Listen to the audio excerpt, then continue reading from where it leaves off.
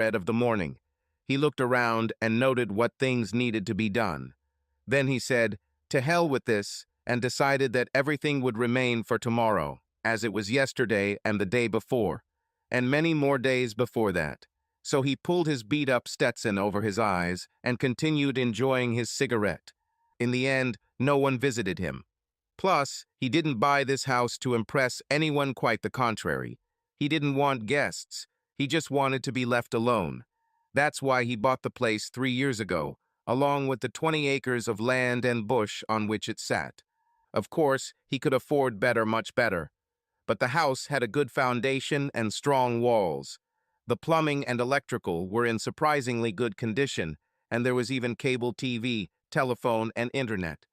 The roof was also in good condition, and he saw no signs of rot, and that was enough for him. So he bought the house, paying the asking price. Cash. The realtor was happy, the seller was happy to get rid of it, and he was happy that he now had a place he could call home, even though it was essentially a wreck in desperate need of a paint job. His attention was suddenly drawn to a noise to his left. He turned his head and focused his one good eye on the cloud of dust at the end of his long dirt road. Who the hell came here? He thought. Concerned, he grabbed a loaded 12-gauge pump-action shotgun that was sitting against the wall next to him and placed it on his lap.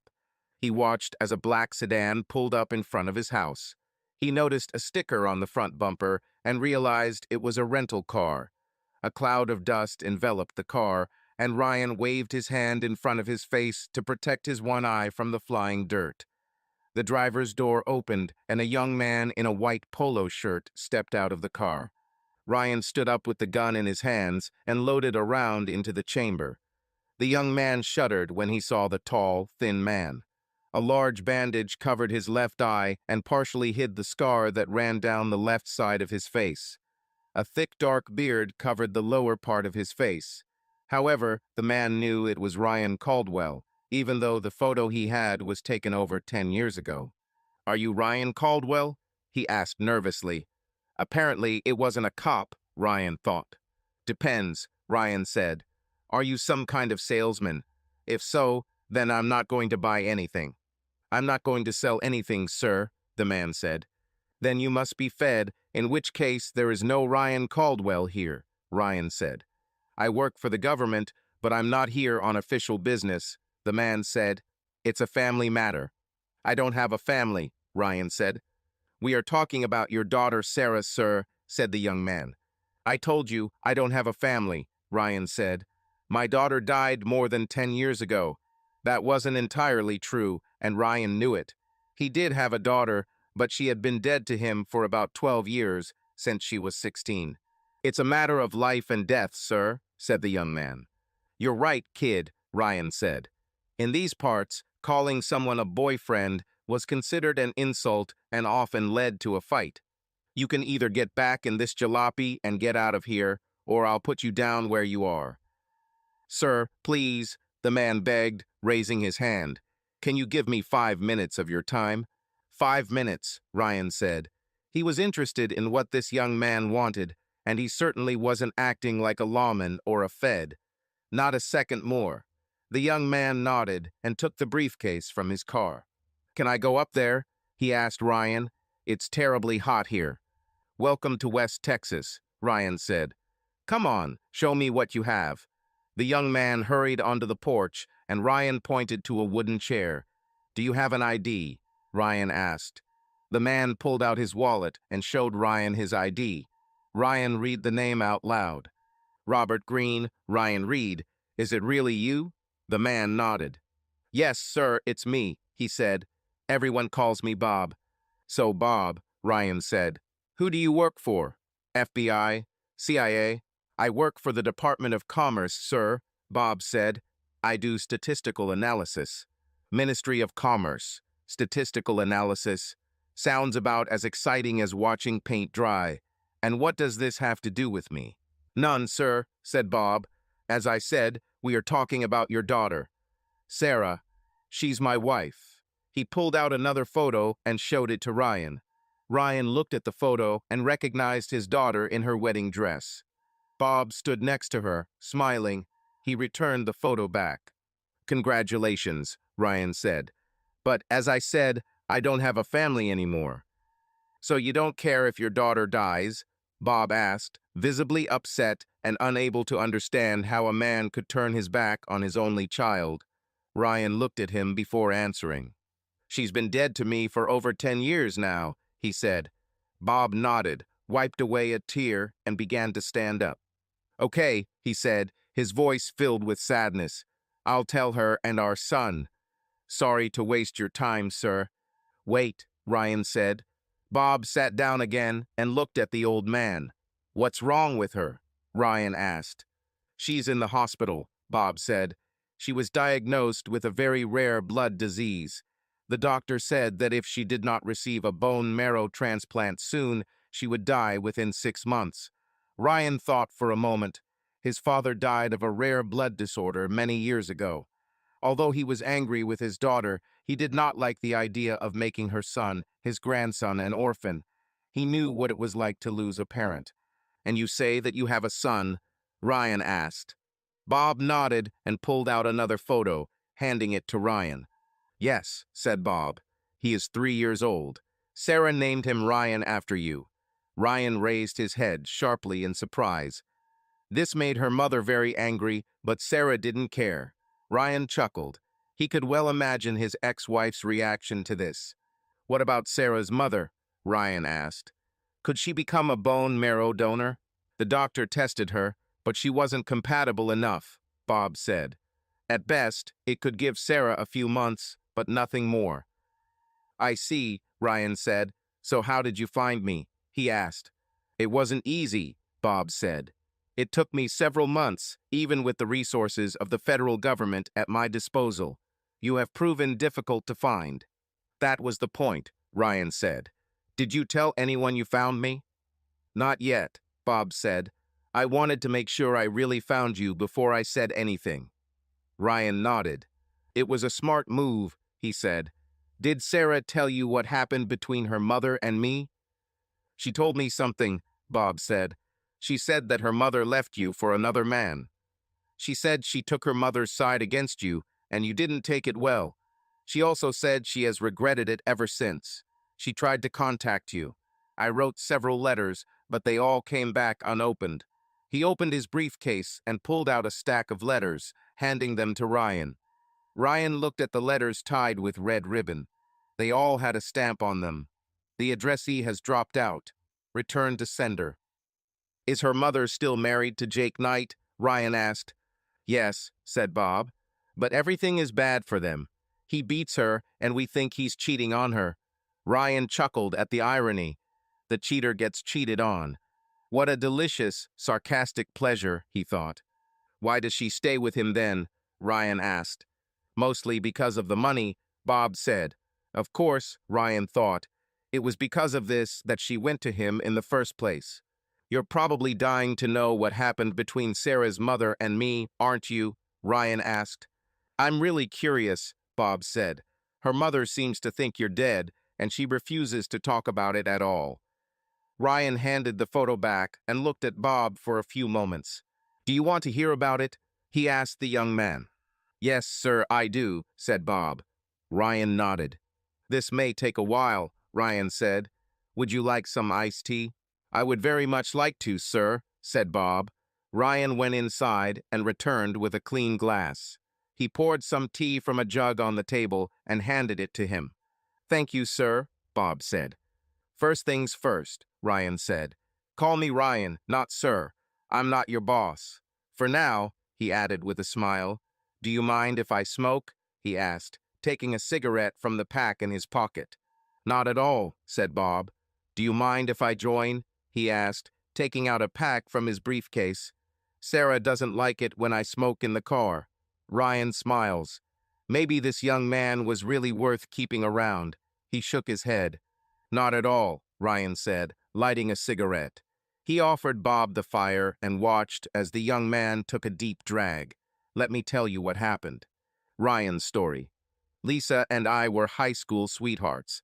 I played on the high school football team, and she was a cheerleader. God, how she looked in that little skirt. We were inseparable then. We made love for the first time since our prom. I had only two dreams at that time: owning my own garage and marrying Lisa. When we graduated from high school, she went to college to get a business degree, and I joined the Army. We planned to get married after my first 4 years of service. I ended up in combat, spending a year in Iraq and another in Afghanistan. That's when I learned that I had another gift. I returned, and we got married as planned. Lisa got a job at Night Petroleum, and I got a job repairing cars. I've been doing it since I was young, and I was damn good at it. Lisa started from the bottom at Night Petroleum. We weren't rich, but we were doing well. Sarah was born 11 months after our wedding. I fell in love with this girl at first sight. Lisa took 3 months of maternity leave and returned to work, taking little Sarah with her. The company had its own child care facility, which saved us a lot of money. We moved forward with our work and finally saved enough money to put a down payment on a house. It wasn't easy, but we managed it. I still dreamed of having my own garage, so I took night classes to learn more about running a business and received my ASS certification. I eventually became a master technician. Lisa also worked her way up at Night Petroleum, eventually becoming the personal assistant to Jake Knight, the company's wealthy CEO. That's when the business trips began. Some of them were overseas, and I spent many weekends playing mommy for Sarah. It didn't bother me. I loved this girl. Despite all this, I thought we had a good marriage and a good life, but I began to notice changes in Lisa's behavior. Suddenly, it seemed like I no longer lived up to her expectations. By then, Sarah was in high school. We were still close, but she was going through that rebellious phase that probably all teenagers go through. And then Lisa unexpectedly dropped the news on me. I returned from work and noticed that she had not returned home yet. This in itself was not unusual. I started cooking dinner as I've been doing it more and more lately. Finally, Lisa returned home. She told Sarah to go to her room for a while she grabbed a glass of wine. "Is everything okay at work?" I asked her. "Is Jake giving you trouble?" She shook her head and sat down at the kitchen table. "We need to talk," she said. "What's happened?" I asked, sitting down. She pulled something out of her briefcase and handed it to me. "What is this?" I asked. "Divorce papers," she said. At that moment, I could have been knocked down by a feather. "What?" I asked. "Divorce? Why?" "I don't want to be married to a mechanic," she said, especially emphasizing the word mechanic. "What?" I asked. "Are you saying that after all these years I no longer live up to your expectations?" Then it dawned on me. "Oh God," I said. "You fell in love with someone else, didn't you? You cheated on me. Who is he?" "Jacob Knight," she said calmly. "And yes, we fell in love. I didn't plan for this to happen, but it did. And yes, we were together." "You mean you had sex with him behind my back?" I said. "You shouldn't be rude," she said. "But yes, we had sex. Many times. It's nothing personal. He just can give me something you never can." "Nothing personal? What do you mean?" I asked. "He's filthy rich," she said. "He's a billionaire. He is not only rich, but also influential. With the snap of a finger, entire governments fall to their knees. And you're just a greaser." "What about our future?" I asked, stunned. "What about Sarah?" "We no longer have a future together," Lisa said coldly. "And Sarah will be fine. Jake has already enrolled her in a private boarding school in the Northeast. She will go there when we return from southern France in a few weeks." "Does Sarah know about this?" I asked in shock. "Of course," said Lisa. "She's very excited about it." "I'd like to hear it from her," I said. "Whatever," Lisa said before calling Sarah back. "This is true?" I asked Sarah. "Did you know what your mother was planning?" Sarah looked down before answering. "Yes," she said quietly. "Dad Jake has already prepared everything. He said you'd love it and promised to buy me a new car." "Daddy Jake?" I asked. Sarah nodded. "Yes," she said. "Mom told me to call him that." I looked at Lisa, my blood boiled. "Don't worry," said Lisa. "If you look, you will see that I give you unlimited rights to see Sarah. but I doubt you will see her much, given her schedule.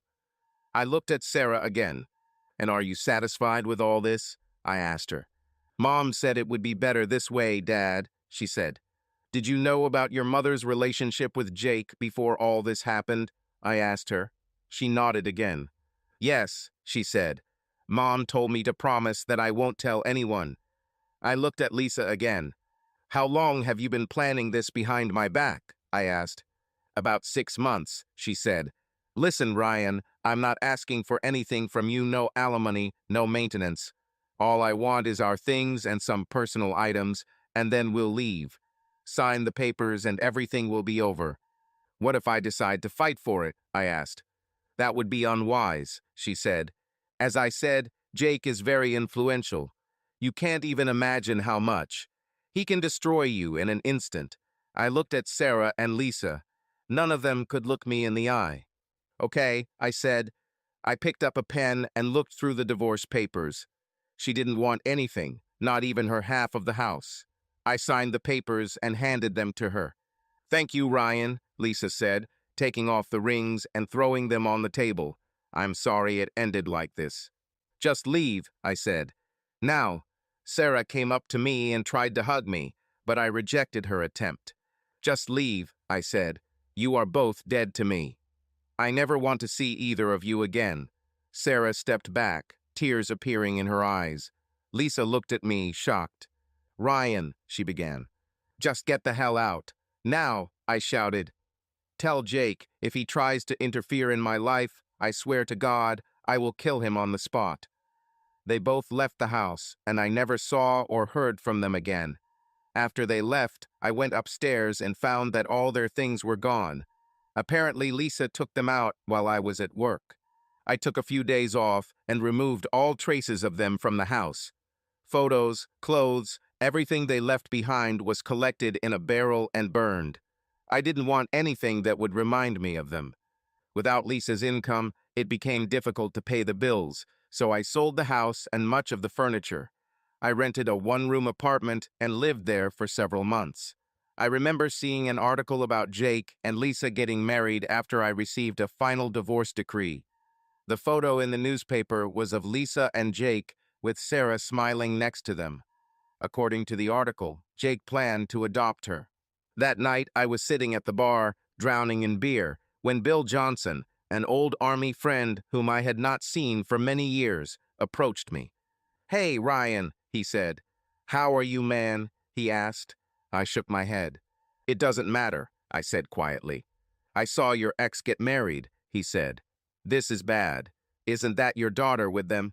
I don't have a daughter anymore, I told him. He offered me his condolences, and we chatted a bit while drinking. And then he voiced his idea. Listen, Ryan, he said. There's nothing keeping you here anymore. Why don't you join me? I'm recruiting a team for one thing, and I really need your help. What to do? I asked him. Mostly private security, he said, like what we did in Afghanistan, but with much better compensation. I'm probably too old for this shit, I told him. He laughed and shook his head. Come on, you're the same age as me, he said. You're still in good shape. A couple of weeks with me, and I'll get you in shape, no problem. I thought about this for a while. I had dreams, but that was when I had Lisa and Sarah. Now that they were gone, I had nothing left, not even a dog. To hell with it, I said. Okay, consider me in business. Thus began my 9-year career as a private security consultant, or more simply put, as a mercenary. I turned in my resignation 2 weeks in advance, put all my stuff in storage since I'd be gone most of the time, and started my new life as a mercenary. All in all, it wasn't such a bad life. I traveled a lot, made good money, doing what I knew best, besides fixing cars. Most of the time, we actually consulted or trained the people who would do the bulk of the work, but sometimes we had to step in. Otherwise, they would have simply killed us. My last job was providing security for a Middle Eastern sheikh who needed help fighting outside interests that were trying to take over his oil fields and ruin him. It was a business that his family owned and operated for many years. I didn't care who these outside interests were, and I honestly didn't want to know. I was doing my job as always, but one day the fields began to be heavily attacked by groups of black-clad people in pickup trucks. We fought them off, but not before a nearby tank exploded after being hit by a grenade fired from someone in the back of a pickup truck. I woke up some time later, apparently in a hospital room, with half my head covered in bandages. I saw the Roman 4 in one arm and felt the tube in my mouth. After a while, a nurse came in and checked my vital signs. The doctor came in, examined me, and ordered me to remove the tube from my mouth. That's when I learned that I had lost my left eye. I was hit by shrapnel, apparently from an exploding tank. Apart from a ragged scar that ran down the left side of my face and a glass eye in my left socket, there were no other signs of serious damage. A couple of days after I woke up, the sheikh came to me. He told me that I had been in the hospital for several weeks undergoing reconstructive surgery. During this time, I was kept in a medically induced coma to aid the recovery process. He also gave me a very large bonus. It appeared that outside interests no longer thought it worthwhile to attack him or his oil fields directly. After this attack, the sheikh managed to negotiate terms that allowed him to remain in business and become even more profitable than before. As it turned out, the external interests were Knight Petroleum. "So Jake Knight knew I was working for you?" I asked. "It seems so," said the sheikh. "Your brave defense taught him to behave like a civilized man and not like a street thug. And for this, I am eternally grateful to you. I take it you know about him and my wife?" I asked. He smiled before answering. "Yes, I know about him and your wife," he said, handing me a folder with a dossier. "I'm used to knowing who I'm dealing with. As far as he knows, you didn't survive that attack. I decided not to tell him about it and never will. After all, I owe you the life and business of my family. Perhaps now you can live in peace." "I'll try," I said. He smiled and we shook hands. After a few weeks, it was determined that I was safe to travel, and with the help of the local US embassy, I was able to arrange transport home. I took my stuff out of storage, came here, bought this place, and here we are. Ryan looked at Bob as he finished his story. "Damn it. It sounds like something out of a movie," Bob said. Ryan grinned back. "Listen, it's late," Ryan said. "Why don't you stay the night?" "What about Sarah?" asked Bob. "I would like to think a little before making a decision. We'll discuss it in the morning," Ryan said. They walked into the house and Bob looked around at the empty walls and the sparsely furnished room. "It's like a cave in here," Bob said, his voice echoing off the bare walls. "I'm fine with it," Ryan said. "I don't need much. 4 walls and a roof to protect from the elements. You can sleep on the couch if you want. The bathroom is at the end of the corridor. Are you hungry?" "I could eat something," Bob said. "I don't have much food," Ryan said. "Mostly frozen dinners. I haven't cooked for a long time." "Okay," Bob said. "What do you have?" "Steak and gravy, macaroni and cheese, hot dogs," Ryan said. "I prefer to eat them raw. Choose." "Macaroni and cheese sounds good, please," Bob said. "Okay," Ryan said. "Give me a minute to heat this up in the microwave. You can turn on the TV, maybe there will be something interesting. Who knows?" Bob turned on the TV while Ryan put food in the microwave. After a while, he returned with 2 plates and handed one to Bob. "Don't you ever feel lonely here, all alone?" asked Bob. Ryan shook his head. "No," he said. "What about women?" asked Bob. "Have you dated anyone after the divorce?" "No," Ryan said. "Already been through this. I gave Lisa 20 years of my life, and what did I get in return? Never again. If things suddenly get hard for me, I'll go into town and rent a woman for an hour or two, if you know what I mean." Bob chuckled at this. "Trust me, son, at some point this will happen to you too." "Sarah will never do to me the way Lisa did to you," Bob said. "I thought the same thing once," Ryan said. "And what came of it? It's in their genes, son. It's better to protect yourself now." "You probably hate women," Bob said. "No," Ryan said. "Only 1 or 2 of them. I trust the rest only as much as I can push them away." "What about your dream of having your own garage?" asked Bob. "It burned down, just like my marriage," Ryan said. What are your dreams now? Asked Bob. Wake up, live through another day, Ryan said. Although I admit, sometimes I fantasize about being alone with Jake for at least 5 minutes. Would you kill him? Asked Bob. I don't know, Ryan said. That would be very tempting, but I prefer the idea that he will suffer pain for the rest of his miserable life, constantly looking over his shoulder. They finished their meal in silence. Finally, Ryan got up and gathered the dishes. He took them to the kitchen, rinsed them, and put them in the dishwasher. Do you have a place to stay for the night? He asked, returning to the room. Not yet, Bob said. Then you better stay here, Ryan said. He took a blanket and pillow from the hallway closet and handed them to Bob. The sofa is quite comfortable. There is only one bed in the house, and I sleep on it. Feel at home. I usually get up around 6 o'clock. Good night. Good night, Bob said, getting ready for bed. He noticed that Ryan was holding the letters he had given him earlier and wondered if he planned to read them. The next morning, Bob was awakened by the smell of coffee and something he couldn't identify. Ryan walked into the living room and handed him what looked like an egg burrito. Good morning, Ryan said. I hope you slept well. Eat for breakfast. There is little taste, but it will charge you with energy. Thanks, Bob said, yawning. He took a bite of the burrito and put the rest back on his plate. Ryan was right. There was almost no taste, and the microwave tortilla had already begun to harden like a brick. What are your plans for today? Ryan asked. I'm going to take the plane back this morning, Bob said. I would like you to come with me. I thought so, Ryan said.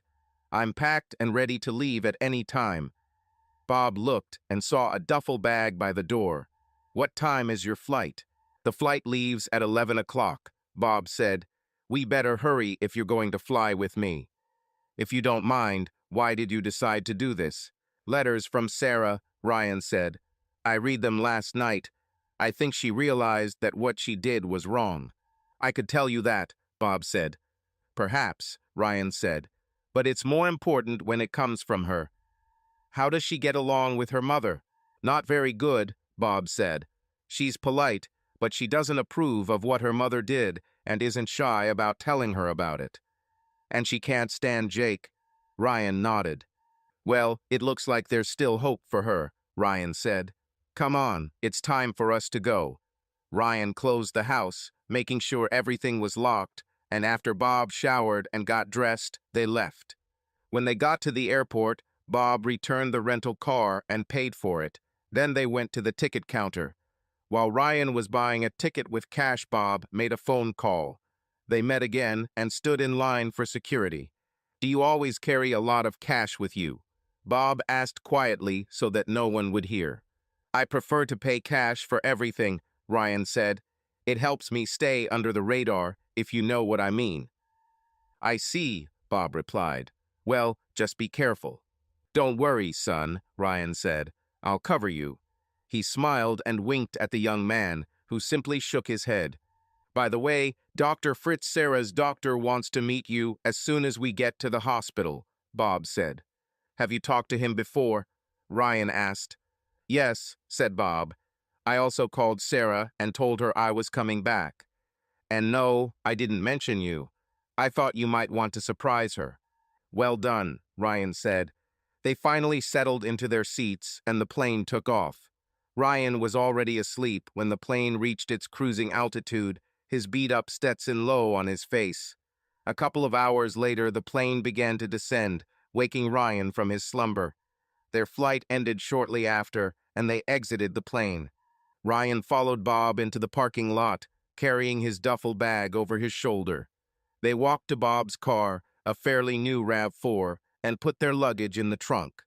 They got into the car and Bob drove to the hospital while Ryan looked around. When they got to the hospital, Bob led Ryan inside and took him to Dr. Fritz's office, where he introduced the two men. Ryan shook the doctor's hand and sat down at his invitation. I understand you are Sarah Green's father, said Dr. Fritz. Right, Ryan said. Her mother told me you were dead, said the doctor. Well, her source was wrong, Ryan said. I see, said Dr. Fritz. I understand that Mr. Green told you about your daughter's condition. Yes, I did, Ryan said. And if there is anything I can do to help, I will do it. I'm glad to hear that, said Dr. Fritz. What Sarah needs most now is a bone marrow transplant. Will this cure her? Ryan asked. I think it's possible, said the doctor. I don't want to give false hope, but without this, she won't survive. What do I need to do? Ryan asked. We will need to take your blood and run a series of tests to make sure it is safe and compatible, the doctor said. Do what you need to do, doctor, Ryan said. When will it be known exactly? We'll take the samples now and take them to the laboratory, Dr. Fritz said. We will know for sure by noon tomorrow. Okay, Ryan said. Let's do this. Dr. Fritz smiled at this. He walked to the door of his office and called a nurse. He gave her a few instructions and turned to Ryan. Just follow Nurse Black, he said. She will take you to a room and draw blood. By this time tomorrow, come to me for the results. Can I see my daughter when we're done? Ryan asked. Of course, said Dr. Fritz. I'm sure her husband already knows the way. Nice to meet you, Mr. Caldwell. See you tomorrow. They shook hands again, and the doctor left to attend to another patient. Ryan followed the nurse into a small room and watched as she prepared the test bottles. He hated needles and turned away as she prepared for the procedure. Okay, Mr. Caldwell, she said, wiping his arm with an alcohol swab. Now there will be a light injection, that's all. Ryan closed his eyes and was surprised that it didn't hurt as much as he expected. Done, she said with a smile. It wasn't that bad, was it? She asked, sticking a bright patch on his hand. No, it's not like that, he said. Great, she said. We'll send this to the lab and get the results tomorrow. See you then. After she left, he buttoned up his shirt sleeve and went out to Bob. Are you ready to see Sarah? Asked Bob. Ryan nodded. Yes, he said nervously. Let's go. He followed Bob, wondering how anyone could work here without getting lost. The place was like a labyrinth, with corridors and passages in all directions. They got to the elevator and went up to the 6th floor. After exiting the elevator, they walked down several more corridors until they reached Sarah's room. Bob knocked on the door and looked inside. He motioned for Ryan to stay outside for a moment. Ryan heard his daughter's voice from the room. Hello, honey, she said weakly. I have a surprise for you, Bob said. Oh, how great, she said. You know that I love surprises. Bob motioned for Ryan to come in. He stepped into the room and saw his daughter for the first time in over 10 years. She was still very beautiful, although her skin was pale and blotchy in places. When she saw him, her eyes widened and her mouth fell open in surprise. Dad, she asked, reminding him of what it was like when she was little. Tears began to form in the corner of his good eye as he looked at her. Is it really you? She asked. It's me, Princess, he said, calling her by the nickname he used when she was little. As he approached her bedside, she raised her arms to hug him, tears streaming down her face. I thought you died, she said, crying, hugging him tightly.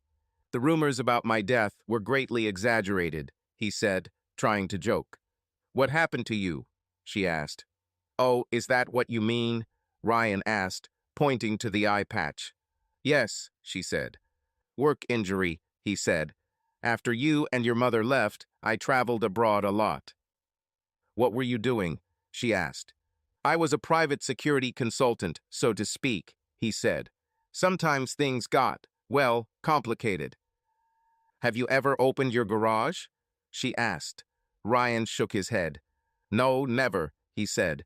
After your mother left me the way she did, I lost all desire to open the garage. Oh, Dad, I'm so sorry, she said. I feel terrible about the way it all happened. I know, Ryan said. I read your letters. So that's why they all came back, she asked. Yes, he said. I sold the house and got rid of everything after you left. There was no point in keeping him. Why have you never written to me? She asked.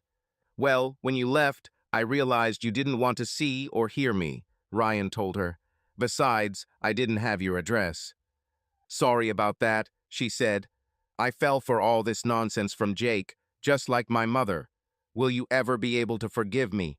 I've already forgiven you, Princess, Ryan said, causing her to sob uncontrollably as he hugged her. It's okay, honey, he whispered, holding her in his arms and stroking her hair. Dad is here. Everything will be fine. A few minutes later, she tiredly lay back in her bed. Did Bob tell you what's going on? She asked. Yes, I did, Ryan said. I've already talked to Dr. Fritz. They took the blood and tested it to make sure it was compatible. If so, I will donate bone marrow for you. When will you know for sure? She asked. Tomorrow, Ryan said. Thank you, she said. I can never thank you enough for this. No need, Ryan said. Just get better, okay? And take care of my grandson. She smiled weakly and nodded. I will, she said before turning to Bob. Thank you for finding my dad, she told him. He smiled and hugged her as she cried again. You're welcome, he said. I promised I would find it, didn't I? Yes, I promised, she said. They heard the door open and turned to see who had entered. Although more than 10 years had passed, Ryan recognized the woman standing in the doorway, Lisa. She was still in good shape and looked quite attractive, but he noticed that her features were harder than before. Ryan, she asked, it's you? I thought you. Dead? He asked, finishing her sentence. Yes, she said. Jake said so. Well, I'm very much alive, no thanks to you, Ryan said, making her wince. Your husband did his best, but he missed. What do you mean? She asked, shocked. Oh, come on, Lisa, Ryan said. You know he sent those people to take me out in the Middle East. Apparently, he decided to kill 2 birds with 1 stone, but he missed. I don't know what you're talking about, she said. Bullshit, Ryan said. Can we talk somewhere private? She asked. Ryan looked at Sarah and Bob before answering. Of course, he said, standing up. He walked over to the nurse's station and asked if there was a private room somewhere they could use for a few minutes. Of course, the nurse said, pointing toward the small conference room. Just hang this on the door before you close it, she added, handing him a sign that read, occupied. Thank you, Ryan said, taking the sign. They entered the room and Lisa sat down while Ryan hung the sign on the door. He closed and locked the door before sitting down. Well, Ryan, Lisa began. What's happening? Why are you here? You are a smart woman, he said. Surely you can guess it yourself. Your brother-in-law found me and told me that Sarah needed a bone marrow transplant. She's still my daughter, despite everything you and Jake did to tear us apart, and I'm here to help her in any way I can. How much do you want? Asked Lisa. What? Ryan asked, shocked. You heard me, she said. How much do you want for your bone marrow?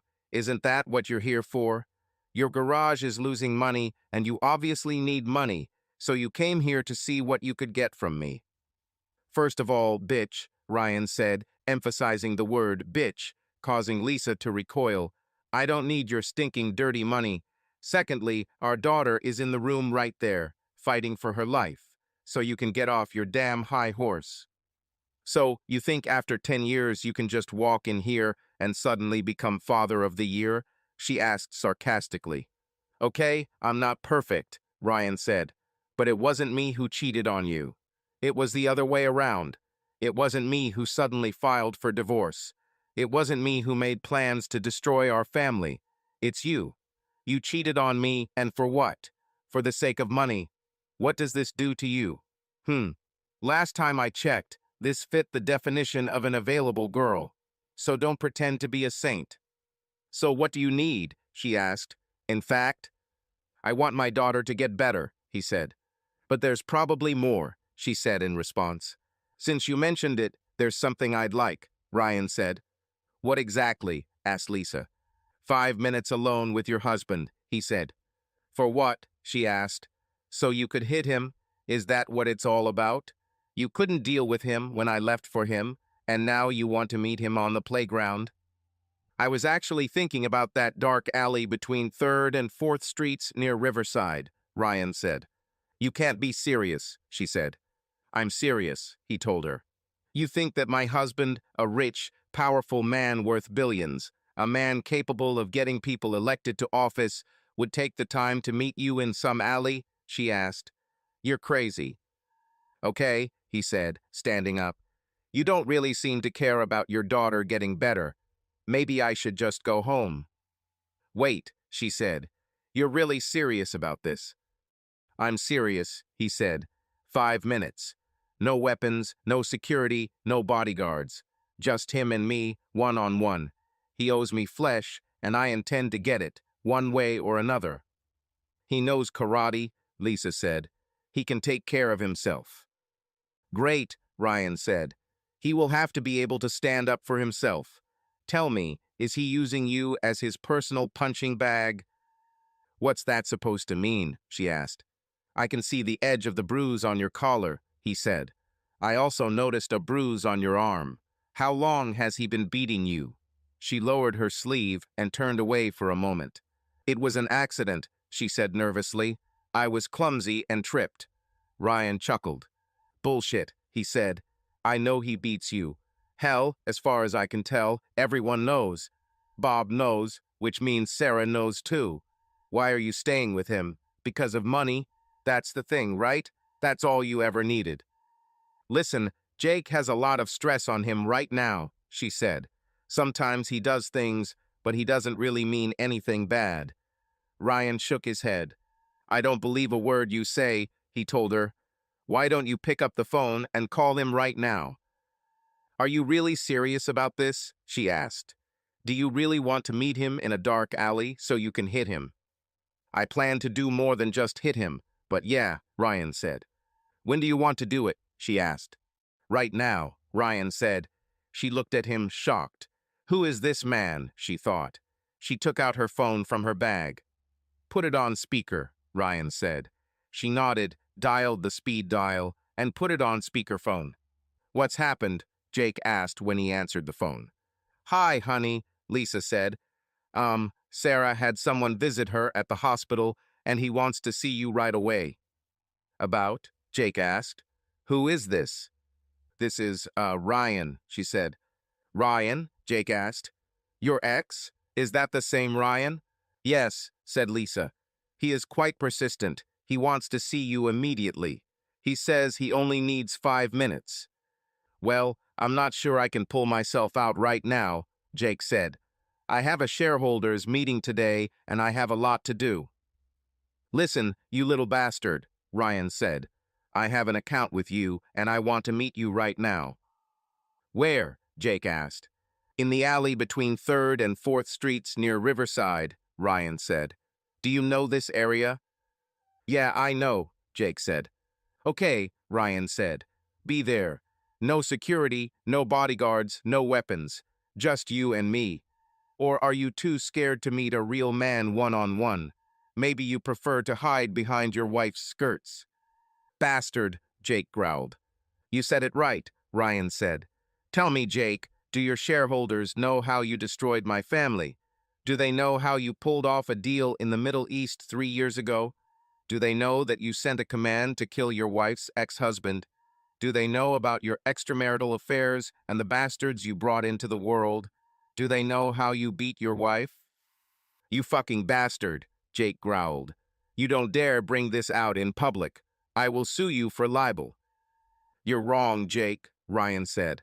I have a file on you, almost 3 inches thick, and I know several Wall Street Journal reporters who would love to get their hands on it. I think the guys from the SEC and DOJ will be interested in this too. So, are you going to meet me one-on-one, or should I make a call? Who are you, Jake? Man or a mouse? Okay, son of a bitch, Jake said. I'll meet you just like you said. Okay, Ryan said. And just so you know, if anything happens to me, my daughter, or Lisa, this dossier will be sent to hundreds of media outlets and several federal agencies, not to mention your shareholders and board of directors, with photos and videos. Understood? Got it, Jake said, sighing. The call ended and Ryan looked at Lisa, who was looking at him in shock. Are you serious about all this? She asked. Absolutely, Ryan said. You didn't think that I'd been sitting with my hands folded all these years? I want to go with you, she said. I don't think that's a good idea, he told her. I don't care, she said. I also have the right to meet him. I take it you didn't know about all this? Ryan asked. She shook her head. No, I didn't, she said. At least, not about everything.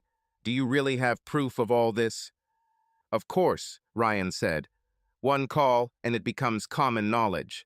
It's definitely not going to be good for business. That bastard, she said quietly. Are you ready? Ryan asked. She nodded her head and stood up. Fine, let's go. I'll ask Bob to drive us. They left the room together and went to Sarah's room. Bob, I need you to take Lisa and me to an alley near Riverside, Ryan said. What? Asked Bob. Do you know this area? Ryan asked. Of course I know, but are you sure? Asked Bob. It's a pretty dangerous area. We won't be there long, Ryan said. What's happening? Asked Sarah. Just closing one question, Ryan said. Don't worry, we'll be back. I love you, Daddy, she cried. Ryan looked at her before answering. It had been years since anyone had told him that. I love you too, Princess, he said. Rest, we'll be back soon. They walked silently to Bob's car and got into it. Bob started the engine and looked at Ryan. What's happening? He asked. In fact, just a friendly meeting, Ryan said. Bob didn't believe him, but decided not to insist.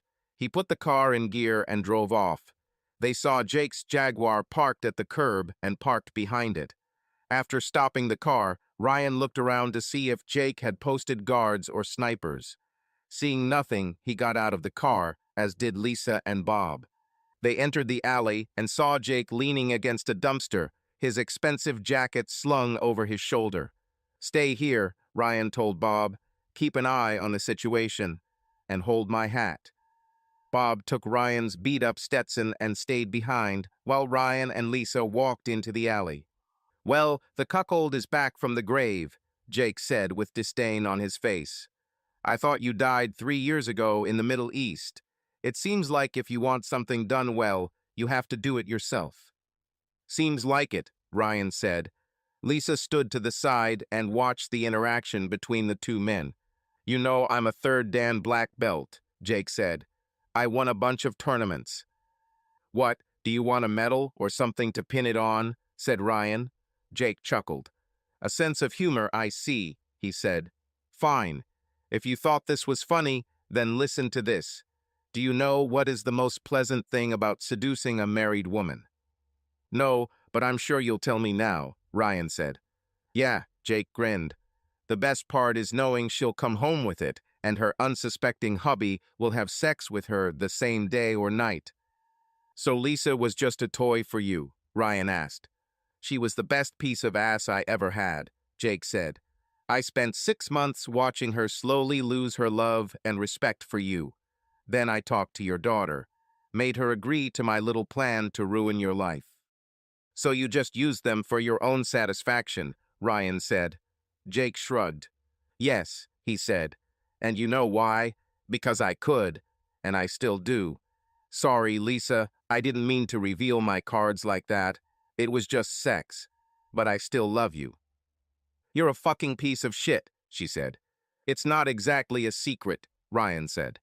I guess not, Jake said. So, are we going to put on your show, or are we going to talk here all day? Show me what you can do, Ryan said. Jake grinned and took a fighting stance. Ryan shook his head and chuckled. Jake kicked, but Ryan easily blocked it. Boy, using these Oriental martial arts against me will cost you dearly, Ryan said. Jake grinned and rushed at Ryan, but he was ready, since Jake had given away his intentions in advance. Ryan was like lightning, striking the throat, solar plexus, and finally the groin. As Jake crouched, Ryan grabbed him and ran towards one of the brick walls lining the alley. Ryan threw him to the ground. I can't breathe, Jake said breathlessly. Ryan ignored him and began to press his knee on the other man's throat. Ryan, please stop, Lisa screamed. You'll kill him. Ryan looked at her with his one good eye. Yes. Exciting, isn't it? he said, with a demonic glint in his eyes. He looked down and saw Jake's face begin to turn blue.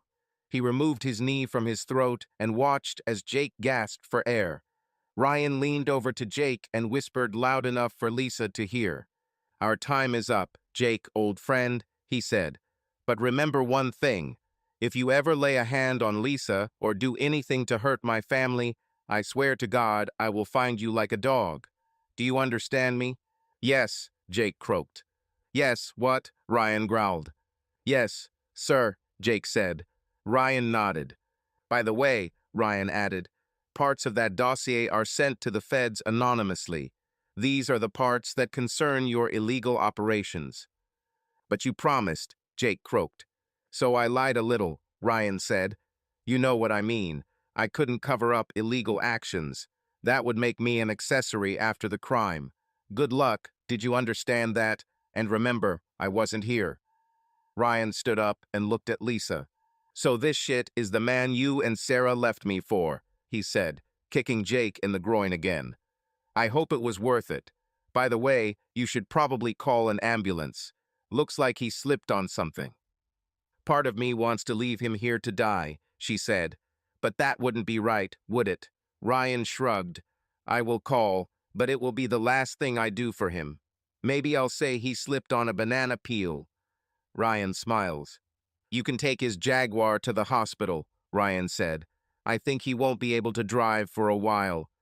Ryan turned and walked away, picking up his hat as he passed Bob. "What now?" Bob asked as they walked to his car. "There's a Holiday Inn Express a few blocks down the road," Ryan said. "Take me there, please." A little later, Ryan picked up his hat and was about to leave for dinner when there was a knock on the door. He was expecting a visit from the local police, but when he looked through the door peephole, he saw Lisa with a young man dressed in a white shirt, vest, and tie. He wondered what she wanted and opened the door. "It's good that you're here," Lisa said. "Can we come in for a while?" Ryan looked around and saw no one else, noticing a cart between them. "I was just about to get something to eat, but yeah, come in," he said, opening the door and stepping aside. "You can put this on the table," Lisa said to the man with her. "Yes, madam," he said, rolling the cart towards the table. As Ryan watched, the man took 2 covered dishes out of a box on the cart and placed them on the table. He placed the ice bucket on the table and opened a bottle of wine, pouring it into 2 glasses, which he placed next to the covered dishes. When he had finished setting the table, he removed the lids from the dishes. "Guinea fowl," said Lisa. "This is one of my favorite dishes, served with steamed carrots, onions, mushrooms, and rice pilaf, and a good Cabernet Sauvignon." She turned to the man with her. "Thank you, Raoul, that's all. I'll return the dishes myself." "As you wish, madam," the man said quietly. "Enjoy your dinner, sir," he told Ryan. "Thank you, Raoul," Ryan said. The young man turned and left the room, pushing the cart in front of him. Ryan looked at Lisa. "You shouldn't have done that," he told her. "I didn't," she said. "This dinner was supposed to be for Jake tonight, but he's in the hospital, and I don't think he'll be able to eat at home anytime soon. The staff worked on this for hours, and I couldn't just throw it away. Plus, Bob told me you only eat frozen dinners and raw hot dogs, so I thought you'd like some real food for once." "Was this dinner supposed to be for Jake?" Ryan asked. Lisa nodded. "Yes," she said. "Well then," he said. "In that case, let's get started. I'll happily eat his dinner. By the way, how's Jake?" "It's been better," she said, sitting down. "Well, you'll excuse me if I don't wish him a speedy recovery," Ryan said, taking a bite of guinea fowl from his plate. "This is delicious, by the way. My compliments to your boss." Lisa smiled. "Thank you," she said, taking a bite of her food. She looked at him carefully for a moment before speaking. "What happened to you, Ryan?" she asked. "What do you mean?" he asked. "You have changed," she said. "Yeah, well, that's what happens when those you love more than life betray you without a single warning," he said, taking a sip of wine. "I'm really sorry," she said. "So what did you do after we broke up? I know that Sarah tried to contact you, but she never succeeded. What happened?" I sold the house and got a small apartment, Ryan said. Spent a few months drowning my grief in beer, mostly feeling sorry for myself. When I saw the article about your wedding to Jake, I went to the bar to get drunk. Met an old army friend, and he recruited me for a job. Spent the next 9 years working as a security consultant. By whom? Asked Lisa. A mercenary, he said. A soldier of fortune. By the way, I made pretty good money from this, and it gave me the opportunity to vent some of the anger I felt toward you three. You must have hated us, she said. You have no idea, he said. Every time I pulled the trigger, I saw you, or Sarah, or Jake. Oh God, she said. Ryan, I'm so sorry. I didn't realize it would hurt you so much. I thought you would just find another woman and move on with your life. Ryan shook his head. No, he said. Don't get me wrong. I met a lot of women, even slept with a bunch of them, but I'm done with the relationship. Having been burned once, I am now careful. What about now? She asked. Is there anyone in your life right now? Girlfriend or something like that? Ryan shook his head. No, he said. I tried it once, but it didn't work. Like I told Bob, if I get really sick, I'll go into town and hire someone for a couple of hours. You must be very lonely, she said. I'm alone, but I'm not alone, he said. Do you still hate us? Asked Lisa. No, he said. Not that much anyway. I forgave Sarah, if you want to know. And me? She asked. Well, after today, I feel like I can be in the same room with you without feeling the urge to strangle your pretty little neck, he said. Thanks for that, I guess, she said. You forgave Sarah, why not me? I read her letters, he said. Bob brought them to me. I realized after reading them that she was manipulated. After all, she was young, inexperienced, and impressionable. You and Jake took advantage of this. He lured her with promises of expensive cars, expensive education, and trips to luxurious places, and I could not compete with that. She matured and realized that she had done wrong. She tried to tell me then, but I never received her letters. I'm sure if I knew how to use email, she would have contacted me anyway. Hell, I didn't even know how to use a computer, let alone email. I didn't even know how to use a cell phone. By the way, I still don't have it. He took a sip of wine before continuing. You, on the other hand, didn't have that excuse, Ryan said. It wasn't like you were drugged with something, used or blackmailed. He seduced you and you went for it. Then you helped him turn Sarah against me. It's not something I can just forgive or forget. You destroyed me. On purpose. Believe me, it would be better if you just shot me in the head. I never thought about it like that, she said. I'm really sorry. Anyway, my last job was working for an oil sheikh in the Middle East, Ryan said. He was pressured to sell the business, and he was attacked. I was hired to help train his security forces. Guess who tried to remove him? Jake, she asked. Exactly, Ryan said. You won't believe who is hiring mercenaries now. It turns out that Jake hired a gang to seize the sheikh's oil fields, something like carrots and sticks. If negotiation doesn't work, use force. It turns out that Jake found out that I was working for the sheikh and planted assassins to eliminate me. I think he decided to kill two birds with one stone. So you lost your eye? She asked. Ryan nodded.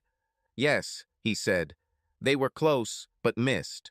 The sheikh knew, but never let Jake or his representatives know that I was still alive. How do you know all this? Asked Lisa. He gave me a dossier with some very interesting information, Ryan said. He also gave me fatherly advice, something like getting rid of the hatred before it kills me. He was right, of course. He paid my medical bills, gave me a very large bonus, and suggested I find a quiet and peaceful place. So I bought a place in West Texas and started my own little business. Case? Asked Lisa. Yes, he said. I have spent the last 3 years and nearly $3 million keeping Jake under constant surveillance. Even recruited several spies into Night Petroleum. You'd be surprised at what I found. This is the dossier you were talking about earlier, right? She asked. Yes, this is it. Tell me something, Ryan said. Everything Jake said in the alley. This is true. Did you really do all this? Did you really do all this to me? Her face turned red, and she looked down for a moment before answering. Yes, unfortunately, it's true, she said quietly. I can't express how ashamed I am for what I did to you. You didn't deserve this. Imagine it happened the other way around, Ryan said. What if I cheated on you? How would you react? I would be furious, of course, she said. I know it sounds hypocritical. Because that's what hypocrisy is, he said. Now, what if I told you that I have irrefutable proof that Jake actually cheated on you? That, in fact, he has been cheating on you for at least 3 years? How would you feel about this? You were there, in the alley. You heard what he said. I'd like to see that evidence, she said. Ryan took a notebook out of his bag and handed it to her. Here you go, he said. Written reports, DVDs of photographs and videos, even certified copies of his children's birth certificates and DNA test results proving he is their biological father. I was told that this evidence is more than enough for the judge to grant you a divorce on the grounds of adultery. She flipped through the pages of her notebook, amazed at what she was reading. Finally, she closed the notebook and wiped a tear from her eye. It hurts like hell, doesn't it? He asked. Yes, she said quietly. I suspected it for a while, but I had no proof. That must have made you happy, didn't it? I have to admit, when I first heard about it, I was a little excited, Ryan said.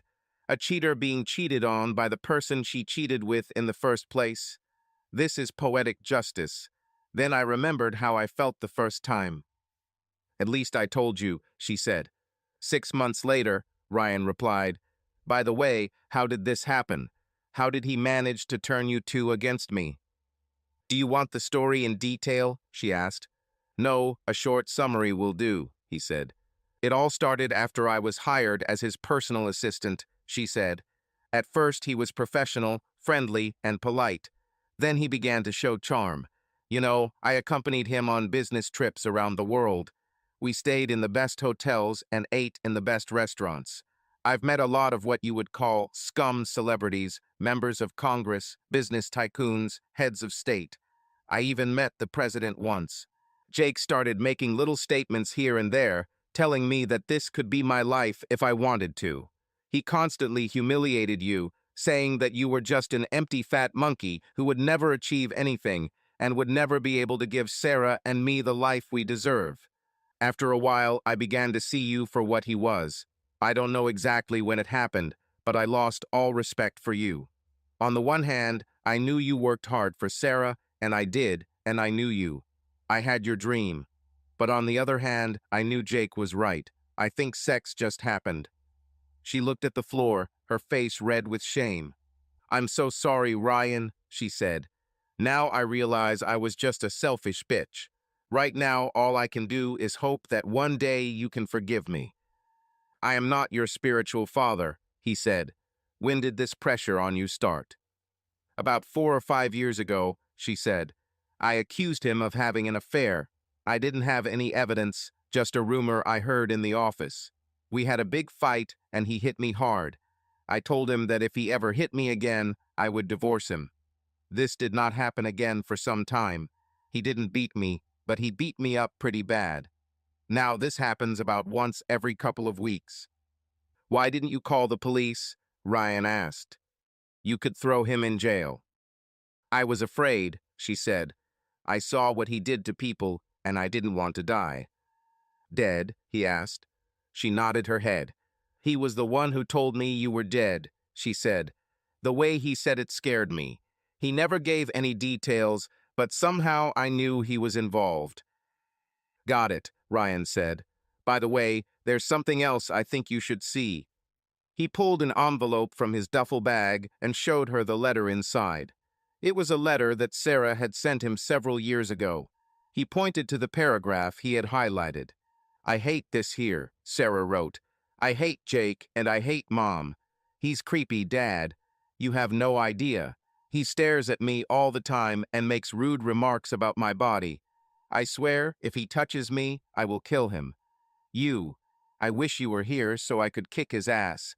I tried to tell my mom. but she never listens. Lisa returned the letter, and a tear rolled down her cheek. "Oh God," she said, "my own daughter hates me." "I don't think she feels that way anymore," Ryan said.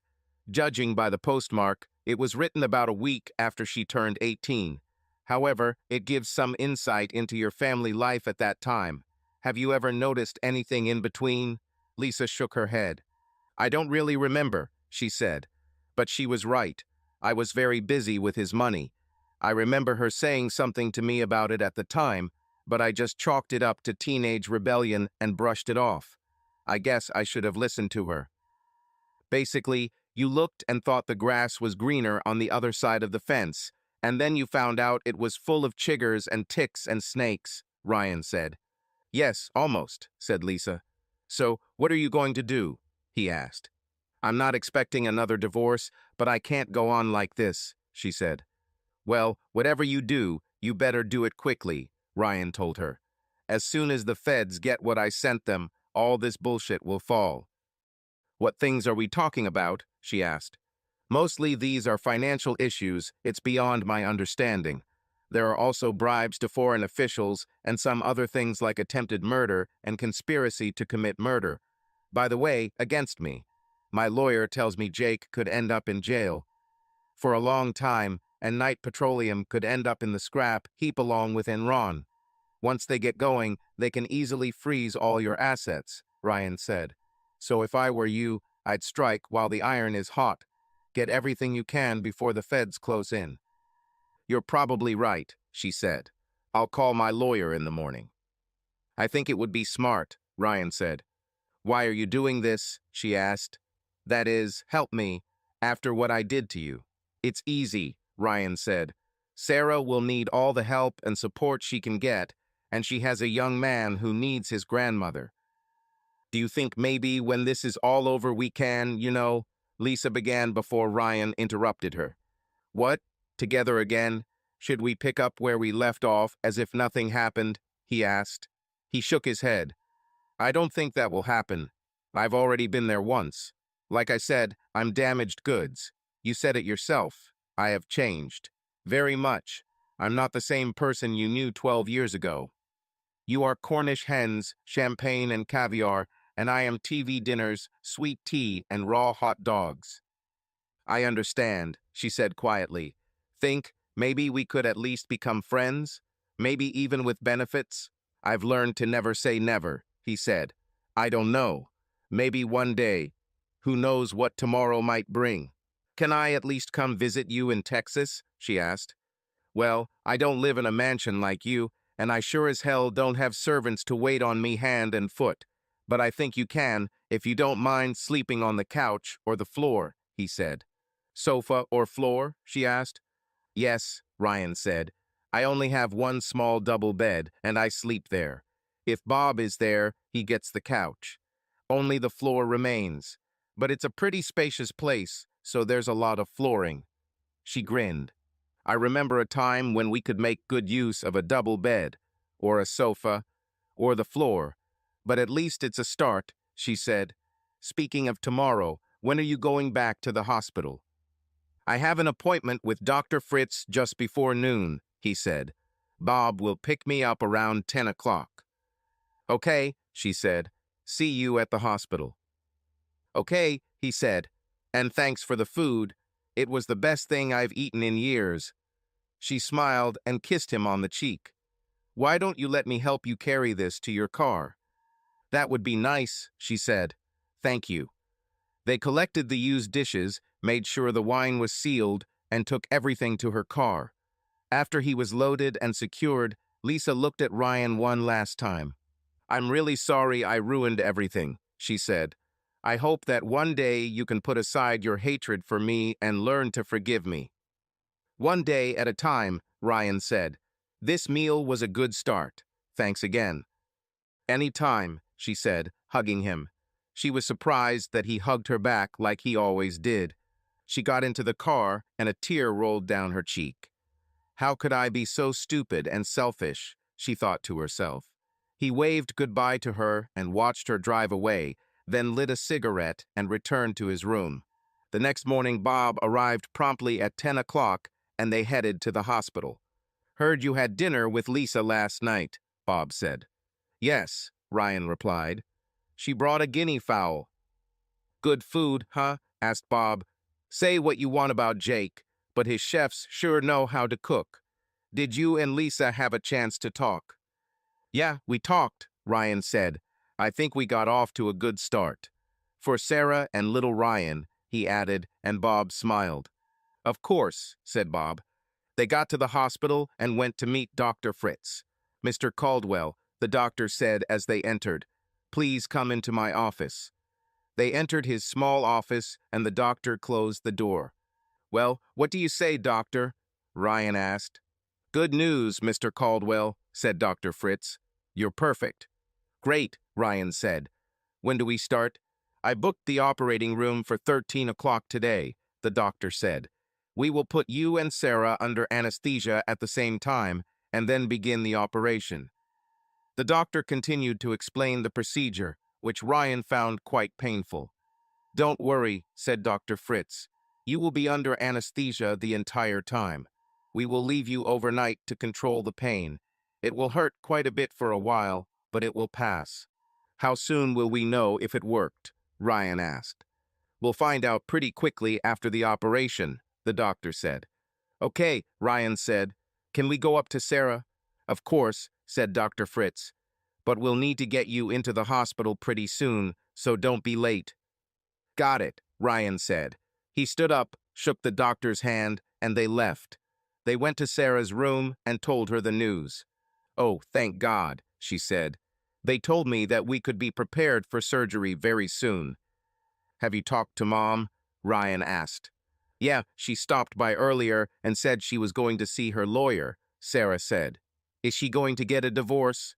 "I think so," Ryan said. "Finally," she said. "Bob told me what you did to Jake," she added.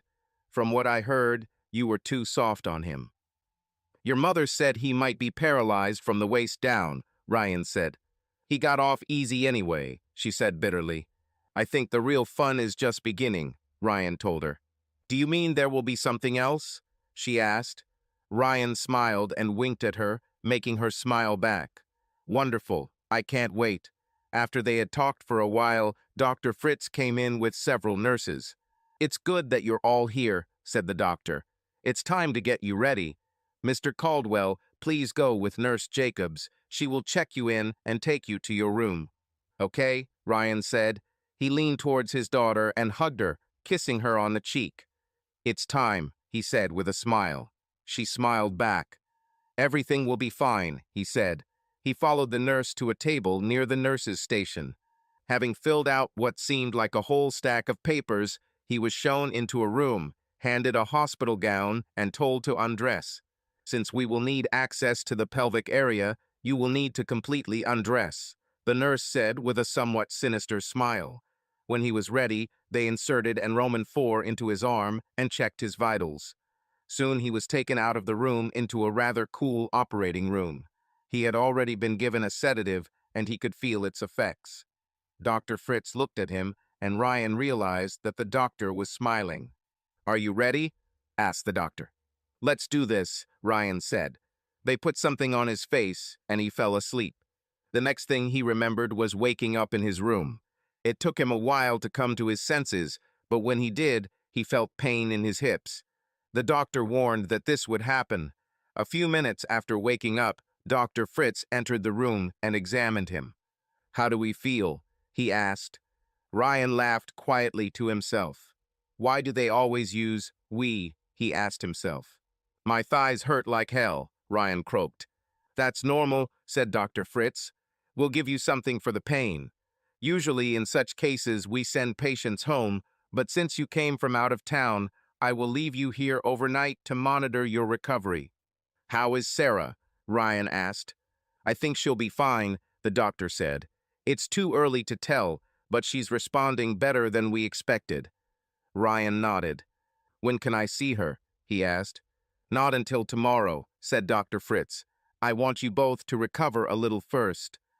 Rest now, Mr. Caldwell. I'll check on you later." A nurse came into the room, checked his vitals, and gave him a pill for pain. "Rest, Mr. Caldwell," she said.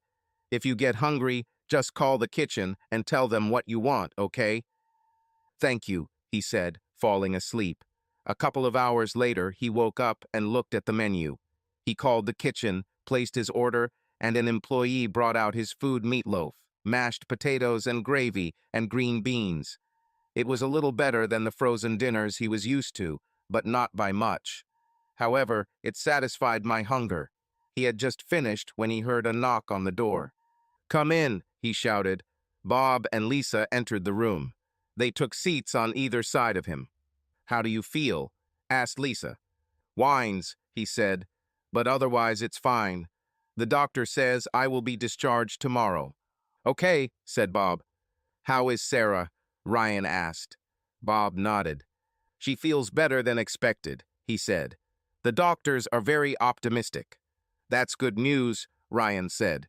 He looked at Lisa before speaking again. "How are you doing?" "Tense," she said. "I met with my lawyer this morning and started the divorce process. I also started the process of dividing the property. This is a community property state, so theoretically I am entitled to half of all our property. The only catch is the prenuptial agreement he made me sign, but my lawyer thinks he can get around it." "Then you should be fine," Ryan said. "Theoretically," said Lisa. "Let's see. This will not be an easy divorce, certainly not like ours." "I doubt it," Ryan told her. "I'm also getting a restraining order to keep him away from me, the house, and Sarah," she said. "I think there will be no problems with this." "Have you seen Jake yet?" he asked. "Not yet," she said. "I'm not going to see him until he's given the documents. He is still in the hospital and will likely remain there for some time. I don't know what will happen next. Okay, I have to go. I still have a lot to do. I'll come by tomorrow, okay?" "Of course," Ryan said. "How long will you stay here?" she asked. "I don't know," he said. "Maybe another day or two. I want to make sure Sarah is okay before I go home." "Okay," she said. "Then I'll see you later." "See you," he said. To his surprise, she leaned over and kissed him on the cheek. "Sweet dreams," she said with a smile.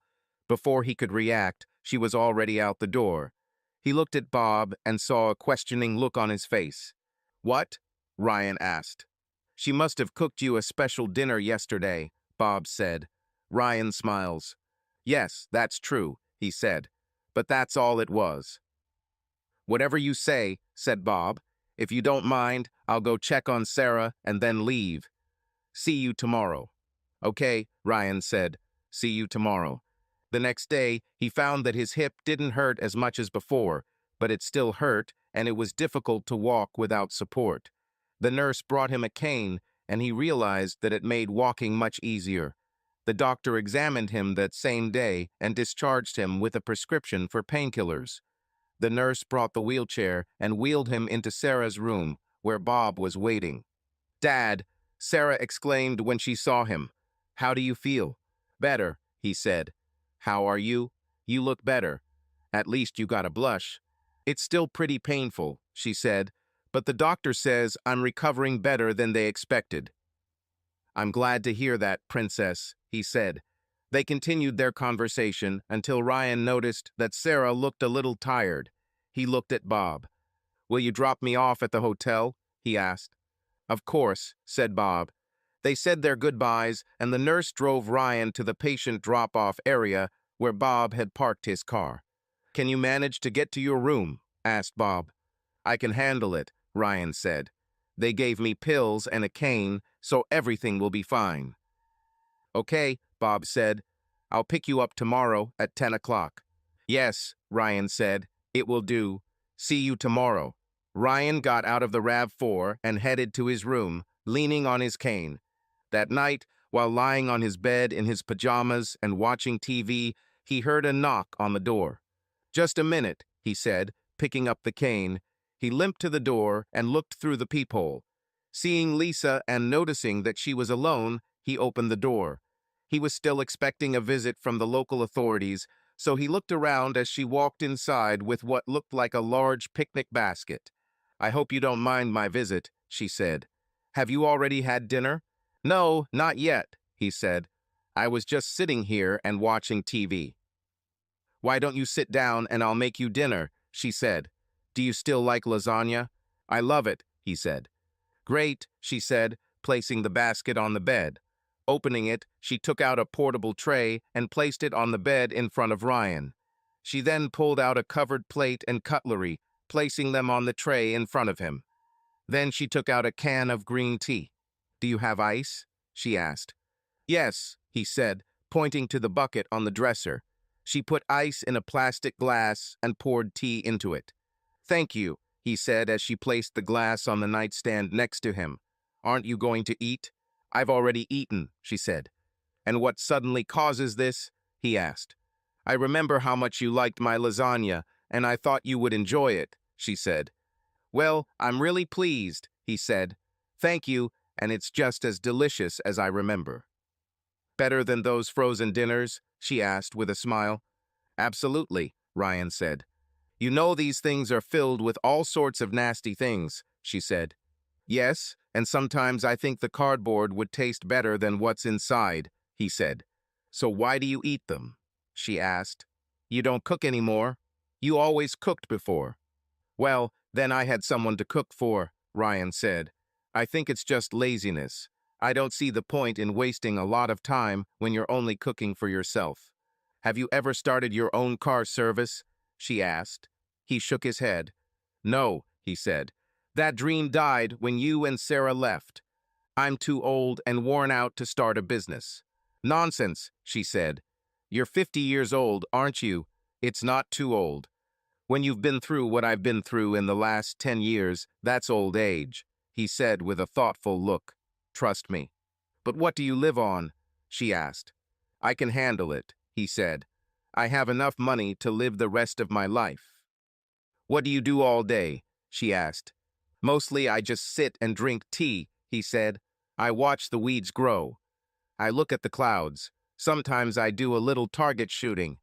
This is not life, she said. He shrugged. Maybe. The house needs painting, he said. Maybe I'll do that when I get back. It's better than doing nothing, she said. Sometimes doing nothing suits me just fine, he said. Can I sit with you and watch TV? She asked. Of course, he said, carefully moving away to give her space on the bed. She sat next to him, and they watched a movie. I remember we used to do this often, she said. He nodded. He remembered this too. I loved it when you sat down and rocked Sarah to sleep. She looked so innocent, with her little arms wrapped around your neck. You carried her to her crib, tucked her in, and kissed her goodnight. I miss this. Yes, me too, he said. She snuggled up to him and laid her head on his shoulder. Hug me, please, she asked. He hugged her, pressing her to him. It had been many years since he had done this. She seemed as warm as before when they were married.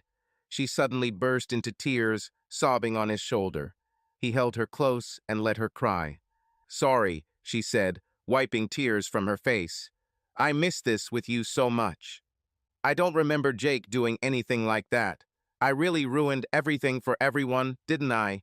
I won't argue, he said. She cried a little more as he silently held her. They watched another program, Lisa resting her head on Ryan's shoulder. After the program ended, she sat down and looked at him. It's time for me to go before it's too late, she said. I really enjoyed spending this time with you. Me too, he said. And thanks for dinner again. It was delicious. Please, she said, can you do something for me? What exactly? He asked, afraid of what she might ask. You said the other day that little Ryan needs his grandma, she said. He also needs his grandfather. Do you promise to be there for him? And for Sarah?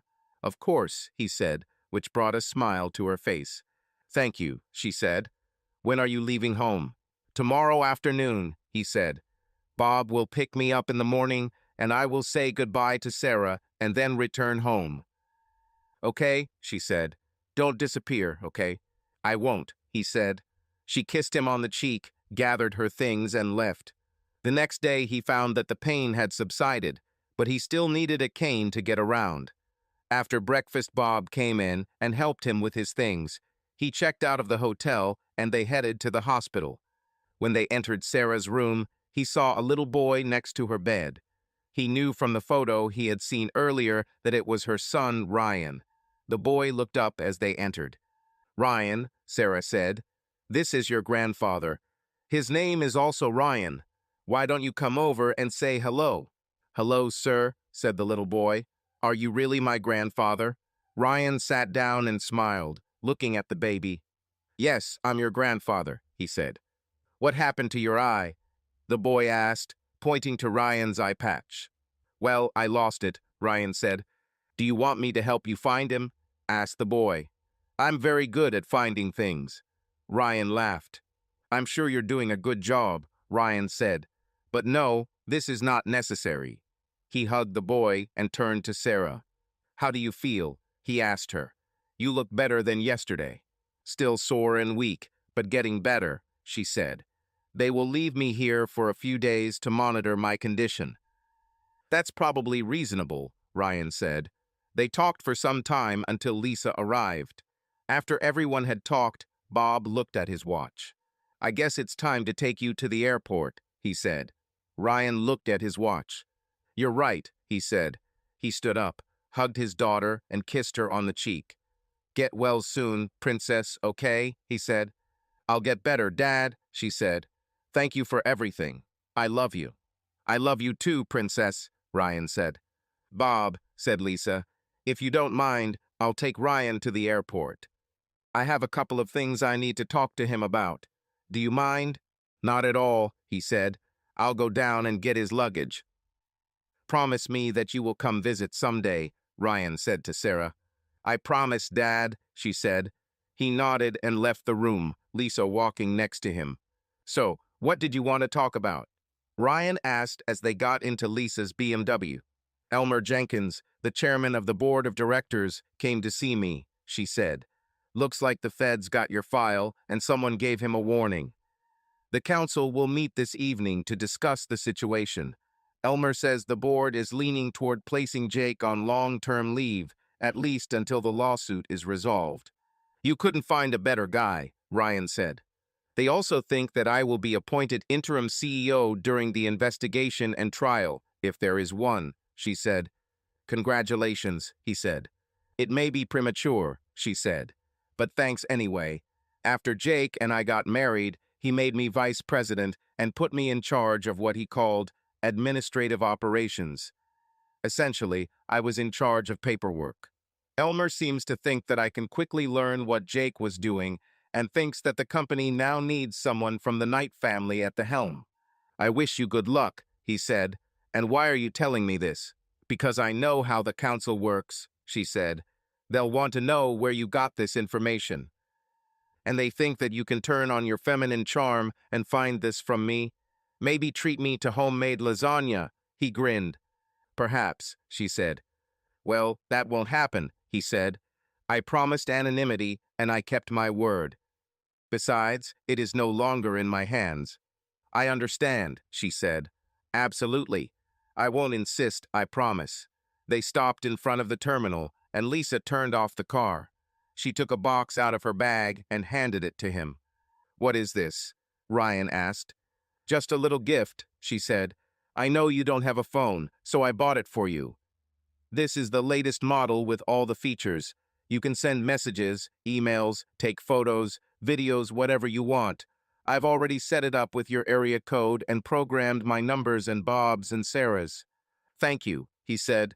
"You didn't have to do that." "I know," she said. "But you promised to keep in touch, and I think this is the best way." "Are there instructions here?" he asked. "Of course," she said. "Great," he said. "This will give me something to read on the way home." She walked with him to the check-in counter and waited for him to get his boarding pass. She stayed with him until he reached the checkpoint. "Looks like it's time for us to say goodbye," he said. "Don't say goodbye," she said. "Just goodbye, at least for a while. Let me know when you get home, okay?" "Okay," he said. She kissed him on the cheek. "It was nice to see you again, Ryan," she said. "I really regret everything." He nodded. "I know. It was nice to see you again, too." he said. Give the children my love, okay? She smiled. Definitely, she said, leaving. He watched her leave before standing in line for security. A few hours later, he stood in front of his house after being dropped off by a taxi. A house, a sad house, he thought, looking at the old building. He noticed that the paint was peeling, revealing boards that had turned gray from exposure to the weather. The whole house looked sad. In his mind's eye, he imagined a cartoon house with a sad face, a tear falling from one drooping eye. This reflected how he had been feeling for quite some time. He felt sorry for letting the house run so badly. This house was good for him. It sheltered him from bad weather, warmed him in winter, and provided relative coolness in summer. But something has changed in him over the past few days. He no longer felt the all-consuming anger and hatred that had accompanied him all these years. Perhaps, he thought, it was time for the house to reflect this change. Looks like it's time we both got our act together, old friend, he said to no one in particular. In his imagination, the face of the house smiled and the tears disappeared. He took out his phone and was surprised that it had a good signal. It took him a while, but he sent messages to Lisa, Sarah, and Bob saying he had arrived home safely. Thanks for letting me know, Bob replied. Sarah sent the same message, adding, love you, with a smiling face emoji. Lisa also thanked him for the message. He took his cane and bag and went inside. The next day, he began going around the house, writing down everything that needed to be done. He finally realized he couldn't do it all on his own, so he started calling contractors. Over the next few days, several contractors came to inspect the house and give their estimates. The contractor he chose was not the cheapest, but not the most expensive either. However, he said he could do whatever Ryan wanted, even if he had to hire subcontractors. Ryan knew it would cost him a pretty penny, but he didn't care. He just wanted the job done well. Ryan originally wanted the house painted, but the contractor suggested replacing the old boards with siding. That way, he said, the frame could also be inspected and anything needed replaced. This seemed reasonable to Ryan, so he gave the contractor the green light and checked to begin work. A couple of months later, Ryan was sitting in his living room, eating microwaved meatloaf and watching TV, when a piece of news caught his attention. This is an urgent message, said the presenter. The Department of Justice today announced federal charges against Jacob Knight, former CEO of Knight Petroleum. Knight is charged with multiple counts, including attempted murder and conspiracy to commit murder. He was relieved of his duties by the board 2 months ago after he was allegedly attacked in a Central City alley. His wife, Lisa Knight, was named interim CEO in his absence. Knight, who is now wheelchair-bound, was taken into federal custody and is being held without bail. A few minutes after the message, his phone rang. He noticed that it was Lisa's number and answered the call. Have you seen the news? She asked. I just saw it, he said. What do you think? She asked. I think he's still as dangerous as ever, Ryan said. Maybe even more. Be careful. I will, she said. How are you? Everything is fine, he said. Just finishing work on the house. I can't wait to see what you did with the house, she said. I saw the photo you sent. He looked rather sad. Yes, it was so, he said. So what else did you want? Now that he's been charged, you can hear from the feds, she said. They are interested in the attempt on your life. I just wanted to warn you. Thank you for this. I was waiting for this, he said. They ended their conversation and Ryan finished his dinner. The next day, he received a call from Mike Gregory, his lawyer in town, asking him to come over. I have 2 federal agents here, he said. They want to talk to you about the attempt on your life. Only with immunity, Ryan said. It's already settled, Mike said. Can you come? Yes, I'll be right there, Ryan said. He informed the foreman who was in charge of the repairs that he would be gone for some time and went to the city. When he arrived at Mike's office, he was introduced to 2 men in dark suits, Special Agent Daryl Smith and Agent Jim Jones, both of the FBI based in El Paso. How can I help? Ryan asked. We're closing a case against Jacob Knight, and we need information about your work in the Middle East, Smith said. Ryan looked at Mike before saying something.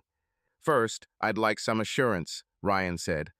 We have already agreed to give you complete immunity, Smith said. We just want to understand why Jacob Knight decided to make an attempt on your life. Ryan looked at Mike for confirmation. It's okay, Ryan, Mike said. You have complete immunity in exchange for any information you can provide. Ryan nodded and sat down. Okay, he said. Did you know that Jake Knight stole my wife 12 years ago and conspired to destroy my family? No, we didn't know that, Jones said. Yes, it was, Ryan said. After he took my wife and daughter from me, I did private work for about 9 years. My last job was in the Middle East, where I helped an oil company sheikh improve his security. I was later told that he was under pressure to sell the company to Knight Petroleum. While I was there, we were attacked by armed people. At first, I thought they might have been Al-Qaeda or ISIS terrorists, but I later found out they were working for Knight. Somehow Knight found out that I was working for the sheikh and brought in a team of assassins to kill me. How did you find out about this? Asked Smith. The sheikh told me about this after the attack, Ryan said. He gave me a dossier, which became part of the materials that I submitted to the Ministry of Justice. Do you know how Sheikh Abdullah received this information? Asked Smith. No, I don't know, Ryan said, and I didn't consider it necessary to ask. I collected this along with everything else I received later and passed it on to you. So you were the source of the dossier?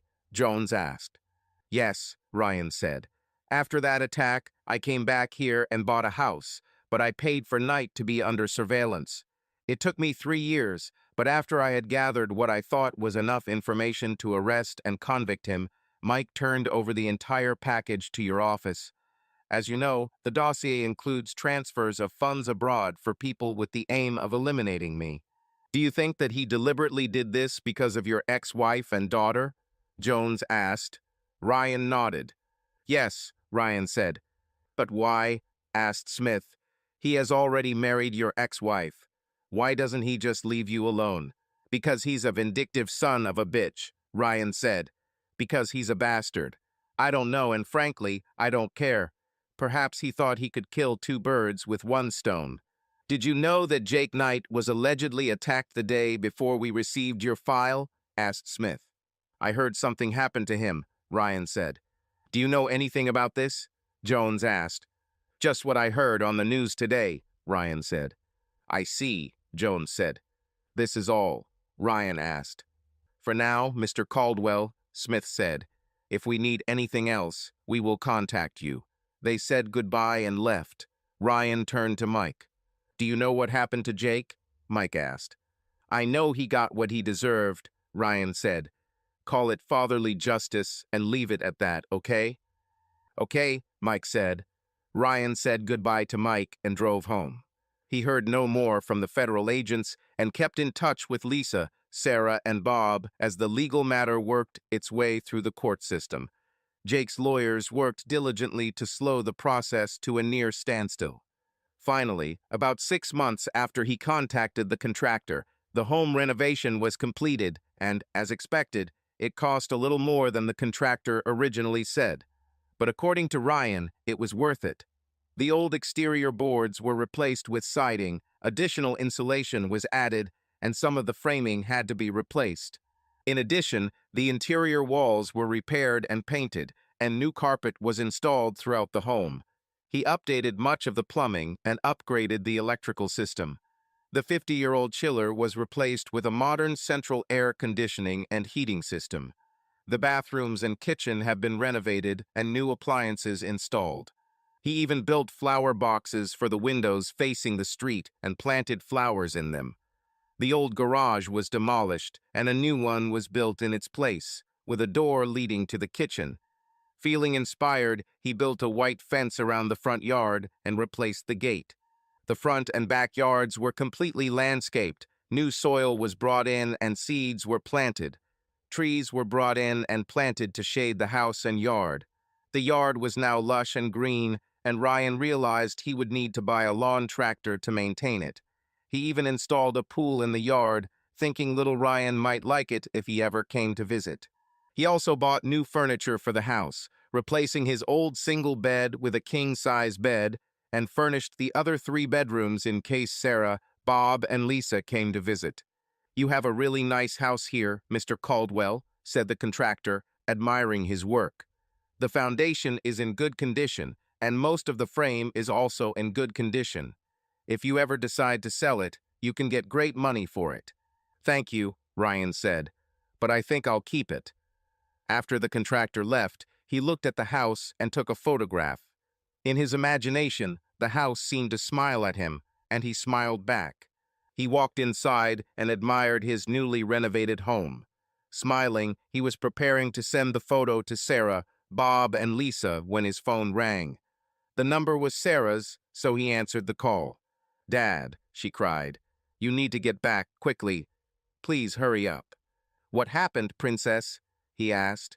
"Are you sick again?" "No," she cried. "This is Mom. She was wounded. Doctors don't know if she will survive." "I'll be there as soon as possible," he said, ending the call. Ryan called his lawyer and the private investigator who was investigating Jake's case, and then arranged a flight back to Central City. Once there, he rented a car and went to the hospital. After asking at the information booth, he was given a face mask and headed to the surgical ward, where he found Sarah and Bob with an older man he didn't recognize. Sarah noticed him and ran towards him, crying. "Dad, you made it," she cried. "I came as quickly as possible," he said, hugging her tightly. "How's Mom?" "They're still working on it," the older man said. "Excuse me, I'm Elmer Jenkins, chairman of the board of directors of Knight Petroleum," he added, holding out his hand. "You must be Lisa's ex-husband, Ryan." "Yes, it's me," Ryan said, shaking Elmer's hand. He met Elmer once, but only briefly, and that was almost 20 years ago at a company Christmas event. "What happened?" "Lisa left the office and was getting ready to get into her car when another car pulled up," Elmer said. "There were 2 people in the car, and one of them shot twice out of the window. One bullet hit Lisa in the shoulder and the other in the head. They left, and no one has seen them since." "So they waylaid her?" Ryan said. Elmer nodded. "It looks like it," he said. "I still don't understand how they got into the parking lot. This parking is for executives only and requires either a key card or a security code at the gate." "Do the police have any leads?" Ryan asked. "None, even though we have video surveillance," Elmer said. "The license plate was hidden." "Can you get me a copy of this video?" Ryan asked. Elmer nodded. "I think so," he said, "but I don't know how this will help. The police also saw him and were unable to make any progress in the investigation." "I have resources that can find something," Ryan said. "Get me this video. Immediately, if not sooner." "Okay," Elmer said, surprised by Ryan's commanding tone. "I'll get to it right now." Ryan nodded in acknowledgement. "What's wrong with your mother?" Ryan asked Sarah after Elmer left. "Is there any news about her condition?" "They took the bullet out of the shoulder and they're working on the head wound," Sarah said. "Several hours have passed. That's all I know." "Where's little Ryan?" he asked. "Home," said Bob. "My mother is with him now." Ryan nodded again and stepped aside, taking out his phone. He turned to the card in his wallet and dialed a number. "Yes," the man on the other end said when he answered. It was clear from his voice that he had been awakened. "Jorge, it's me, Ryan Caldwell," Ryan said. Jorge Trujillo was one of the investigators Ryan hired to keep an eye on Jake more than 3 years ago.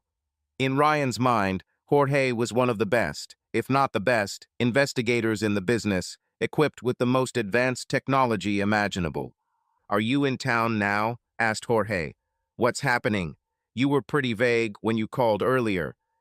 "Yeah, look, Lisa got shot," Ryan said. "What?" asked Jorge. "When? Who?" "When is a few hours ago," Ryan said. "And who, that's what I want you to help me find out. I have some guesses, but you have tools that I don't have. If I get you the video, can you find out the name?" "Perhaps," Jorge said. "Do you think this was Jake's doing?" "I would almost bet on it," Ryan said. Damn, Jorge said. When will you have this video? Soon, Ryan said. Someone already brought it to me. Okay, Jorge said. In such situations, time is a critical factor. I'll pick him up right now.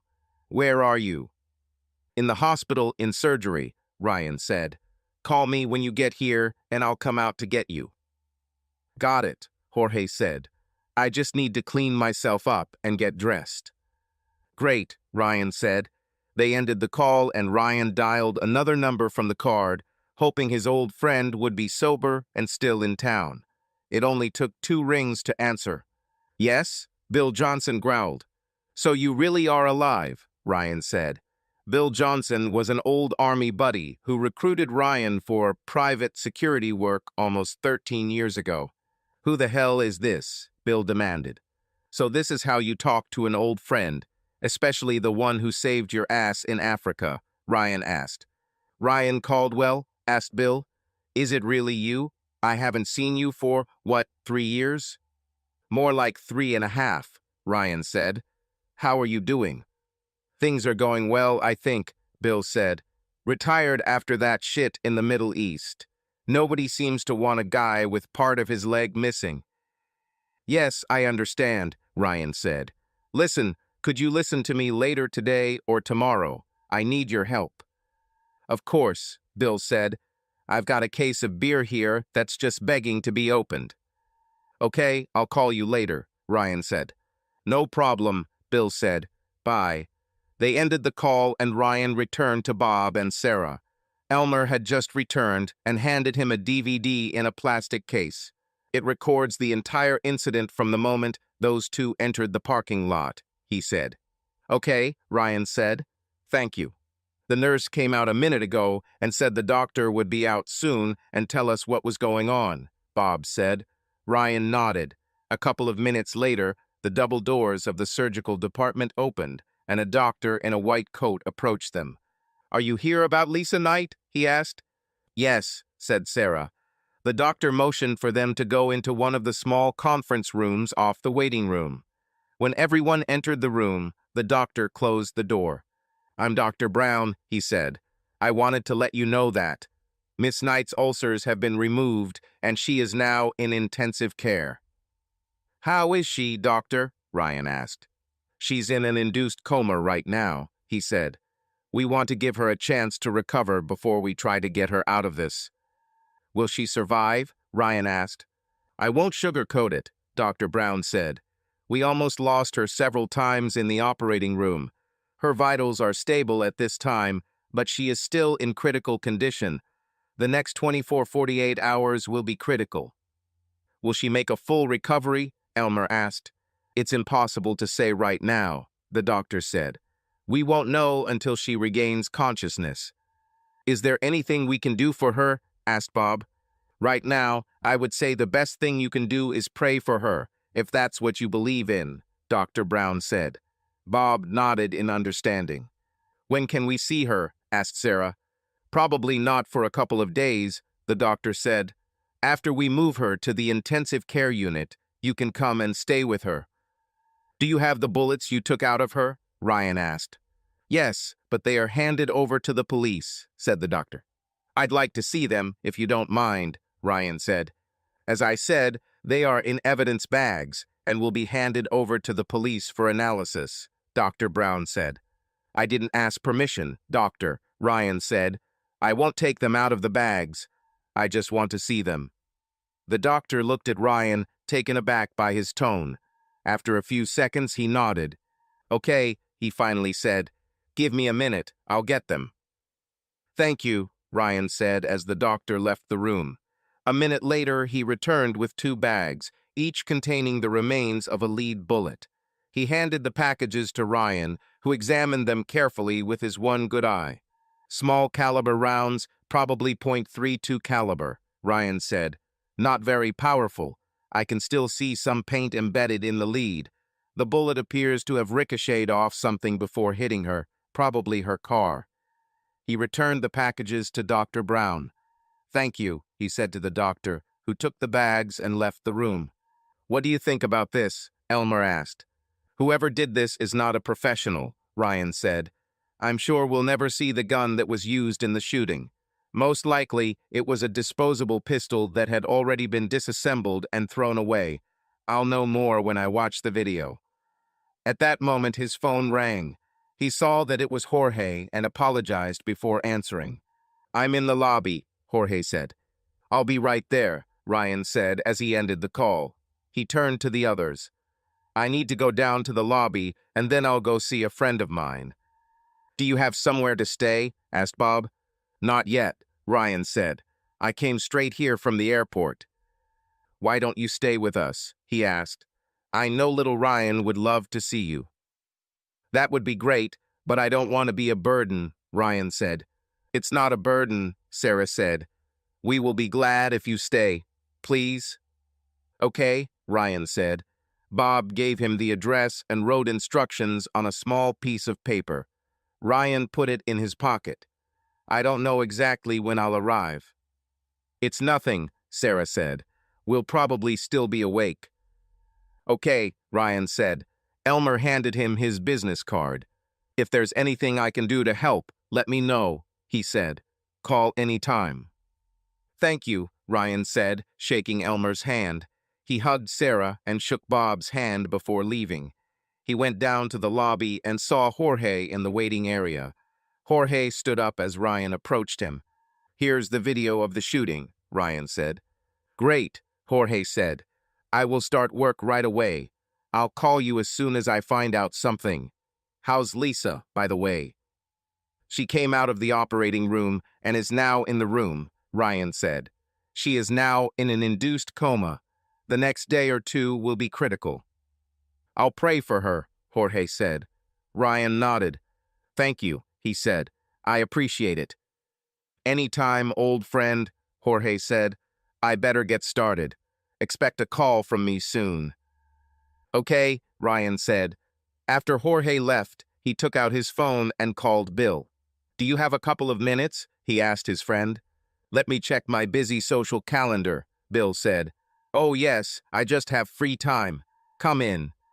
Bill gave him instructions, and they ended the conversation. When Ryan reached the small trailer, he stopped the car, got out, and knocked on the door. Bill opened the door and let him in. Damn, Bill said after they shook hands. You've gotten even better looking over the years, he added, pointing to the eye patch and long, jagged scar. And I see that you're moving around fine, Ryan said, laughing. Bill laughed with him. He handed Ryan a beer, and they sat down in the front room of the 12x60 mobile home. Nice place you have here, Ryan said. Bill shrugged. It will do, he said. Paid for it and keeps me off the street. What's going on in your world? He listened to Ryan talk about the events of the last 3 years. Damn, Bill said when Ryan finished. I heard that Jake ended up in a wheelchair. They said they were robbers. You should have guessed that this was your doing. Do you think he's the one who shot your ex? I'm pretty sure about it, Ryan said. I just can't prove it yet. Have you gotten softer with age or something? Asked Bill. What do you mean? Ryan asked. I remember a time when you would just snap its neck and leave it to rot, Bill said. Ryan laughed. I thought about it, he said, but he decided it would be better if he became Bubba's bitch for the rest of his life. Besides, I have no desire to go to prison, even for killing a scumbag like him. So how did you deal with it? Bill asked, pointing to Ryan's eye patch. That must have really interfered with your depth perception. It was, Ryan admitted. But you know, I didn't sit idly by for 3 years in Texas. I set up a training area in my garage and got help from a mixed martial arts trainer in town. It wasn't easy, but it helped. Just wondering why you didn't send your dossier when you had all the data, asked Bill. I wanted to meet Jake in person one time before the feds came after him, Ryan said. I had been planning this for months when my brother-in-law showed up. So Sarah's illness gave you the opportunity you were looking for to meet Jake in person, asked Bill. Yeah, something like that, Ryan said. What about your ex? Asked Bill. Why do you care what happens to her? Are you thinking about getting back with her or something? Ryan shook his head. No, he said. This ship sailed a long time ago. I'm worried about Sarah and little Ryan. He needs his grandmother, and she still needs his mother. Little Ryan, said Bill. Ryan took out his phone and showed Bill a photo of his grandson. Handsome young man, Bill said.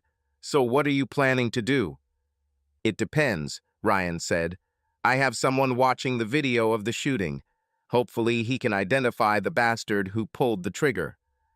What then? Asked Bill. I plan to find him and ask some friendly questions, Ryan said. Do you need help? Asked Bill. It couldn't hurt, preferably from someone I can trust, Ryan said. Sign me up if you don't mind, Bill said. I can't think of anyone I trust more, Ryan said, and I'll pay you for your time. Oh no, you won't, Bill said. I'm the one who brought you into this business, and you've saved my ass several times. I am indebted to you. You saved my ass a couple of times, if I remember, Ryan said. What are friends for then? Bill asked, holding up his beer. Ryan smiled and clinked glasses with Bill before taking a long sip. They spent the next couple of hours catching up. Finally, Ryan stood up and shook his friend's hand. I better get back to Sarah, he said. I'll contact you probably tomorrow. Great, Bill said. By the way, when was the last time you had sex? A long time ago, Ryan said. Why do you ask? Well, I was thinking maybe you and I could go to a place I know in town one of these days, Bill said. The girls there are beautiful, clean, and very funny, if you know what I'm talking about. Sounds fun. We'll see how things go, Ryan said. I'll take your word for it, Bill said. See you soon. Ryan left and returned to Sarah and Bob's house. When he got there, he knocked on the door. Bob opened the door and let him in. No need to knock, Bob said. Your family, remember? Thank you, Ryan said as he entered the house. He looked around at all the photographs and trinkets in the room. The place seemed cozy and friendly. Little Ryan walked up to him with his hands outstretched. Hold it, Grandpa, please, the little boy begged. Ryan picked him up and held him in his arms. For a moment, he remembered holding Sarah when she was little. Listen, I have to get to the office early, so I'm going to bed, Bob said. Good night. Good night, Ryan replied. Hi, Dad, Sarah said as she walked into the room. I see little Ryan has found you. You can sit in the rocking chair with him if you want. Thanks, Ryan said, sitting down in the rocking chair next to the couch. As he rocked, little Ryan put his arm around his neck and fell asleep almost instantly. I can take him if you want, Sarah said. It's okay, Ryan said. Let him stay a little if he wants. He looked at his daughter and saw tears appear in her eyes. I remember you rocking me to sleep the same way, she said. I remember too, Ryan said. Those were the happiest days of my life. Have you eaten yet? She asked. No, I haven't eaten yet, Ryan said. Why don't we put Ryan to bed and I'll get you something, she said. I hope you don't mind the leftover goulash. Not at all, he said, still holding little Ryan in his arms, who was fast asleep. They went to his room and Ryan laid him down and then covered him with a blanket. Sarah kissed his cheek and turned to her father. He's my little angel, she said. I don't know what I would do without him. I know the feeling, Ryan said. They went downstairs and Sarah put some goulash in the microwave. She placed it on the cutlery table. What do you want to drink? She asked. I have a Coca-Cola if that suits you. It's perfect, Ryan said. She poured a glass of Coca-Cola and placed it on the table in front of him before sitting down opposite him. Sorry for not asking earlier, but how are you? Sarah asked as Ryan took the first piece. I'm fine, thank you, she said. I started working again. They put me on a reduced schedule, but at least I'm back in the game. What do you do for a living? He asked. I'm a veterinarian, she said. Okay, he said. You've always had a soft spot for animals. I love working with them, she said. Can we talk for a moment? She asked after a few seconds. Of course, Ryan said. What do you want to talk about? When you were here last time, you said you had traveled abroad a lot, she said. What were you doing there if it's not a secret? I know you said you were a private security consultant. It's not a secret at all, Ryan said. It's just a fancy name for a mercenary. Simply put, I was a mercenary. Oh my God, she said. That sounds dangerous. It happened, he said. Where have you been? She asked. All over the world, he said. Africa, South America, Middle East, where someone was causing problems. What are you doing now? She asked. I now live on what I earned in those 9 years, he said. Did you do this because of what Mommy and I did to you? She asked. He shrugged. Basically, yes, he said. I had nothing else left here, so when I was offered this job, I took it. But Mom said she left everything to you in the divorce, Sarah said. She didn't even ask for child support. It's true that your mother left me a house and a bank account, and it's true that she never asked for child support, Ryan said. But really, she took away everything that mattered to me. Namely, the two of you. Everything else was just things, and they can always be replaced. I couldn't replace you. I remember what you said the day we left, Sarah said, a tear running down her cheek. You must have hated us for that. I hated it, Ryan said. Very long. In fact, you two have been dead to me for over 10 years. As far as I knew, I had no family, nothing, and nothing worth living for. After that, he said, pointing to his scar and bandage, all I could think about was revenge. Sarah wiped her face as tears streamed down her cheeks. But you said you forgave me, remember? She said. Yes, after I read your old letters, Ryan said. Tell me, what was it like living with Jake? I remember reading in the newspaper how he wanted to adopt you. Well, he said he needed your permission. Personally, I think he only said that for the article. Anyway, life with Jake seemed exciting at first, she said. He took us to the south of France, then I went to that school in the northeast. I came home several times every year during the holidays and holidays. Jake always gave me expensive gifts. A car, a mobile phone, a computer, whatever. Everything is the best and completely new. He always tried to emphasize that you could never give me what he gave, but that wasn't it. What do you mean? Ryan asked. Jake is not an easy person to live with, she said. He knows how to buy things, but he's not really a father figure, if you know what I mean. We never really became close, and after a while I saw right through him. I got to the point where I couldn't stand being around him anymore, or with Mom. Has he ever hurt you? Ryan asked. No, but he was very unpleasant, she said. He made little comments here and there, and I didn't like the way he looked at me. I read it in your letters, Ryan said. I dreamed that you would come back and kick his ass, she said. Ryan smiled at this. You were the one who put him in the wheelchair, weren't you? Bob never told me what happened that day. He looked at her for a few seconds before answering. Yes, it was me, he said. I'm glad you did it, she said. Serves him right, the bastard. Well, you won't hear any objections from me, Ryan said. You think he had something to do with what happened to Mom, don't you? She asked. Yes, he said. But I can't prove it yet. But I will prove it. What will you do then? She asked. I don't know yet, he said. But I made a promise, and I fully intend to keep it, one way or another. I guess I don't want to know what the promise is, right? She asked. He shook his head. No, he said. Do you think you and Mom will ever get back together? She asked. No, he said. She betrayed me once in the worst way a woman can betray someone she says she loves. I won't let this happen again. Besides, I have changed over the years. I am no longer the same person I was 12 years ago, and I'm not looking for a new relationship. Will you promise me something, Dad? She asked. What exactly? He asked. Will you promise to at least be there for her, as a friend, if not more? She asked. I'll try, he said after a few seconds. But it won't be easy. She hurt me beyond what you can imagine. I understand, she said. Will you promise me something? He asked. What exactly? She asked in response. Promise me you'll never do to Bob what your mother did to us, he asked. I will never hurt him, Dad. Never, she said. He's with me for life. Okay, Ryan said. Remember, you will never be too old for me to put you over my knee. I believe it, she said with a smile. It's time for me to go to bed. I'll get up early to prepare breakfast. Good night. Good night, princess, he said. He finished his meal, then went outside to smoke, using the ashtray that Bob had placed on the veranda, and then went to bed.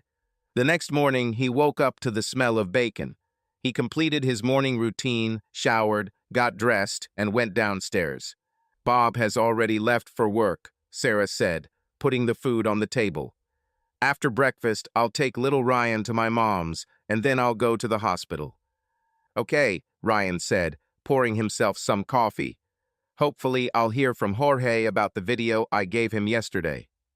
Do you really think this will lead to anything? She asked. I think so, Ryan said. If anyone can get something out of him, it's him. They sat down at the table, and as soon as Ryan finished eating, his phone vibrated. He looked and saw that it was Jorge. Good morning, he said when he answered. You got up early. Is there anything for me? Yes, we do, Jorge said. Can you come to my office this morning? Absolutely, Ryan said. I just finished breakfast. I'll be there in a few minutes. See you when you get there, Jorge said as he ended the call. What did I tell you? Ryan asked Sarah. Did he find something? She asked. You bet, Ryan said. I'm going there right now. Call me if you have any news about your mother, okay? I'll call you, Dad, she said. Love you. Love you too, he said. He hugged little Ryan, then headed out. He reached Jorge's office and went inside. So, what did you find? Ryan asked. I can tell you who pulled the trigger, Jorge said, but I can't identify the driver. Well, it's already a start, Ryan said. Who is he? Some street kid named Tyrone J. He thinks that this gives him authority among other street scumbags, probably, Jorge said. His real name is Timothy J. Scroggins, dropped out of school and hangs out with a bunch of real creeps. It looks like you've encountered him before, Ryan said. Yes, I detained him several times when I was a police officer, Jorge said. Mainly for illegal drugs. He has arrests that date back 10-12 years. Never been convicted of anything, however. I know he lives in his mother's basement, so finding him shouldn't be hard. If you watch the video, you can see the car drive up to the gate and the driver enters the code on the keypad. Someone inside them must have given them the code, Ryan said. I think so too, Jorge said. What I can't figure out, Ryan said. The police have the same video. Why haven't they arrested this clown yet? Honestly, asked Jorge. Yeah, honestly, Ryan said. If you haven't been keeping up with the news lately, there has been a lot of unrest across the country in recent months, Jorge said. The mayor and city council are afraid it will start here, so they are gradually cutting the police budget and turning a blind eye to petty criminals like Scroggins. I've heard that up to 20% of police officers quit because of this, which means they don't have the manpower to investigate such cases. Ryan shook his head. It's disgusting, he said. Yes, it is, Jorge agreed. So what do you want to do? I want to talk to that clown Tyrone and see what he has to say, Ryan said, preferably while his mother is away. Well, she works during the day, and he usually doesn't come out until noon, Jorge said. Great, Ryan said. Do you want me to go with you? Asked Jorge. If you want, Ryan said, but I can guarantee that I won't follow the rules. I thought so, Jorge said. There's one more person I'd like to take with me, Ryan said, an old friend I served with. Goodo, said Jorge. You're in charge here. Ryan nodded, took out his phone, and called Bill. Hi, Bill said. What's happened? Would you like to come with me to visit our shooter? Ryan asked. Hell yeah, Bill said. Do you mind if I take my R? Why not? Ryan said. We'll be there in half an hour. Don't forget to bring some tape and zip ties. Of course, boss. See you, Bill said. After finishing the call, Ryan motioned for Jorge to follow him. They got into Ryan's rental car and drove to Bill's trailer. Ryan honked his horn as he pulled up and saw Bill emerge from the trailer with a rifle and a backpack. "Holy shit," Jorge said. "Are you seriously going to let him carry that thing around?" "He knows what he's doing," Ryan said. "Trust me." Bill opened the back door and got into the car. Ryan noticed that the R had a sliding stock installed. "Is this thing legal?" he asked his friend. "Are you talking about the butt?" asked Bill. "Probably not, but I don't care. This is my crowd control device. You know, in case they get here." "Well, we only have one guy, so I guess you won't need her," Ryan said. "Better safe than sorry," Bill said with a grin. Ryan smiled and drove on. "So where are we going?" Ryan asked. "Fifth and Emerson," Jorge said. "Just take the main road into town, and I'll tell you when to turn." "Okay," Ryan said. He knew the area because the block was close to where he and Lisa once lived. They finally arrived at Tyrone Timmy's address and got into the car in front of the house. Jorge looked at his watch. His mother has most likely already left for work if she is still on the same schedule, he said. "How do you want to pull this off?" "You and I will come to the front door, Jorge," he said. "Bill will walk around the house and enter through the back door. Have you got your master keys?" he asked Bill. "I never go out without them," Bill said from the back seat. "Great," Ryan said. "Don't forget your backpack." "No problem, boss," Bill said. "Okay," Ryan said. "Bill, why don't you go out first, and we'll give you time to walk around the house. And for God's sake, try to keep that rifle hidden. I don't want nosy neighbors to panic and call the cops. Remember, our goal is to get Timmy between us." "Got it," Bill said, opening the door. They watched as Bill quickly made his way to the back door. They didn't notice any movement in the other houses, so they calmly walked to the front door. Looking out the window, they saw across the house that Bill had already reached the door. Ryan knocked on the door and then rang the bell. "Yes, yes, I'm coming," they heard Timmy shout from inside. He answered the door wearing a white t-shirt and jeans that hung below his waist, revealing the top of his briefs. It was a fashion that irritated Ryan to no end. "Yes," said Timmy. "What do you want?" "We need answers, Timmy," Ryan said. "Or Ty Brown," he added, deliberately misrepresenting Timmy's street nickname. "Get out of here, white people, before I destroy you," Timmy snorted. Ryan chuckled and looked at Jorge. "Do you hear all the racist shit coming out of that boy's mouth, Jorge?" he asked. "Maybe we should wash his mouth out with soap." Jorge grinned back. Ryan turned back to Timmy. "Boy," he said, "have you looked in the mirror lately? You're 3 shades lighter than me." Ryan saw Timmy begin to pull a pocket knife out of his jeans. He shook his head. "Unless you're hungry and you don't want to swallow that blade, boy, you better leave it alone," Ryan said. Timmy hesitated for a few seconds. "If you don't want to get hurt, do as they say," Bill said from behind Timmy. Frightened and surprised, Timmy let go of the knife and put his hands at his sides. "Why don't you be friendly and invite us inside?" Ryan said. Yeah, okay," Timmy said. "Come on in." He stepped back so Ryan and Jorge could enter. "Are you like cops, or who are you anyway?" Timmy asked. "It doesn't matter who," Ryan said. "All that matters is that there are 3 of us and 1 of you, and that one of us is itching to pull the trigger because he hasn't killed anyone in 3 years. This should be the only thing you care about right now. As I said, we have questions. You have the answers. So we'll ask you a few questions. Then you will give us the answers, and you will stay alive. Understood?" Timmy looked at the 3 men and nodded. "Sorry, I didn't hear you," Ryan said. "Yes," said Timmy. "Great," Ryan said. "Now tell us what you know about the woman who was shot outside Night Petroleum a couple of days ago." "I don't know anything about the woman who was shot at Night Petroleum," Timmy said. Jorge pulled out the enlarged photo and placed it on the coffee table so Timmy could see it. The photo clearly showed Timmy with his head hanging out the window and his hand holding a small pistol at his side. "Nonsense, Timmy," he said. "We have a video. That's you with your head half out of the window, and that's your hand holding the gun." "Tell me, Ty Brown," Ryan said. Where the hell did you learn to hold a weapon? To the cinema?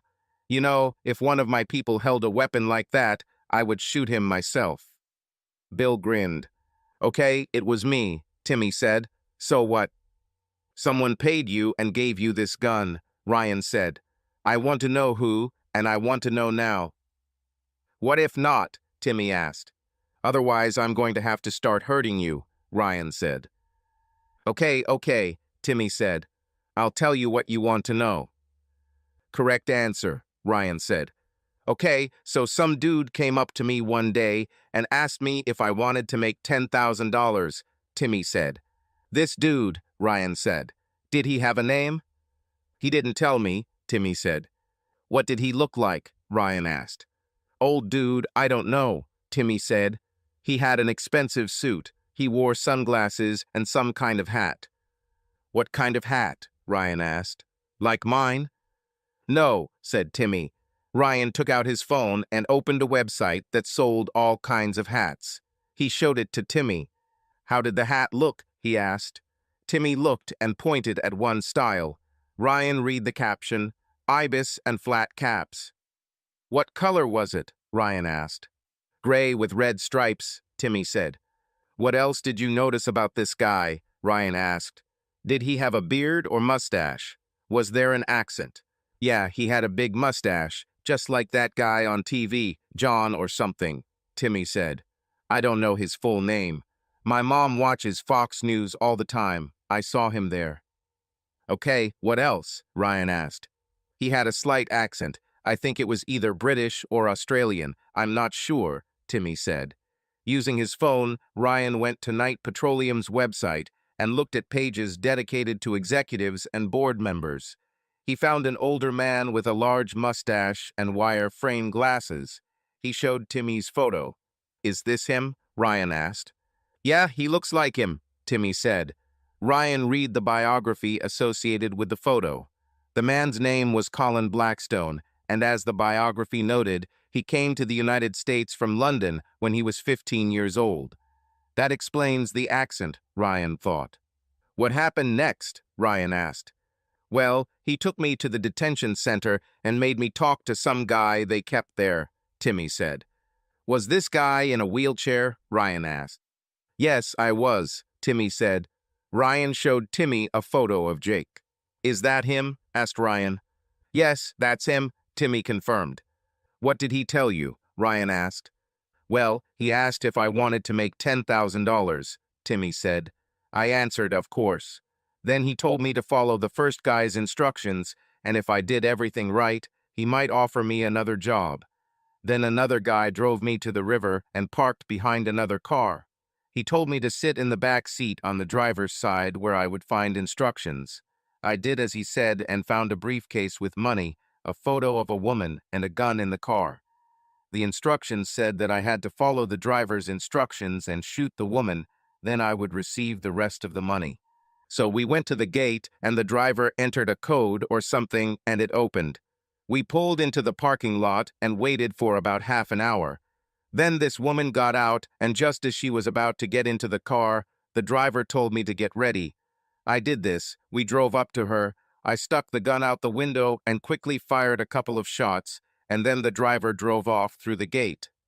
I saw the woman fall, but I didn't know how seriously she was injured.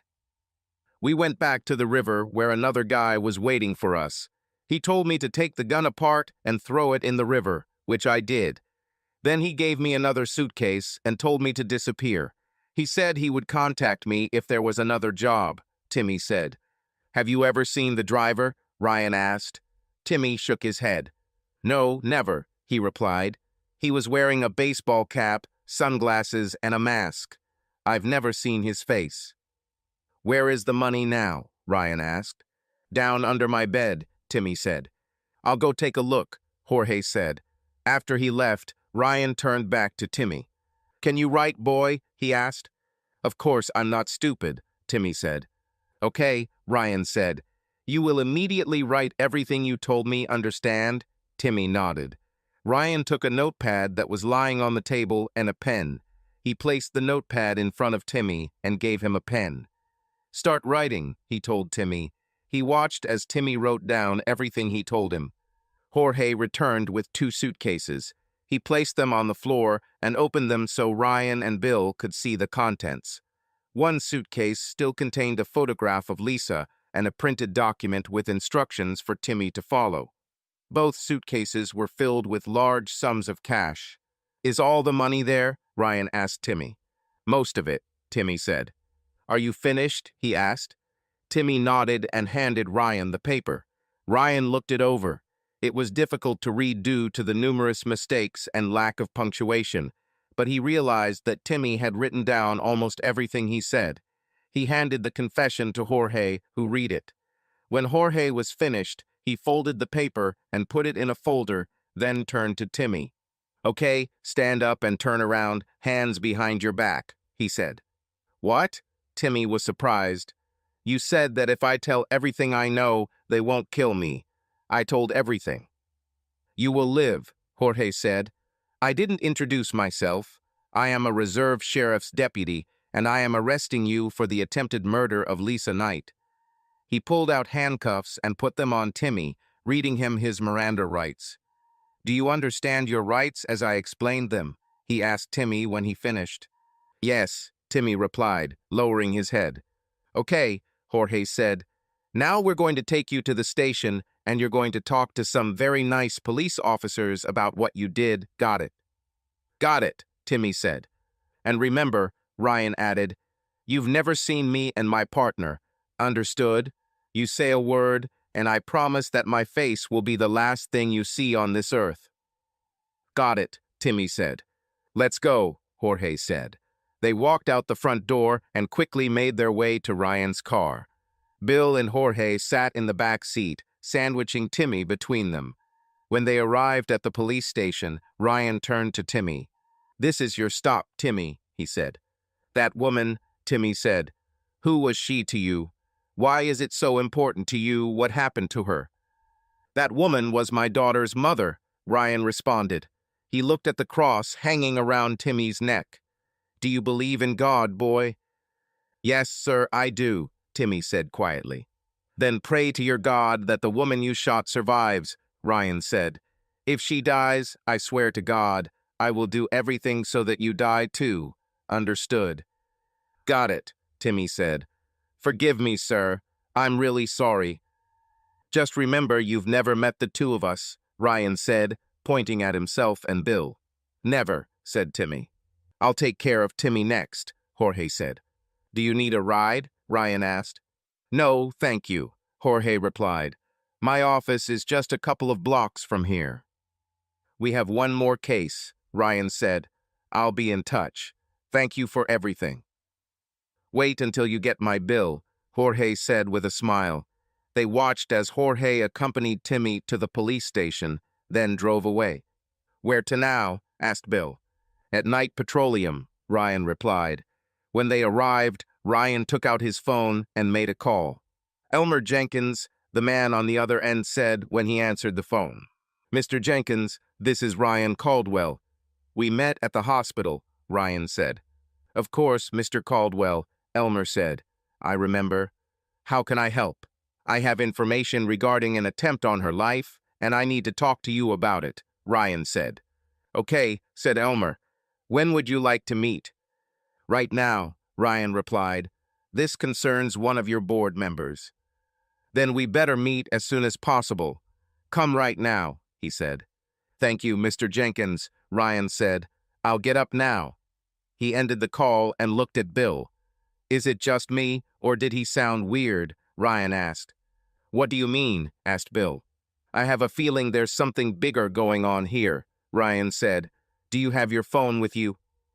"Of course," Bill replied, "and I have another spare in my bag." "And what?" "Can you record calls on your phone?" Ryan asked. "Yes," Bill replied. "Okay," Ryan said. "I'll call you now. I want you to listen and write down everything that is said. If you feel something is wrong, call Jorge and then call the FBI." "Do you think this is a trap?" asked Bill. "Seems like it," Ryan said. "I'll leave the car keys here in case you have to leave quickly." "Okay," Bill said. "Do Do you think they can really do something right here in their own offices? They tried to kill Lisa in their parking lot, didn't they? Ryan asked. Got it, Bill said. I'm coming, Ryan said. Stay alert, okay? I will, boss, Bill said. Ryan dialed Bill's number and waited for him to answer. Bill started recording as Ryan got out of the car. Bill watched as Ryan approached the building. Ryan went inside and found the name Elmer Jenkins on a board in the foyer. He walked towards the row of elevators, noticing that only one elevator went to the floor where Jenkins' office was located. Excuse me, sir, the man at the front desk said to him, catching Ryan's attention. Can I help you? I'm going to Elmer Jenkins, Ryan said. He's waiting for me. The man looked irritably at the tall, thin cowboy with a disfigured face and an eye patch. Who are you? The man asked, his voice full of contempt. Ryan Caldwell, Ryan replied. Just a minute, the man said, picking up the phone. Ryan heard him talking to someone for a few seconds. Then the man hung up and Continuity handed Ryan a blank white card. You'll need this to use the elevator, he said. Thank you, Ryan said, taking the card. He walked to the elevator and presented the card to the reader. The doors opened smoothly and Ryan stepped inside. After the doors closed, the elevator automatically began its ascent. When the elevator stopped, the doors opened. Ryan looked around, half expecting to see guards. Instead, he saw a rather attractive blonde receptionist sitting alone at a large table. She raised her head as he approached her. Ryan Caldwell to Elmer Jenkins, he said. Good afternoon, Mr. Caldwell, she said with a smile. Mr. Jenkins is waiting for you. Please follow me. She led him through the double doors and down the hallway to a large office. Opening the door, she announced Ryan's arrival. Ah, Mr. Caldwell, please come in, Elmer said. Ryan walked in and looked around. There were no guards, but he remained alert. Have a seat, Elmer said when the secretary left. Ryan sat down and, finding that the chair had wheels, turned so that he could see the door. Always on your toes, huh, Mr. Caldwell? Elmer said with a smile.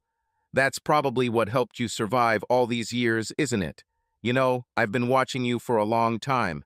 Impressive track record. Bronze Star, Silver Star, Purple Heart, Combat Infantryman Badge.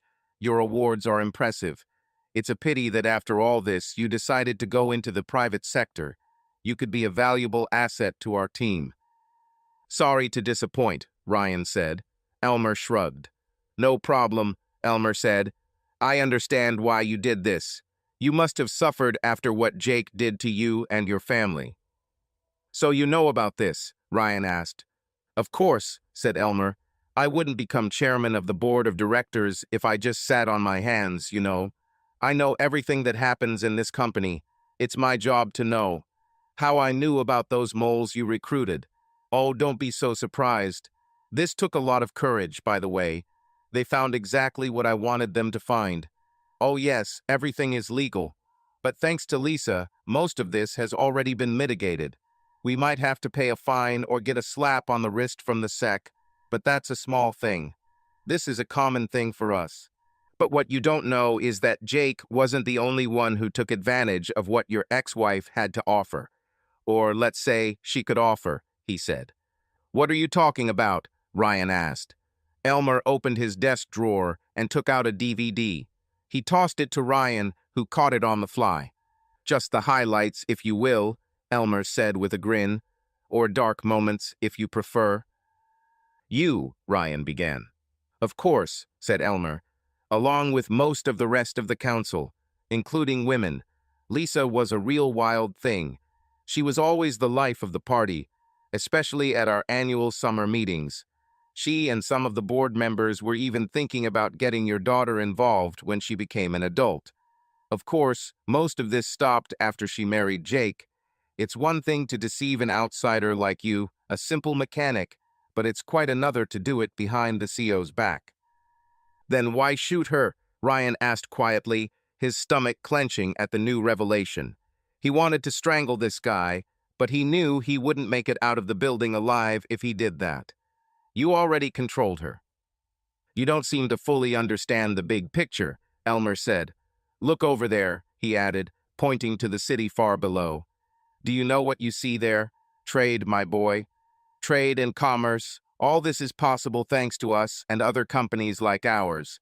You see, oil is the engine that drives the economies of all countries of the world. Hundreds of millions of people are employed by the energy industry. Without it, you would be poor, stupid, blind, and naked. You wouldn't even have buttons on that shirt. And what does this have to do with Lisa getting shot or you trying to kill me? Ryan asked. Let me put it this way, Elmer said. You are a mechanic. You understand how engines work. Everything must be in order for this engine to work.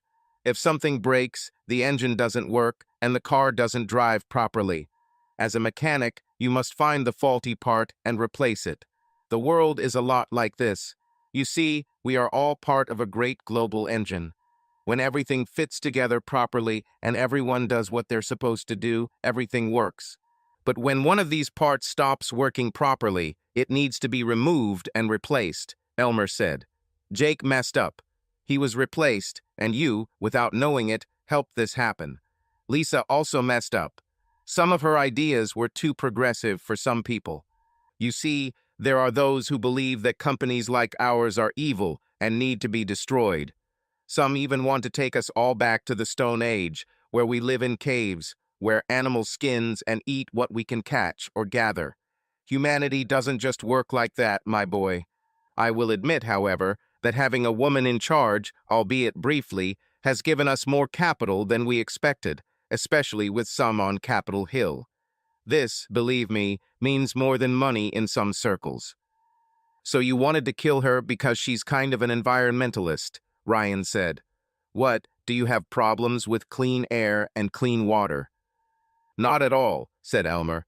I can argue with anyone on our environmental record. The truth is that people who think they can replace oil with wind and solar are living in a dream world. This will never happen, at least not in my lifetime. Probably not during your grandson's lifetime. So why kill her? Ryan asked. Well, it was mostly a business decision, but we came to an agreement with Jake, Elmer said. He had a lot to lose with the divorce and the charges against you. So we came to a gentleman's agreement, if you will. And Colin Blackstone helped organize it, Ryan said. He played his part and played it wonderfully, Elmer said. Unfortunately, a family emergency forced him to leave the country in a hurry. Sorry to hear that, Ryan said. I'll pass it on. It was pretty unfortunate, Elmer said. I'm sure so, Ryan said. Let me give you some friendly advice, Mr. Caldwell, Elmer said, leaning forward in a futile attempt to intimidate Ryan. A smart soldier like you knows when it is time to attack and when it is time to retreat and regroup. This is a fight you can't win, and you know it. So why don't you go back to that nice little Texas mansion? You have enough money to live comfortably for the rest of your days. Enjoy your golden time. Who knows, maybe you will meet a good woman. And don't spit in my soup again. I wouldn't want anything to happen to your sweet daughter and that sweet little grandson. Well, Mr. Jenkins, I thought you were smarter, Ryan said. What are you talking about? Elmer asked. You have to know that the worst thing you can do is threaten a person's family, Ryan said. I will take your advice to heart, but you must know one thing. If you touch my family, even if you even think about it, I will give you a war the likes of which you cannot even imagine. And you know that I can do it. Elmer looked at Ryan for a few moments before smiling. Well, Ryan, he said, I will make sure that if Lisa survives, she is provided for the rest of her life. He stood up and extended his hand. Ryan looked at her for a few seconds, then shook Elmer's hand. As they shook hands, Elmer squeezed his hand. Ryan knew what he was trying to do, and he squeezed even harder. Elmer looked at Ryan and for a moment felt like he was looking into the face of death itself. He remembered a line from Shakespeare's play Julius Caesar, uttered by Mark Antony. I will release the dogs of war.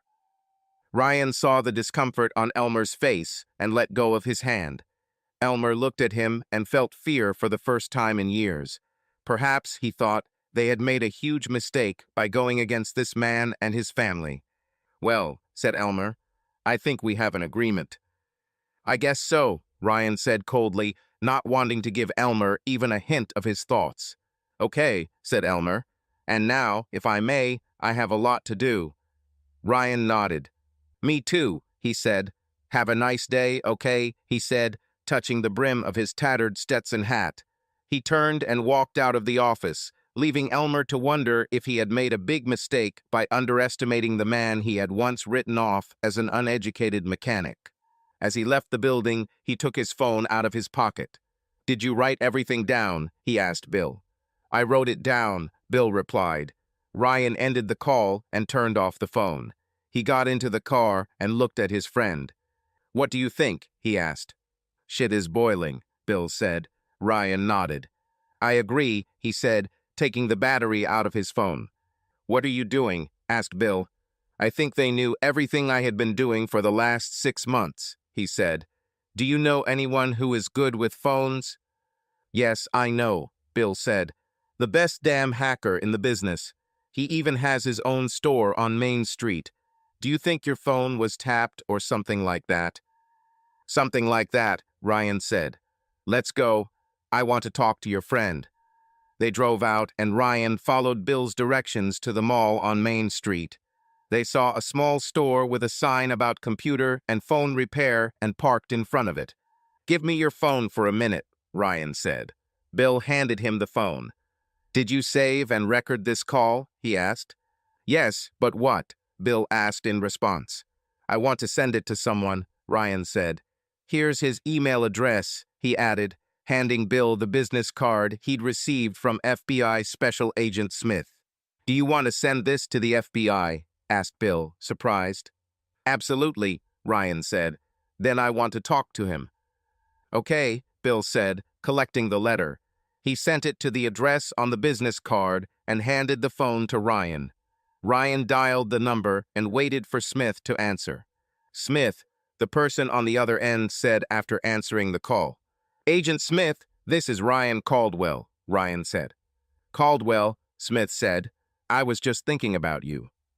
Look, I just sent you a recorded phone call, Ryan said. This is a recording of my meeting with Elmer Jenkins. Chairman of the Board of Directors of Knight Petroleum? Asked Smith. Exactly, Ryan said. I think you'll find this interesting, Ryan said. I don't know if this can be used as evidence, but perhaps you can give it to those who are prosecuting the case against Jake Knight. My name is not included in the letter. It looked like something was really coming, Smith said. Okay, I'll check it out. Did he threaten you? You could say that, Ryan said. He said something else that might interest you. Got it, Smith said. You're not going to do anything stupid, are you? I'm aware of your past, you know. I won't do anything unless I'm forced to, Ryan said. Yeah, Smith said. Leave it to the professionals, Mr. Caldwell. This is not some third-rate country, you know. I know, Ryan said, and I promise to let the professionals do their job. One more thing. What exactly? Asked Smith. Jenkins threatened my family, Ryan said. I want 24-hour security for them. Starting today, including my son-in-law's parents. Will you arrange this? I might make some calls, Smith said. Everything will be done. Anything else? That's all for now, Ryan said. Okay, Smith said, not entirely sure Ryan would back down. We will be in touch. Goodbye. The call ended. Ryan handed the phone back to Bill and got out of the car. They entered the store and Bill introduced him to the young guy with long hair behind the counter. Ryan, this is Greg Hamilton, the best in the business, Bill said. Greg, this is my good friend, Ryan Caldwell. The young man reached out and shook Ryan's hand. Nice to meet you, Mr. Caldwell, Greg said. How can I help? I'd like to check my phone, Ryan said as he put the battery back in and unlocked it. Is he acting up? Asked Greg. It looks like it was hacked or something, Ryan said. Can you check this? Yeah, Greg said with a shrug. Let me take a look. Ryan handed him the phone and watched as Greg's fingers moved quickly across the screen. Damn it, Greg said when he finished. What's wrong? Ryan asked. Oh, your phone is hacked, that's for sure, Greg said. They probably also cloned him. It's full of spyware, and there's a hidden app designed to record and transcribe your calls. What? Ryan was surprised. Yes, Greg said. Some companies use this app if they suspect someone of corporate espionage or something like that. It records everything you do, text messages, emails, photos, videos, calls, literally everything. It then transcribes the calls into text files and uploads it all to the cloud. Cloud? Ryan was surprised. Yes, the internet, Greg said. Or, to be more precise, to a server somewhere on the internet. Well, can you remove this? Ryan asked. Can you get rid of all this? Yes, Greg said. The application contains the server address and credentials. The server address and username are easy to see, but the password is encrypted. I can hack it. I might even be able to delete everything they copied, but it will take some time. I will also have to contact your operator to find out if the phone has been cloned. If so, they may block the clone. Can I leave it overnight? Yes, Ryan said. He took a wad of money from his belt and counted out $100 bills. Is this enough? Greg nodded and took the bills. Yes, that's more than enough, he said. If you come in the morning, everything will be ready like new. Thank you, Ryan said, shaking Greg's hand. They said goodbye and left. Do you think Lisa set this all up? Asked Bill. She's the one who gave it to me the last time I was in town, Ryan said. I remember she said she had already set it up for my code and added some numbers. At this stage, I don't know what to believe. So what are you going to do now? Asked Bill. Elmer made a good point, Ryan said. A smart soldier knows when to retreat and regroup. I think that's exactly what we need to do. Are you coming home? Asked Bill. So far, yes, Ryan said. I need to talk to Jorge first. I'll do it tomorrow. I'll talk to the kids this evening. Let Elmer think he has the upper hand, at least for a while. This will also give the feds time to work. Do you want me to contact the old team? Asked Bill. You know they'll do anything for you. Yeah, do it, Ryan said. I'll contact you after I get home. When I have time to sort all this shit out, I'll organize a meeting, probably at my house. Okay, Bill said. Then let's do it. Ryan started the car and drove his old friend home, then returned to Sarah and Bill's house. Seeing Sarah's car in the driveway, he parked behind it. Entering the house, he saw Sarah in the kitchen. Hello, Princess, he said. How are you? Not bad, she replied. Bob is still at work, and little Ryan is with his parents. I'm just trying to get ready for the evening. How's Mom? He asked. No change from yesterday, she said. The doctor said they'll probably keep her in a coma for a couple of weeks. Hopefully by then the swelling will subside. Are you all right? Not really, Ryan said. I need to talk to you for a few minutes. It turned out to be much worse than I thought. What's happened? She asked.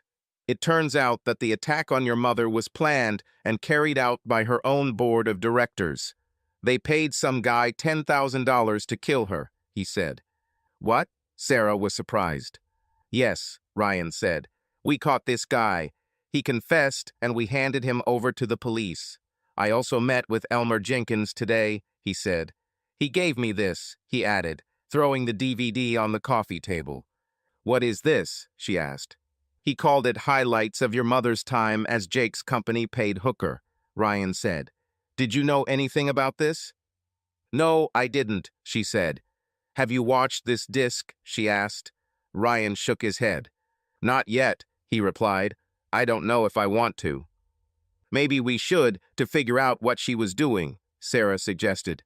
I'm not sure this is something you should see, Ryan told her. Dad, please, I'm an adult, she said. I know everything about sex. Remember, I'm married and have already given birth. And it may shock you, but I even watched adult films. But it's your mother, Ryan said.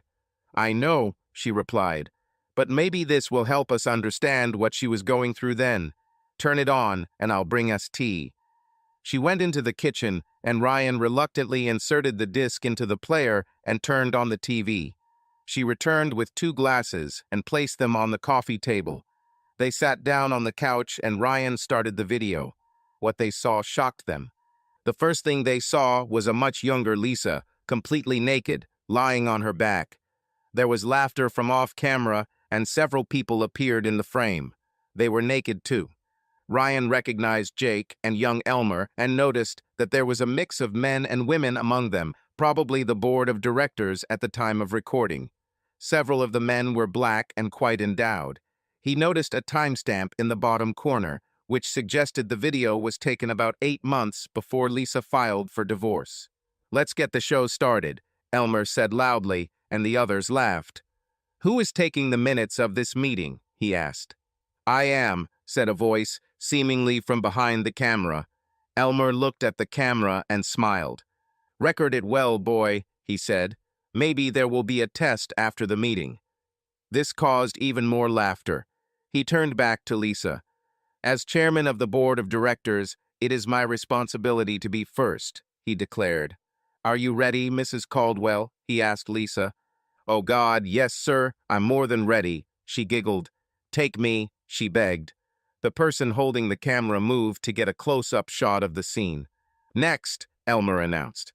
"Perhaps when your sweet little daughter comes of age, you can bring her to a meeting like this," Vern said, and everyone murmured in approval. Lisa giggled, but didn't say no. "What?" Sarah screamed. This damn bitch, turn it off, Dad, now, I've seen enough." Ryan paused the video and turned off the TV. He hugged his daughter, who was crying on his shoulder. "I can't believe she wanted me to do something like that," she said, sobbing. "I hate her. I curse her. I hope she dies." Ryan said nothing as he hugged his daughter. He held her tightly to him and rocked her as she sobbed. For a moment, she became a little girl again. He consoled her as best he could, but his own feelings were also agitated. He knew she was cheating on him, but he had no idea how deep her depravity went. Finally, Sarah pulled herself together and sat on the sofa, wiping her face. She looked at her father. There was sadness in her eyes. "How could she do this to us?" she asked. "I don't know," he said. "No wonder you hated her so much," she said. "I had no idea it was this bad," Ryan said. "Sorry? Maybe you shouldn't have seen that." "No, I needed to see it," she said. "What are you going to do now?" he asked. She shook her head. "I don't know, Dad," she said.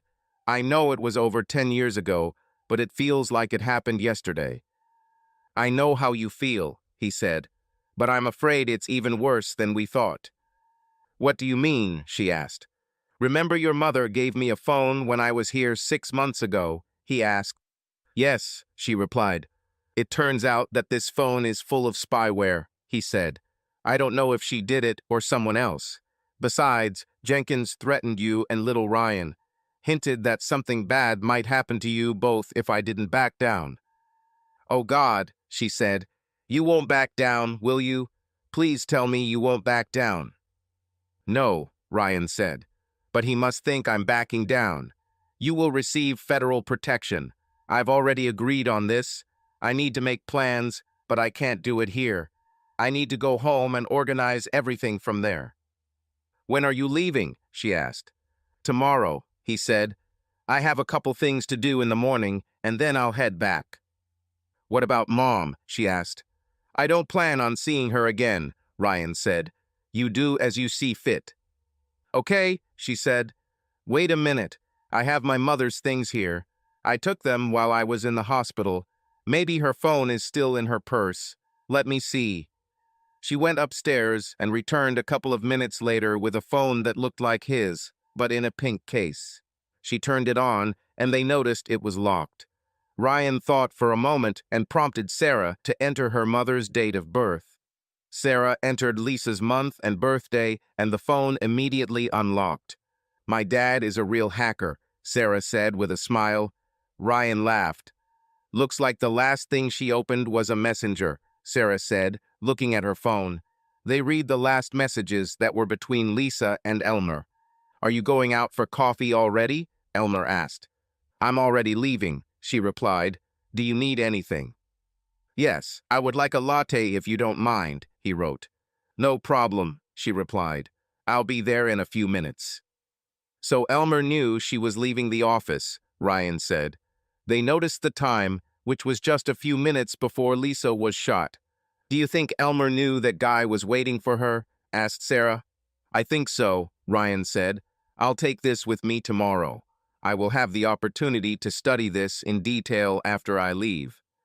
At that moment, Bob entered. Hey guys, I'm home, he announced. His cheerful mood quickly turned serious when he saw their faces. What's happening? He asked.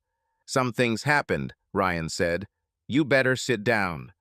Bob put down his briefcase and sat down on the sofa next to Sarah. For the next half hour, Ryan recounted the day's events to Bob. Damn, Bob said when Ryan finished. So what are you going to do now? I'm going home tomorrow, Ryan said. FBI agents should be here any minute. They will protect the three of you. Agents will also be sent to your parents' house, he added, looking at Bob, who nodded. Thanks for thinking about them, Bob said. I better call and warn them.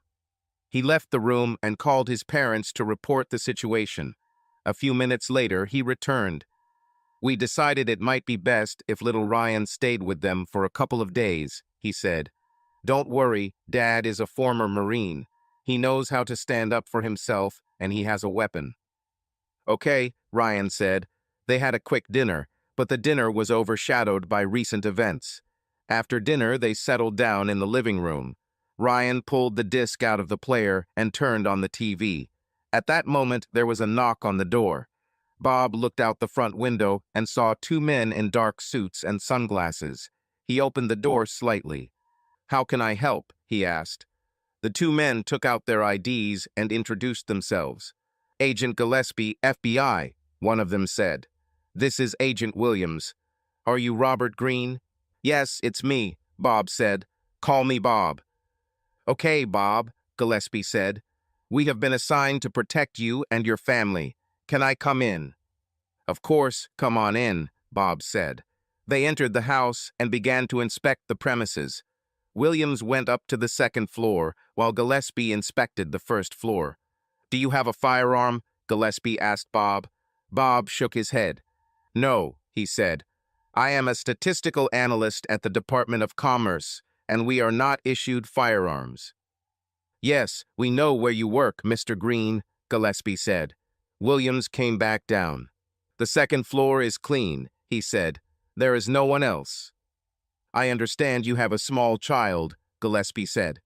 Yes, but he's with Bob's parents now, Sarah replied. We'll be there today and maybe tomorrow. Okay, he said. Agents have been sent there too. Can I get you two something to drink? Asked Sarah.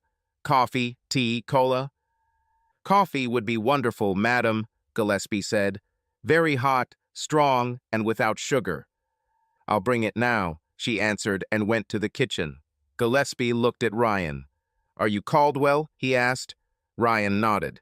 Yeah, that's me, Ryan said. Special Agent Smith has asked me to tell you that he has listened to the audio recording you sent him and has forwarded it to the federal prosecutor, Gillespie said. He expressed gratitude for your help. I appreciate it, Ryan replied. He also asked me to remind you that you are not in Africa or the Middle East, Gillespie said. Ryan smiled and nodded. Tell him my thanks, Ryan asked. Gillespie nodded slightly. If you need to sleep, we have a spare room upstairs, Bob suggested. You can use it if you want. Thank you, Mr. Green, but we won't sleep, Gillespie replied. Right, Agent Williams? No, we're not sleeping, Williams said gloomily. Okay, said Bob. Make yourself at home. Sarah returned with 2 cups of coffee. She handed one to Williams, who accepted it with a slight smile and a nod. She then handed the second to Gillespie, who took a sip. Very hot, strong, and without sugar, just like you asked, she said. Thank you, madam, Gillespie replied. Perfect. I'll be on the back porch, Williams said. Gillespie nodded. I'll be right out front, Gillespie added. If you need anything, let me know. Absolutely, said Bob. Thank you again. No problem, Gillespie said. This is our job. They walked outside and took their positions, leaving Sarah, Bob, and Ryan looking at each other. "Nice people, aren't they?" asked Bob. "They're just doing their job," Ryan replied. "So you're leaving tomorrow?" asked Bob. "Yes," Ryan replied. "I'm leaving in the morning, right after breakfast." "I understand," Bob said. Ryan looked at his daughter. "Are you going to be okay, Princess?" he asked. She nodded. "I'll be fine, Dad," she said. "I'm just so angry at my mom right now that I could scream." "I understand," he replied. "With time, everything will get better. Trust me, I've been through this myself." "At least now I know the whole truth," she said. God, what was she thinking? "She wasn't thinking," Ryan said. "At least not with my head. It's time for me to go to bed. See you in the morning." "Good night," Sarah and Bob said as he went upstairs. The next morning, Ryan woke up, showered, got dressed, and went downstairs, following the smell of bacon and fresh coffee. Sarah put bacon and eggs on his plate while he poured himself a cup of coffee. "Be careful with that coffee, Dad," she said. "I made it extra hot for our guests." "Thanks for the warning," he replied. Bob and two agents were already sitting at the table when he joined them. He noticed that the agents were eating breakfast and couldn't help but notice that they were chewing their food almost simultaneously. "Was it a good night?" he asked. "Yes," Gillespie replied. "But this is just the beginning of the day. They can strike at any time. Are you still leaving this morning?" "Yes," Ryan replied. "Okay," Gillespie said. "No offense, but your presence here increases their danger." "No offense," Ryan said, "and I completely agree with you." Gillespie nodded, clearly satisfied with Ryan's answer. When he was finished, Ryan put his plate in the sink and went upstairs to gather his things. A few minutes later, he came back downstairs and hugged Bob and Sarah. "You two be careful, okay?" he said. "We will, Dad," Sarah replied. Bob nodded in agreement. "Okay," Ryan said. He turned to his daughter. "I want you to know that I will support any decision you make about your mom." "Understood." She smiled and nodded. "Thank you, Dad," she said. "I will take care of her, but I don't support what she did. And I will definitely tell her about this when she wakes up. I know I made you promise to be there for her, but I will support whatever you decide." "Thank you, Princess," he said. "Hug my grandson for me, okay? Tell him I love him." "Of course, Dad," she replied. "Goodbye. Let us know when you get home." "Definitely," he said. He shook hands with the agents and went to Greg's workshop. A young man met him at the counter. "How did it go?" he asked Greg. "Worked all night on it, but now everything is clean and like new," Greg said. "I called your operator and they confirmed that the device was cloned. The other device is locked, so everything should be fine now. I was also able to access the server where everything was stored. There was a lot of material there, so I deleted everything and made a bit of a mess on the server. I think the phone will work faster now that all this junk has been removed. I also turned off the GPS to make them harder to track." "You really did a lot," Ryan said. "Thank you," he added, handing Greg an additional $500. "We shouldn't have," Greg said. Ryan shook his head. "You worked hard, you deserve it," Ryan said. "Take your girlfriend to dinner at my expense." Greg smiled as he pocketed the extra money. "Thank you," he said. "If I can help with anything else, let me know." "Definitely," Ryan replied. He left the store, but before he left the parking lot, he called Jorge. "What's happened?" Jorge asked when he answered. "On my way to the airport," Ryan said. "Do you have a couple of minutes?" "Of course," Jorge replied. "Are you coming home?" "Yeah, at least for now," Ryan said. "How did it go with that Tyron guy?" Jorge laughed at Ryan's deliberate distortion of his name. "He's in custody now, and he's singing like a canary," Jorge said. "The case has been transferred to the prosecutor. He presses charges against Timmy, and he is also considering pressing charges against Elmer Jenkins and others. He received the audio tape you sent to Agent Smith, by the way." "That's good," Ryan said. He told Jorge what happened after he dropped him off with Timmy. "Listen, be careful out there," Jorge said. "I will continue to work on the case as long as necessary, but you should know that you have stirred a hornet's nest.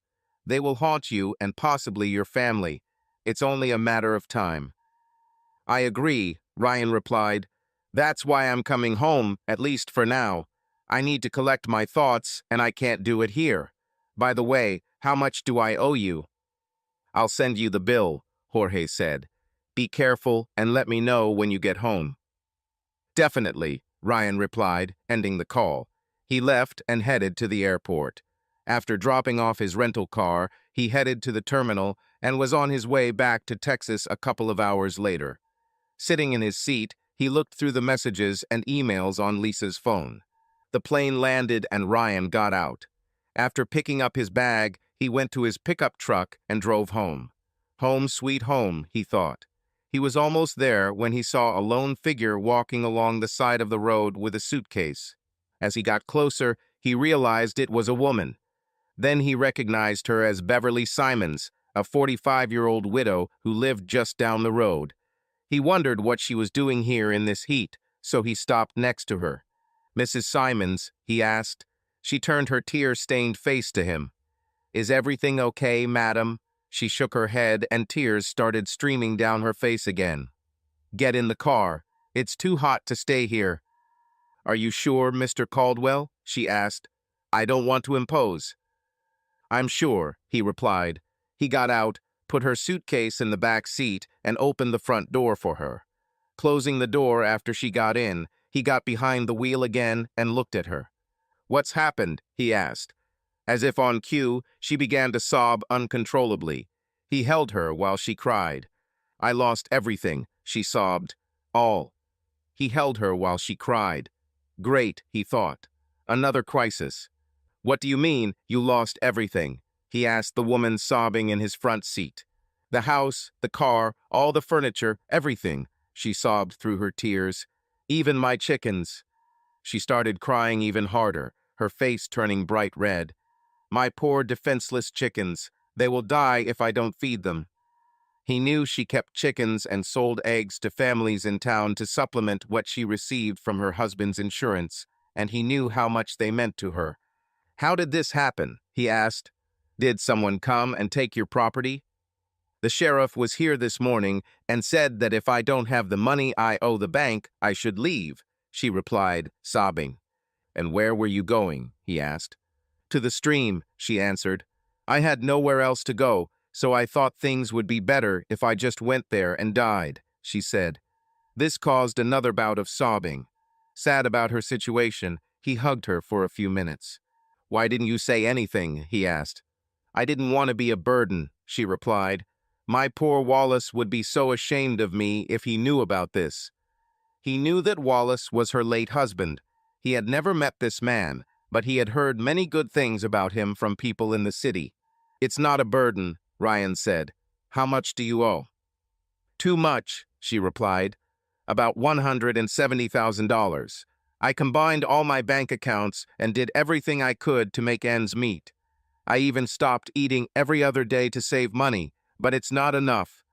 Every time I feel like everything will work out, everything is going to hell. It would be better for me to die." "This is nonsense," Ryan said. "Where do you keep your money?" "At the First National Bank in town," she answered. "There's nothing you can do. All they want is their money." "Same place as me," Ryan said. "Let me make a call." He took out his wallet and found the business card he needed, then grabbed his phone. "First National Bank," the secretary answered when she answered the phone. "I need to talk to Jay Goldsmith, please," Ryan said.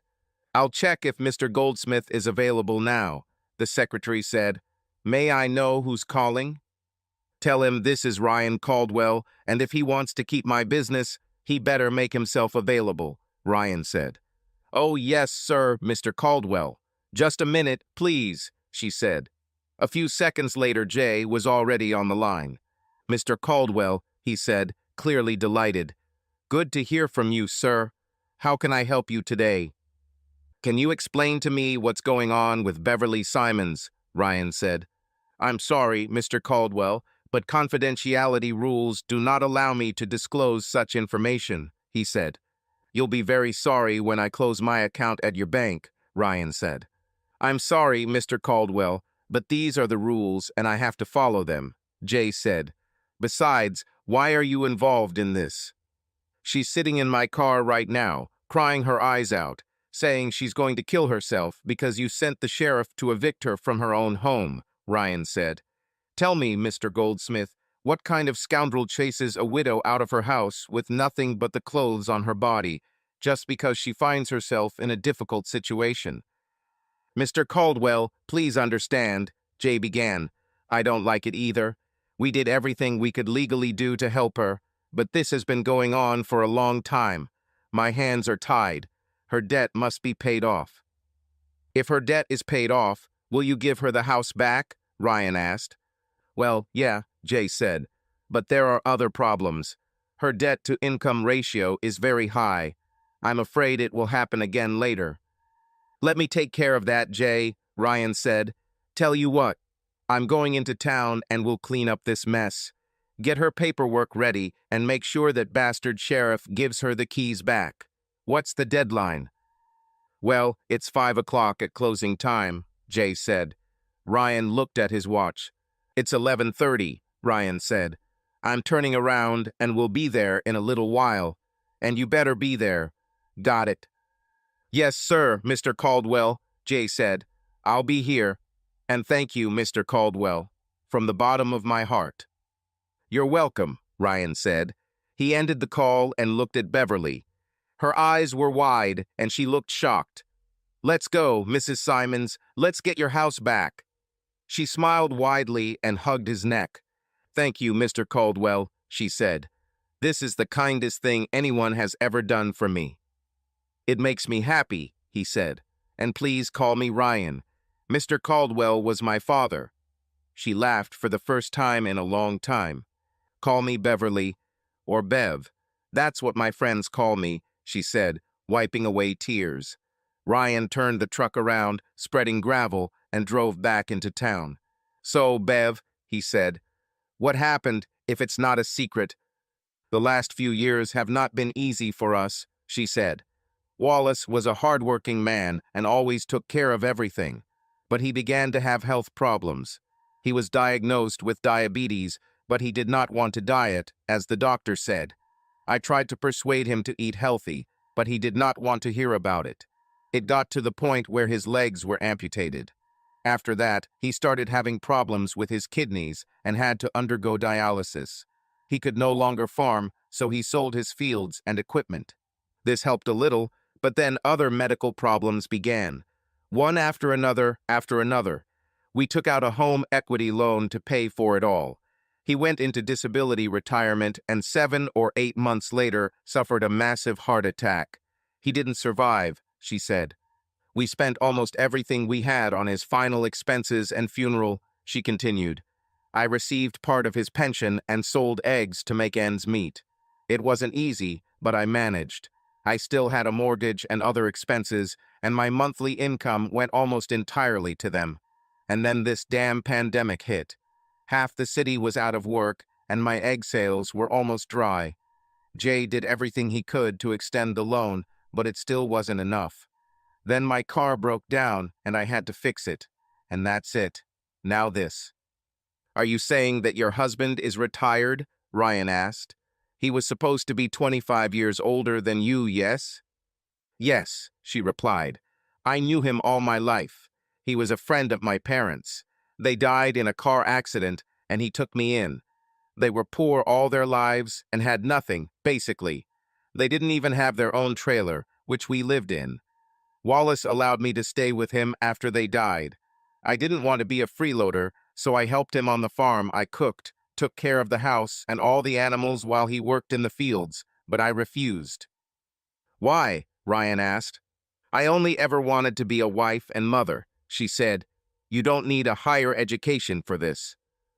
Perhaps so, Ryan agreed. Wallace and I ended up falling in love, she continued. I've always had a little bit of a crush on him, so it was easy for me.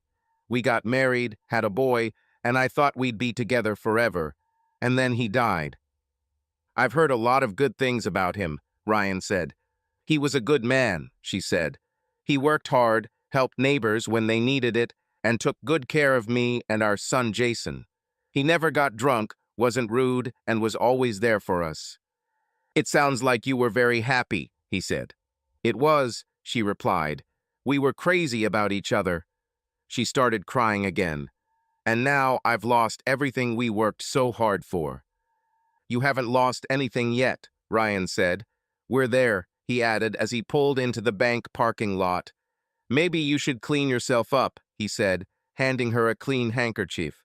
She wiped her face and checked her makeup in the passenger seat sun visor mirror.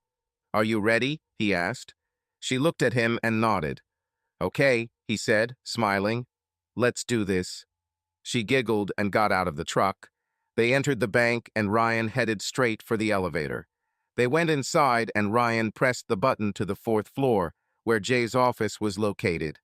An attractive secretary greeted them as they exited the elevator. Mr. Goldsmith is waiting for you, Mr. Caldwell, she said. Please go straight ahead. Beverly looked at Ryan and wondered who this man was and why he was so revered.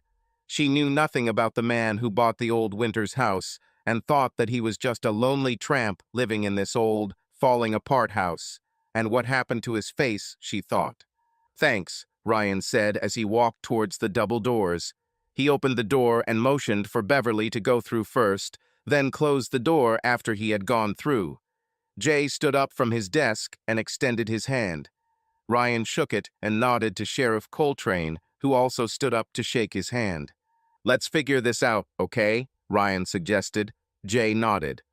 How much does Mrs. Simons owe in total? Jay wrote a number on a piece of paper and handed it to him, $175,253.84. Ryan looked at Jay. If this is paid for, will you give her everything back? He asked. Yes, Jay replied. But like I said earlier, he began before Ryan interrupted him. Yeah, I know, Ryan said. Debt-to-income ratio. But if her debts are paid off, that shouldn't be a problem, right? From what I understand, that's the entire amount she owes on all her obligations. That's true, Jay confirmed. But she still has monthly expenses. Bills, utilities, gas, food, etc. What she gets now barely covers it. Okay, Ryan said. Let me take care of this. What needs to be done? Jay put the card reader on the table. Just insert your debit card and enter the code, he said. Ryan did it. Now enter the amount you want to transfer, Jay added. Ryan did some quick math in his head and entered the amount of $1,750,000.84. It was a little less than 1% of what he had deposited at Jay's bank, but he thought Beverly deserved a break. Are you sure about this? Jay asked, his eyes widening. Absolutely, Ryan confirmed. That should mitigate any problems with her debt-to-income ratio, right? Even after taxes, it should last her for a long time. Yes, it is, Jay replied. He turned to Beverly. Mrs. Simons, please insert your bank card to complete the transfer. Beverly nodded and inserted her card into the card reader. They watched as Jay pressed a few buttons on the computer. The translation is complete, he said. Let me do one more translation. Wait a minute. They watched him type something on his computer. He pressed the enter key and watched the process for a few more seconds. He then pressed a button on his phone and the secretary answered. Yes, the secretary answered. Mrs. Barber, please come to my office, he asked, and take a notary stamp with you if you can. Now, sir, she replied. A few minutes later, she entered the office. Jay looked at Sheriff Coltrane. Sheriff, would you mind witnessing my signature on this? He asked. It would be an honor, the sheriff said, standing up. They signed all the papers and Mrs. Barber notarized them. She made copies and returned to Jay, who gave copies of the documents to Beverly. Mrs. Simons, here are the documents confirming that all your debts to this bank have been paid in full, he said. You'll receive the title to your home and the title to your car within days. He turned to the sheriff and handed him another package of documents. Sheriff, could you please take this to the court and have it processed starting today?" "It will be my pleasure," said the big man, accepting the documents. "While I'm at it, I'll remove the public notice from the paper. I don't want people to think anything is wrong." "Do it," Jay said. It was common for the local newspaper to publish public notices about legal matters, such as foreclosures, divorces, and auctions. Sheriff Coltrane approached Ryan, holding documents in his hands. "Mr. Caldwell," he said, "I want you to know that it was really hard for me to do what I did earlier. I don't get any pleasure out of it. Please accept my apologies." "Acknowledged," Ryan replied, "but I think you should apologize to her." "You're right," the sheriff said, nodding toward Beverly. He smiled at her. He took a bunch of keys from his pocket and handed them to her. "I'll send a deputy to your house to remove all the locks," he said. "You take care of this man now, okay?" She smiled as she accepted the keys. "Thank you, Sheriff," she said. "I will." He turned back to Ryan. "It was the most amazing thing I've ever seen," he told Ryan. "You are a good man, Mr. Caldwell, and I thank you from the bottom of my heart." "Thank you, Sheriff," Ryan said. "You let me know if I can help you with anything, okay?" the sheriff suggested. "Actually, I have one request," Ryan said. "Which?" Sheriff Coltrane asked. "No publicity," Ryan said. "I know how things like this can spread in a small town, and I don't want any publicity." "Consider it done," the sheriff said. "Have a great day," he added, touching his gray Stetson before heading out. "Here is your new balance, Mrs. Simons," Jay said, handing Beverly a small piece of paper. Her eyes widened when she saw the amount in the account. She turned to Ryan. "I can't accept this," she said. "I can never give this back to you." Ryan smiles. "Don't even think about it," he replied. "And yes, you can accept it." He turned to Jay. "I assume you will appoint one of your financial advisors to help her create a budget and manage those funds so that they will last for a long time." "I'll handle it personally," Jay said. "Just curious, why did you do that?" "I don't mind helping someone who is genuinely trying," Ryan said. "Besides, I know what it's like to lose everything that means something to you. A wise old man once gave me a second chance, so I decided to do the same for another person." "I understand," Jay said. He turned to Beverly. "Call me this week, and we can set up a meeting, okay, Mrs. Simons?" he asked. She nodded. "Definitely," she said. "Thank you very much." They said goodbye and left the bank. Beverly was stunned by what Ryan had done and wondered what he would want in return. He opened the door of his truck and helped her inside, then took his place behind the wheel. "When was the last time you ate properly?" he asked. "It's been quite a while," she replied. "Why do you ask?" "I don't know about you, but I'm hungry," he said. "Why don't you let me treat you to a nice dinner?" "Are you sure?" she asked. "After everything you've already done?" "It's just lunch," he said. "Besides, it won't be long before the sheriff's deputy gets to your house." "Okay," she agreed. "It's been a while since I've been invited to dinner by a handsome man." "Maybe you should get your eyes checked," Ryan chuckled, pointing to his scar. Beverly smiled. "A woman's intuition tells me that behind this rough exterior there is a kind, handsome man," she replied. Ryan chuckled as he started the truck's engine.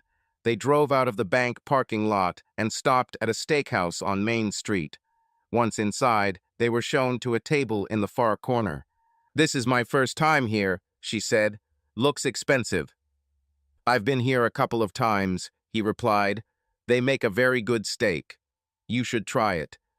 "Maybe I will," she said. "It's been a long time since I've had steak." They placed their order and waited for the food to arrive. "So," Beverly began, "I told you my story. What's yours? What did you mean when you said you know what it's like to lose everything?" "I was married once too," he began. "It was a long time ago. I thought I had a good life, but everything went to pieces." "What's happened?" she asked. "I was a mechanic," he said, "as certified master mechanic. Dreamed of one day opening my own shop." "Mechanic?" she asked again. Are you still fixing cars? Not for a long time, he replied. What happened, if it's not a secret? She asked. I don't mind sharing, he said. We were married for about 17 years with my high school sweetheart. I had a good job, a comfortable home, and a family. One day my wife came home and announced that she wanted a divorce. She said that she did not want to be married to a dirty mechanic who was going nowhere. Not moving. She seems to have found greener pastures with a wealthy oil tycoon. Oh my God, Beverly said, it must have been terrible. It was, he admitted, and to add salt to the wound, my daughter announced that she would go with my wife. I'm so sorry, she said. It's not your fault, he replied.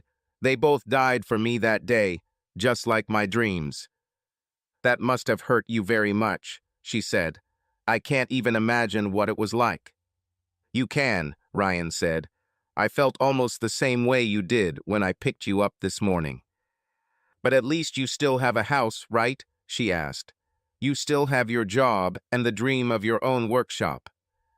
Without Lisa and Sarah, none of this mattered anymore, he replied. And what did you do? She asked. I cried in my beer mug. I even thought about committing suicide a couple of times, he said. Oh God, she said. One night after the divorce was finalized, I ran into an old friend at a bar, he continued. He offered me a job and I accepted. I spent the next 9 years traveling abroad a lot. What were you doing? She asked. Where have you been? I was what you might call a private security consultant, he said. Wherever there were bad people with bad intentions, stopping good people from living honest lives, that's where I was. Africa, South and Central America, the Middle East. Take your pick. So you were something of an equalizer, she said. I never thought about it that way, he replied. But yes, you can say that it was so. And I guess you got paid well for that job, she said. Yes, he confirmed. Much more than I ever made as a mechanic, and I had a friend who helped me make even more money with the money I was making. Is that how it happened? She asked, pointing to the eye patch and scar on his face. He nodded. Yes, he said. This was my last job. The sheikh I worked for made it so that I could retire from this business. Is this the wise old man you were talking about earlier? She asked. He was, Ryan said. He told me to go to a quiet place and find peace. And you came here, she said. Ryan nodded his head. Yes, he said, and this has been my home ever since. I always wondered why anyone would buy this old house that was falling apart, she said. I remember playing with the children who once lived there. Even then, the place looked deserted. What are you doing now? Right now, I'm just dealing with family issues, he said. I thought you said your family was dead to you, she said. It was, Ryan said. It turns out that my daughter married an analyst who somehow managed to find me. She had a rare blood disease and required a bone marrow transplant. I helped her. And of course, I met her mother. Let me guess, Beverly said. They want you and your ex-wife to be friends or something, right? Ryan chuckled. Something like that, he said. Have you made up? She asked. What, make up with her? He asked again. He shook his head. No, he finally said. It's a little difficult. No, Ryan, she said. She broke your heart with her betrayal. I understand that you wanted to help your daughter. She is your flesh and blood. But I can't imagine becoming friends with the person who destroyed you like that. You are very wise, Beverly Simons, he said. Plus, I learned a few new things about my ex. About? She asked. I just got back from meeting my family, he said. She was shot in the head. I'm sorry to hear that, she said. Do they know who did it? We know, he said. We have an idea why this happened. Wait a minute, she said. I saw something on the news about a female CEO of an oil company who was shot and killed. Was it her? Yes, he said. Wow, she said. So what now? I don't know, he said. If there's anything I can do to help, let me know, she said. He smiled. I don't know how you can help, but thanks anyway, he said. They finished lunch and left. I don't feel comfortable asking after everything you've already done, she said. But could you stop by the Piggly Wiggly store? I need to buy something. Of course, he said. I need to get something myself. They stopped at the store, and he walked with her, pushing the cart as she filled it with groceries.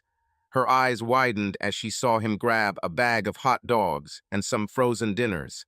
Are you eating this? She asked. Yes, but what? He asked. It's better to have the cardboard that this crap is packed in, she said. That's what I heard, he said. They paid for their purchases, and Ryan loaded them into the truck. They got back into the car and drove on. When they got to her house, the gate was unlocked and open. He drove to the house and parked in front of her two-story ranch house, then helped her carry her groceries inside. Well, I have to go home, he said. She stopped him at the door, hugged him, and kissed him on the cheek. Thank you for everything, she said. I don't know what I would have done if you hadn't given me a ride. He smiled, looking at her beautiful face. It was my pleasure, he said. If you need anything else, let me know. Absolutely, thank you, she said. Can I come see you from time to time? Any time, he said. Let me write down my number for you. He wrote his number on the piece of paper she gave him and gave it back to her.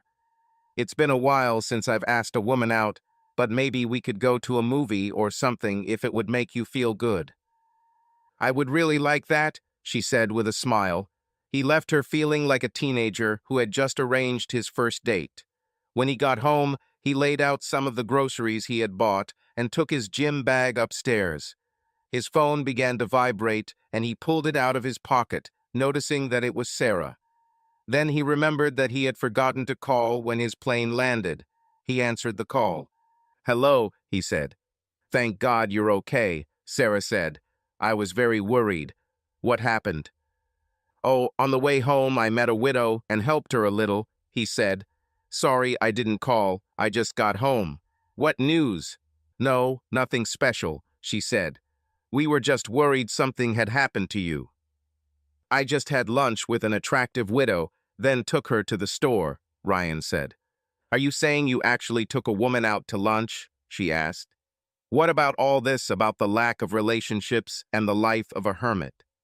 Well, maybe I was too hasty with that, he said. Someday you will have to tell me about this attractive widow, she said. I might do that, he said. Are you still with the FBI? Yes, she said. Giles Spy plays cops and bandits with little Ryan, if you can believe it. I wish I could see that, Ryan said. Listen, be careful, okay? Of course, Dad, she said. By the way, I need to go cook dinner. I'll call if I hear anything new. Do it, Ryan said. The call ended, Ryan went downstairs, prepared a fresh pitcher of sweet tea, then walked out onto the front porch. He sat down in his rocking chair, lit a cigarette, and took out Lisa's phone. The first thing he did was check to see if it had any spyware on it, as Greg had shown him earlier. He didn't find anything, but just in case, he turned off the GPS. He didn't think anyone would track the phone since she was in a coma, but it was better to be safe than sorry. He spent the next couple of hours going through her emails and messages, trying to find anything that would give him any hint of what was happening. Most of the letters concerned dry business matters that told him little. There were letters about things like audits and balance sheets, and a few letters about minimizing the damage from Jake's upcoming lawsuits, but nothing that helped him truly understand the situation. Then he came across a letter that mentioned a retreat. I bet you're looking forward to this year, Elmer wrote. He looked through the correspondence and read her response. This will be the first retreat without Jake, she wrote. I can't wait to get away and recharge. Ryan thought about the exchange and remembered Elmer mentioning the retreat. What did he say then? He racked his memory and remembered that Elmer had told him about how Lisa had gone crazy at their annual summer retreat. He figured out how to search by mail and started searching using the word retreat. He watched as the app searched for a keyword, the arrow spinning non-stop. He put his phone aside and picked up his own, dialing Jorge's number. Hey, Ryan, Jorge said when he answered the phone. I see you are already home. Yeah, I'm back, Ryan said. Listen, I need you to find something. What exactly? Asked Jorge.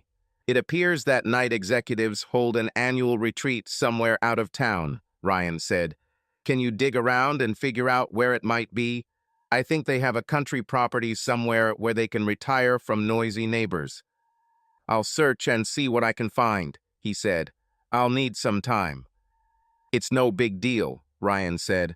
Let me know as soon as you find something. They ended the conversation and Ryan had another idea.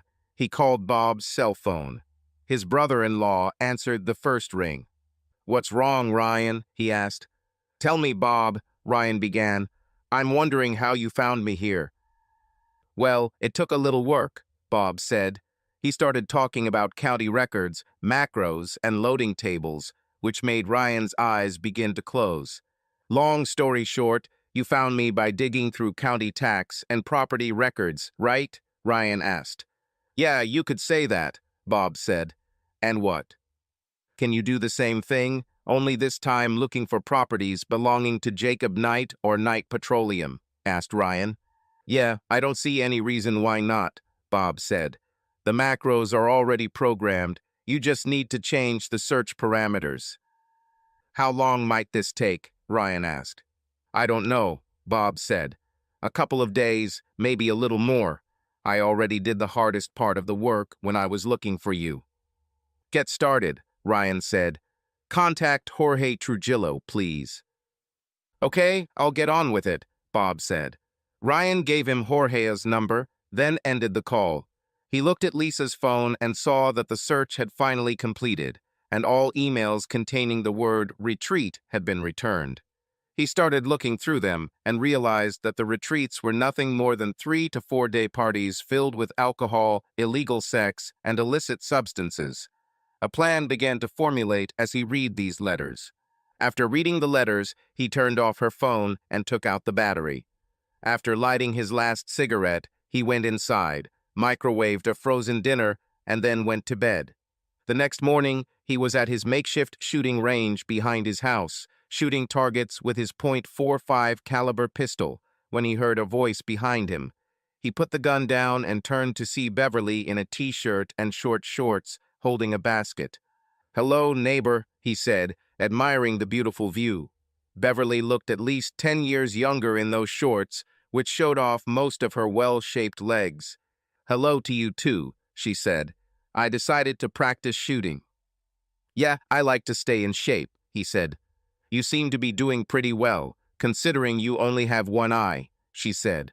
Can I try it? Of course, he said, handing her ear protection. She put them on, then inserted the magazine and inserted it into the handle. He was impressed that she knew how to use a gun. She took a stand and, holding the pistol in both hands, fired 9 bullets at the paper target he had set. She put down the gun and they looked at the target. One shot went up and to the right, but the rest formed an impressive group in the center of the target. Great shooting, he said. Where did you learn this? Wallace taught me how to shoot when I was old enough to hold a gun, she said. Did he have guns in the house? Ryan asked. Of course, she said. But we had to sell them. Everything except my old .410 shotgun. I use it to keep coyotes away from chickens. I'm impressed, he said. I take it you have a couple of guns too, she said. Yes, a couple, he said. What's in the basket if it's not a secret? It's no secret, she said. I made lasagna and thought we could have dinner tonight. If you don't mind, of course. I don't mind lasagna, he said. Let's go to the house. It's just dinner time. He took the basket and they went to the house. I really like what you did with this place, she said. Doesn't look as sad as before. Thank you. This place treats me well, so I decided to decorate it a little, he said. He opened the back door and motioned for her to come in, examining her legs as she walked in front of him. He noticed that there were only 1/4 inch of jeans between her legs as she climbed the steps into the house. Wallace was lucky to be with her, he thought to himself. I see you also renovated the inside, she said. Very nice, but it seems a little austere, she added, looking around at the empty walls. Well, I don't see the point in cluttering the walls, he said. Maybe you need to make some new memories here, she said. Happy memories. Maybe, he said with a thoughtful look. He placed the basket on the kitchen table, and she began to unpack it, placing the dish of lasagna on the rack he had next to the microwave. He took out a couple of plates and cutlery and placed them on the table. Then he took a couple of glasses. I hope you don't mind sweet tea, he said. There's also Coca-Cola. Sweet tea is the way to go, she said. He put ice in glasses from the refrigerator door and poured tea for both of them. He took a couple of coasters out of the drawer and set the lasagna on the table. Beverly took the stand and placed it on the table. He took a spatula and put a portion of lasagna in it. I hope you like it, she said. I haven't cooked something like this for a long time. I like to add a lot of mushrooms and cheese. I love lasagna, he said, especially when it's loaded with mushrooms and loaded with cheese. He took a piece and enjoyed the taste. Oh my God, Beverly, this is the best lasagna I've ever had. She smiled, her face flushed with embarrassment. Thank you, you're very kind, she said.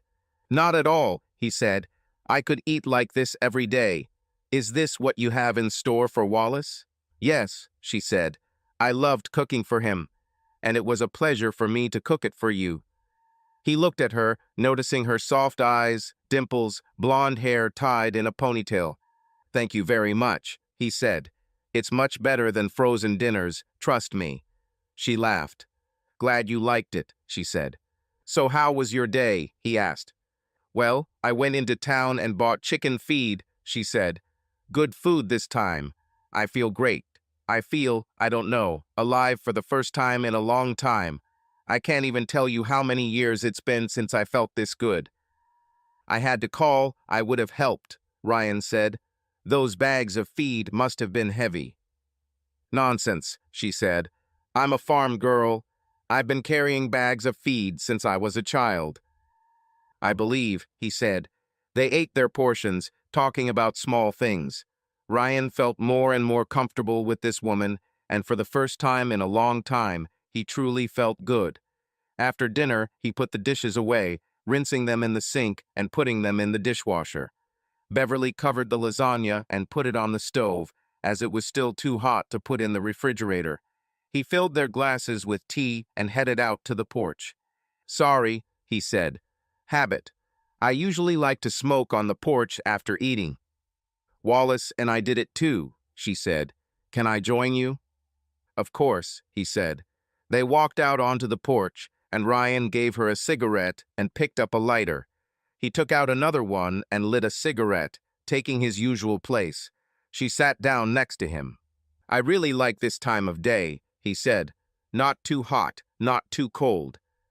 Me too, she said. It's been a long time since I could just relax and enjoy the moment. I understand, he said. Tell me, how long were you married? I think about 23, she said. I was 19 and he was 44. We were so in love. You said you had a son, Ryan said. Where is he now? He studies at the Naval Academy in Annapolis, she said. I received an appointment from Congress. He is a second-year student. I want to be a naval aviator. You must be proud of him, Ryan said.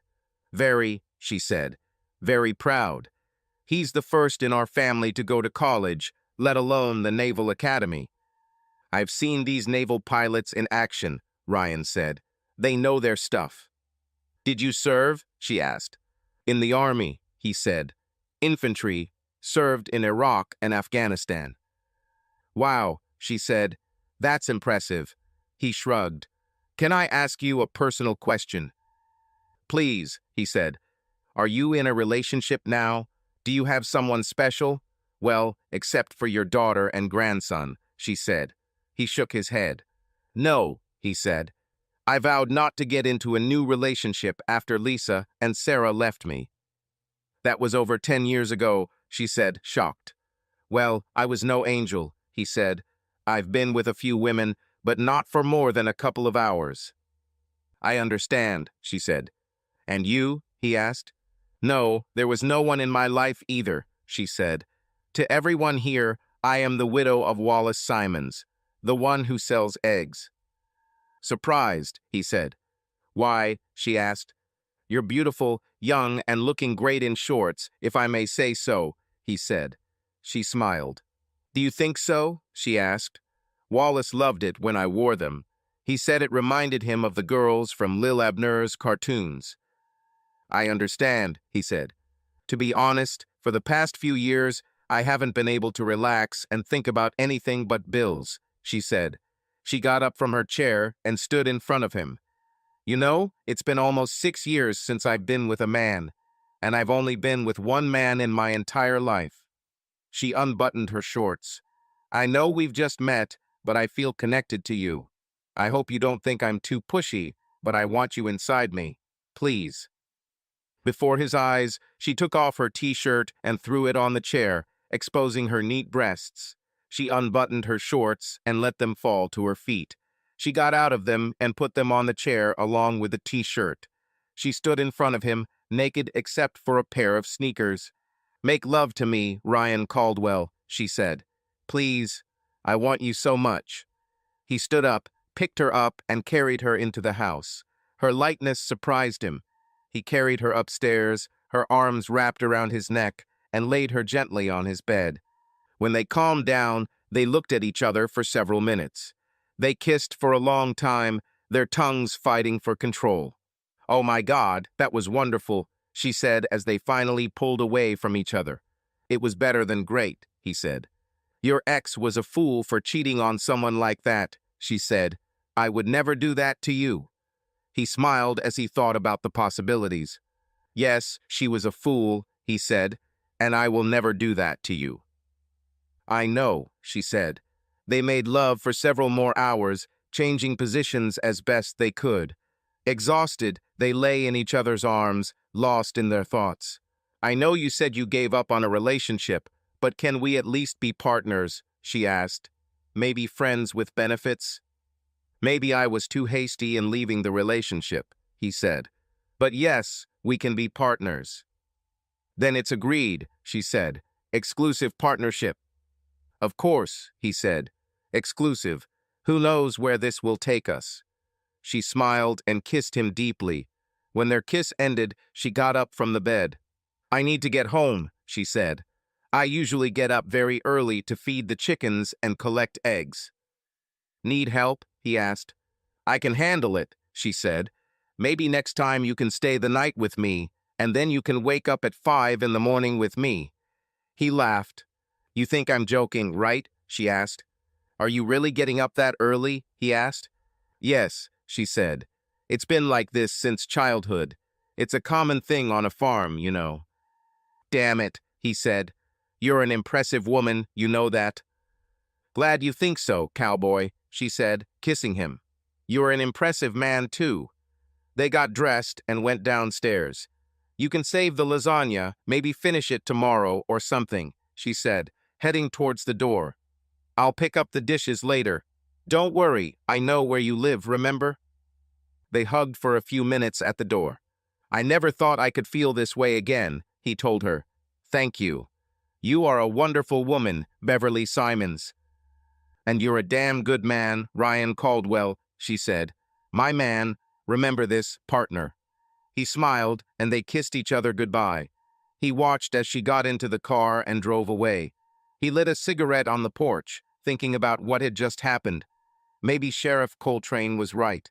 Could Beverly really be the woman he's destined to be with? For the first time in a long time, he felt content, even happy. Having finished smoking, he returned to bed. The next 2 weeks flew by for Ryan. After that first night with Beverly, he began spending every other night with her, waking up at 5 in the morning after a wild night of love. He even helped her with the chickens, and his respect for her grew every day. He realized how hard she worked. It turns out that these bags of feed can actually be quite heavy. How she carried them all these years alone, he wondered. Besides taking care of the chickens, she kept the house immaculately clean, cooked meals fit for a king, and still had enough energy left over to make him a new man at night. In addition, her business selling eggs began to gain momentum again, so she spent most of the day delivering eggs and taking orders for new deliveries. On the nights he stayed home, he still woke up at 5 in the morning, so he started the day with a workout and a run. He spent the rest of his time going through years of Lisa's correspondence, trying to extract at least some useful information from them. He also kept in touch with Jorge, Bob, and Sarah. Bob and Jorge were pretty sure they had the location of Knight's retreat figured out. "Looks like it's just a couple hours north of you in New Mexico," Jorge said. "Seriously?" Ryan asked. "Yes," he said. "I'll send you a Google Map link and you can see for yourself." He did so, and Ryan printed out a large map of the area to study it in more detail. Sarah told him that Lisa had finally been brought out of her induced coma. As the doctor feared, the brain damage turned out to be quite serious. She lost most of her motor functions and could barely speak. She was now confined to a wheelchair for most of the day and undergoing physical therapy. But the doctor said it was unlikely she would ever be able to walk more than a few steps at a time. She has also received speech therapy, and doctors say it is possible that she will one day be able to fully communicate on her own. FBI agents were still guarding Bob, Sarah, and Ryan's parents, but authorities were beginning to believe that the danger was likely over and were considering lifting the guard. The legal case against Jake was moving slowly, and as far as Ryan could tell from contacts with the FBI, the investigations against Knight and Elmer Jenkins were stalled by minor details and legal procedures. A couple of weeks later, Ryan decided it was time to tell Beverly what was going on, and so one night over dinner, he explained the whole situation to her. He even told her about the 9 years he spent as a mercenary. She sat silently while he laid everything out in front of her. When he finished, she nodded and thought for a minute before answering. "Thank you, Ryan," she said. "I appreciate that you trust me enough to tell me the whole truth. I understand why you haven't done this before. I probably would have done the same. The truth is that I suspected something similar." "Is it true?" he asked. "Yes," she said. "You can dress like a normal person, but it's obvious that you're not just some dumb hillbilly. I see how you behave, how you react to everything that happens, and how you analyze everything almost as if you were planning some kind of defense, almost as if you were expecting an attack. I saw that distant look that you sometimes cast, as if you were 1,000 miles away, and I heard you scream in your sleep." He looked at her, amazed. "Who is Dawson, by the way? I heard you shout something like, 'Dawson, no!' What is this about?" "He was my buddy," Ryan said. "We were in Africa. A grenade was thrown into the camp. Everyone else ran for cover, but not Dawson. He covered the grenade with his body just as it exploded. He saved us all." "But he didn't survive, right?" Beverly asked. Ryan shook his head, remembering that night. "No," he said, tears rolling down his cheek. "We were surrounded and couldn't get him out. We used his body to cover the others. He had a wife and 3 children. I was the one who should have told her that he wasn't coming back." "Oh my God," she said. "It must have been terrible." "I've lived with this guilt ever since," he said quietly. "I keep thinking that it should have been me in his place. He had a family to live for. I had nothing." She walked up to him and hugged him while he cried bitter tears. "It's okay," she said. "It's in the past. It's all over. Now I'm with you. I'm curious, why did you decide to tell me all this now?" "Because I'm starting to fall in love with you, Beverly," he said. "I don't want there to be any secrets between us." "You know what, cowboy?" she asked. "I'm starting to fall in love with you too. I'm your partner in all of this, remember?" He nodded. "And where you go, there I go. That's my nature. Can you hear me, soldier?" He smiled and nodded. "I hear you," he said. "Clear and clear." "Okay," she said. "So what are you planning to do with this retreat? Are you going to go there?" "I don't know," he said. "It tempts me. There's still a lot to think about." "Just don't do anything stupid," she said. "I just found you, and I don't think I could handle losing you." He smiled. "Don't worry," he said. A week later, the call he had been dreading came. He had just finished dinner at Beverly's when the phone rang. "Ryan?" Bob asked when he called. Ryan knew right away that Bob was upset. What's going on, son? Ryan asked. They took Sarah and little Ryan, Bob said, panicking. Who took them? Ryan asked. Elmer's people, Bob said. I came home from work and 2 FBI agents were dead in our living room and Sarah and Ryan were gone.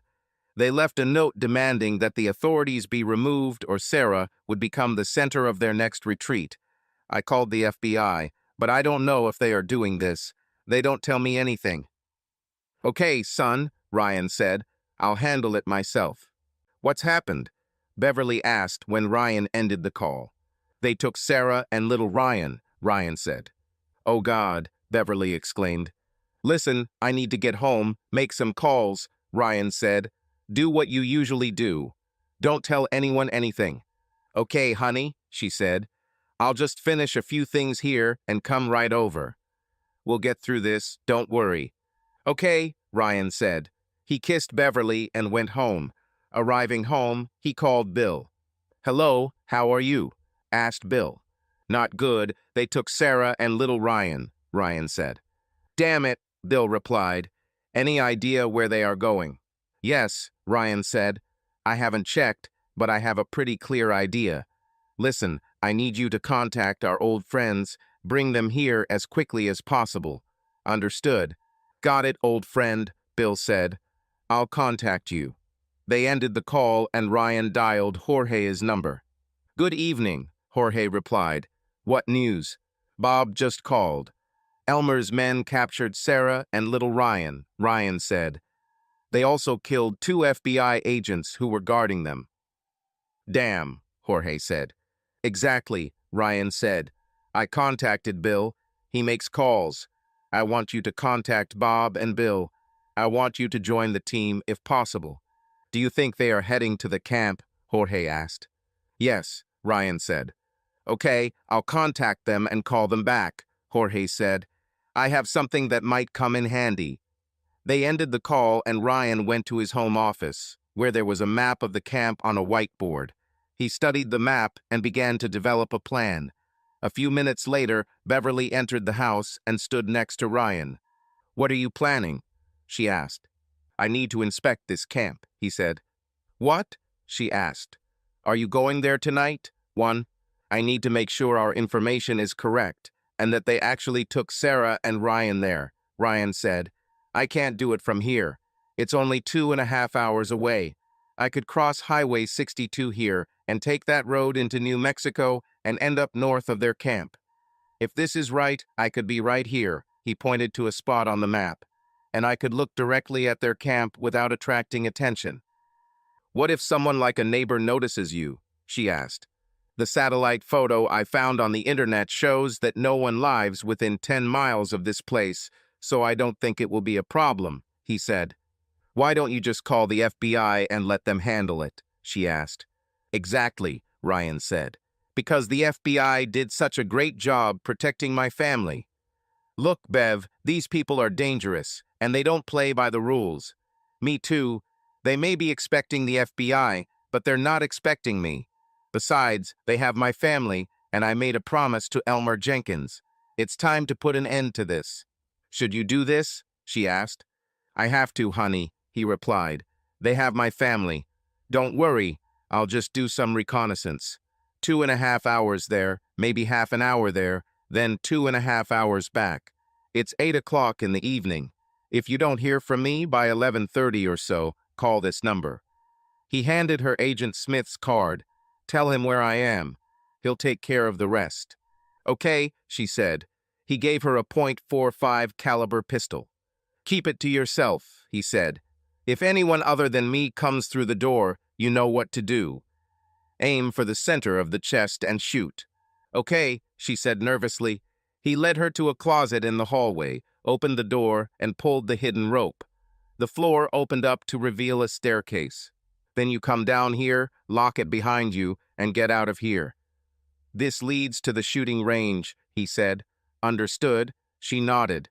I understand, she replied. Okay, he said. I need to grab a couple of things, and I'm leaving. He returned to his office and took the backpack he had packed earlier. Beverly went to the kitchen and returned with a thermos full of fresh, hot coffee. He smiled as she handed it to him. "Remember that I love you," she said, kissing him deeply. "I love you too," he replied, returning the kiss. "Don't worry, this is just reconnaissance. I'll call you when I'm on my way back. Don't call me. If Bill, Bob, or Jorge call, tell them to text me. I'll call them back." "What if the people who kidnapped your daughter call? What should I tell them?" she asked. "Tell them I went out for a beer or something," he said. "Record a message, write to me, and I'll call you back." "Okay," she said. They kissed again and Ryan was on his way. She watched his truck drive down the driveway with tears in her eyes. "Please, God," she prayed, "save my man and return him to me." Ryan filled both of his truck's tanks in town, as well as the 2 5-liter jerry cans he kept for emergencies. He knew there was a gas station at the intersection of the road and the highway and planned to refill his tanks there, but did not want to take the risk. He continued through town and onto the highway, where he filled the tanks and refilled the thermos. Now the path lay in New Mexico. He followed the road carefully and finally reached his destination. He put the truck in 4-wheel drive and drove down the dirt road for about 100 meters before turning off the engine. He took his backpack and applied camouflage paint to his face. Taking night binoculars, he carefully made his way to the rocks overlooking the camp. With binoculars attached to his head, he scanned the area and noticed that a Learjet was parked at one end of the dirt runway, indicating that the board of directors, along with Sarah and little Ryan, were already there. He scanned the camp itself and noticed that it was surrounded by a high chain-link fence. He must be energized, he thought, seeing the signs attached to the fence. He suspected that the place was surrounded by sensors to detect possible intruders. There was one gate guarded by 2 guards, and he counted 12 other guards patrolling the area. Maybe there are more of them, he thought. Perhaps they are already inside one of the wooden buildings. He studied their movements and took notes on a notepad. As he watched, he saw a woman and a small boy being led into one of the buildings, guarded by an armed guard and a large man whom he assumed to be Elmer. Without a doubt, it was Sarah and Ryan. He marked the building on his notepad. He noticed several other unarmed people walking aimlessly between buildings with no regard for safety. They seemed slightly drunk, and he could hear them laughing and joking, although he couldn't hear what they were saying. Perhaps these were other members of the council who came to the festivities. He took notes on the area and the general layout of the camp, then slowly walked back to the truck. Checking his watch, he realized he had been there for just over 30 minutes. He put everything back and wiped the camouflage paint off his face. He reconnected his smartphone to the truck's Bluetooth so he could use it hands-free, then carefully returned to the road without turning on his headlights. When he got to the road, he turned and drove off without turning on his headlights for about a mile. Luckily, there was enough moonlight to see the road. Feeling that he was out of danger, he called Beverly. "Are you okay?" she asked as soon as she answered the call. "Okay," he said. "I'm on my way back." "So you got what you wanted?" she asked. "Oh, yes," he said. "No problem. What news do you have?" "Yes, Jorge called me. He told me to let you know that they are on their way, and you can call him when it's safe," she said. "They? Who are they?" Ryan thought. He dialed Jorge's number.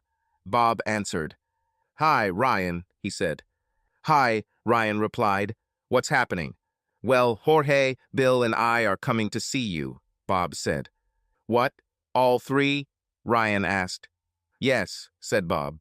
"Listen, son, this is not a hike in the woods," Ryan said. "I know, Ryan," Bob said, "but they have my family, and I'm not going to just sit around and wait for someone else to do it." Ryan understood how Bob felt, so he decided not to argue over the phone. "We'll talk about this later," Ryan said. "Let me talk to Bill." He heard the phone being passed to Bill. "Yes, boss," Bill said. "Have you contacted the team?" Ryan asked. "Yes, with some of them," Bill said. "I talked to Ian, Buster, Cap, and Jim. They are already on their way to you. Should be there by noon." "Okay," Ryan said. "When do you think you will be there?" "At the rate Jorge is going, I think it will be about 5 in the evening," Bob said. "Damn," Ryan thought. Jorge is probably driving like crazy. Okay, see you then, Ryan said. Be careful. He ended the call and continued driving.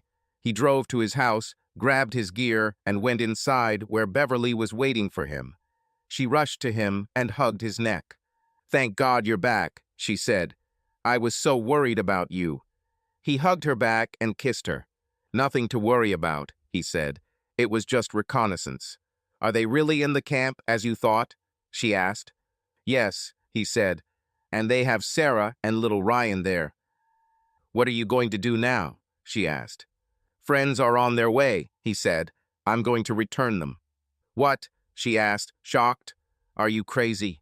Perhaps, he said. I warned Elmer Jenkins what would happen if he touched my family. You should probably stay here tonight to be safe. Okay, she answered quietly, but I'll have to take care of the chickens in the morning. I'll go with you, he said, just in case. Do you have any deliveries tomorrow morning? There are a few, but they are nearby, she said. Perhaps it would be better for me to go with you, he said. Thank you, but that's not necessary, she replied. I don't think they'll come for me, but I'll take a gun just in case. Take your phone with you, he said. Be careful. If you notice anything suspicious, call me immediately. I promise, she said. They slept restlessly for several hours, then got up. Beverly prepared breakfast while Ryan showered and got dressed. After breakfast, they went to her house and took care of the chickens. Beverly packed eggs for delivery and her .410 caliber shotgun. Can you do me a favor? He asked, taking a $100 bill from his pocket. Of course, she replied. Can you stop at Jerry's on the way back and buy a couple 12 packs of beer and about 10 cigars? He asked. Jerry's was a small country store serving local residents. Are we having a party? She asked. He smiled and shook his head. No, he said. This is a tradition. Okay, she replied. Thank you. And remember, call me if you see anything suspicious, he said. I promise, she replied. I'll let you know when I'm done and on my way back. They kissed, and he watched her drive away. Then he returned to his home and began to study the map. After a while, the phone rang. He looked at the screen and saw that the number was unknown. He wanted to let the call go to voicemail, but decided to answer. Hello, he said. Ah, Mr. Caldwell, came a voice that Ryan immediately recognized as belonging to Elmer Jenkins. You are exactly what I need. What do you want, Jenkins? Ryan asked. I need you to get the feds off my tail, Elmer replied. I'm not in charge of the FBI, Ryan said. And anyway, why should I do this? Because I have your daughter and grandson, that's why, Elmer said. I don't believe you, Ryan replied, although he knew that was not true. Let me talk to them. Okay, Elmer said. Ryan heard movement, then Sarah spoke. Dad? She asked. Are you okay? Ryan asked. And little Ryan? I'm fine, but they drugged Ryan and he's asleep now, she replied. Hold on, princess, he said. I'll take you home soon. Not so fast, Elmer intervened. You have 24 hours to remove the feds, otherwise your beautiful princess will return to you beaten. Do you remember what I told you, Jenkins? Ryan asked. Elmer laughed. What are you going to do? He asked. You're just an old, worn-out, one-eyed mercenary. Better come up with a good argument for your FBI friends, and come up with it fast. You just know, Jenkins, Ryan said. I always keep my promises, so I hope pain is something you like because I'm coming for you. You and what army? Elmer laughed. 24 hours, old man. Do what you have to do. Ryan wanted to say something, but Elmer had already ended the call. He looked at his watch and saw that it was almost 11 a.m. He remembered Bill saying the rest of the team would arrive around noon, so he went upstairs. He pulled a chest out of the closet and opened it. He hadn't used the equipment in about 4 years and wasn't sure if the old uniforms would fit him. He pulled out a folded set of desert camouflage and a pair of worn combat boots. He took off his clothes and put on a black t-shirt and camouflage pants. Taking off his cowboy boots, he put on his combat boots and laced them up, then pulled his pants over his boots. He was surprised that the old trousers still fit him. He grabbed a waist belt and other equipment, then pulled out an old desert camouflage hat and jacket from the chest. He slammed the lid of the chest, then went downstairs. He tossed his jacket and hat onto a chair in his office and examined the equipment. A few minutes later, the phone rang. He looked and saw that the call was from Beverly. "Hi," he said when he answered. "Everything is fine."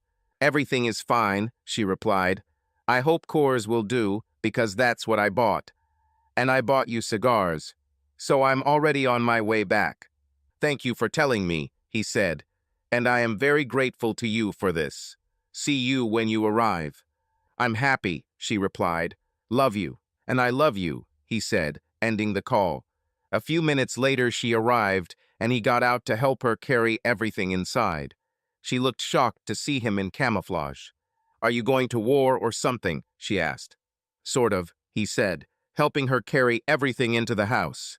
"I made a promise to Elmer, and I intend to keep it." "What promise?" she asked. "I promised him a war he couldn't believe if he touched my family," Ryan said. "And that's exactly what I'm going to do." "What if you get hurt?" she asked. "Then I will suffer," he replied. "This happens." "No," she said. "I won't let this happen. I can't lose you, especially like this." "He has my daughter and my grandson," Ryan said. "Besides, I won't be alone. My team is on its way." "You mean the other mercenaries you worked with?" she asked. "Some of them, yes," he replied. At that moment, they heard the characteristic sound of a helicopter approaching the house. Ryan looked out into the yard and saw an olive-colored Vietnam War-era Huey helicopter landing on the spot where he usually set up a shooting range. "Well, well," he said, laughing. "What's happened?" Beverly asked fearfully. "Is Elmer following us?" "No," he answered. "This is the cavalry. Could you prepare dinner? I think the guys will be a little hungry." "Of course," she replied. "I can make egg salad sandwiches if that's appropriate." "Sounds great," he said, kissing her. "I'll be back soon." He put on a camouflage hat and walked towards his old comrades, who were already getting out of the helicopter. "Jim, you're an old dog," Ryan said, walking up to the man piloting the helicopter. "How are you? Where did you get this from?" "Worked on it for the last 3 years," Jim replied. "Well, how do you like it?" "I'm impressed," Ryan said. "Does this thing have any teeth?" "You bet," Jim said, walking around the front of the car. Ryan noticed the black logo on the front, a clenched fist with an extended middle finger. Ryan laughed. "Great addition," Ryan said, pointing to the emblem. Jim laughed. "Suitable for my mood most of the time," he replied. "Look at this," he said, opening the side door. He pulled back the tarp to reveal an M134 minigun. "Do you think this will work?" "Definitely," Ryan replied. "I wanted to install rockets, but it wasn't in the budget," Jim said. "So you put it together yourself?" Ryan asked. "Basically, yes," Jim answered. "It took time to collect all the details. Some things had to be returned and the engine needed work. But essentially, it's like new." "How much will it cost me?" Ryan asked. Jim shook his head. "Just pay for the gas, give me a couple of beers, and we'll be even," Jim said. "We are comrades. You've saved my life many times, so I feel like I owe you one." Ryan nodded and shook Jim's hand. "Thank you, old friend," Ryan said. The 4 men grabbed their gear, and Ryan led them into the house. "Guys, this is my friend, Beverly Simons," Ryan said as they entered the kitchen. "Beverly, this is Jim Talbot, Ian White, ex-SAS soldier, Charles Torres, we call him Buster, and Mark Hammond. We just call him Cap. This is short for Explosive Cap, as he is well-versed in explosives." "Girlfriend?" asked Cap. "I thought you gave up on women." "I gave up until I met Beverly," Ryan replied. He quickly showed them around the house, allowing them to place their gear and use the restroom. "So, I'm your friend now?" Beverly asked quietly when he returned to the kitchen. "Yes, you could say that," Ryan replied, noticing the smile on her face. "Do you have problems with this?" "No, sir," she replied, giving him a kiss. "Enough of this," Buster said loudly but good-naturedly, entering the kitchen, causing everyone to laugh. Beverly finished preparing the sandwiches and placed them on the kitchen table, then poured everyone a glass of iced tea. "I hope you all like egg salad sandwiches and sweet tea," she said. "I love egg salad, madam," Cap replied, taking a bite of his sandwich. "Thank you." "Please," she replied. "Ryan, you better hold on to this woman," Cap said. "Anyone who can make an egg salad this good deserves it." "I intend to," Ryan replied. They spent the next half hour eating sandwiches and talking.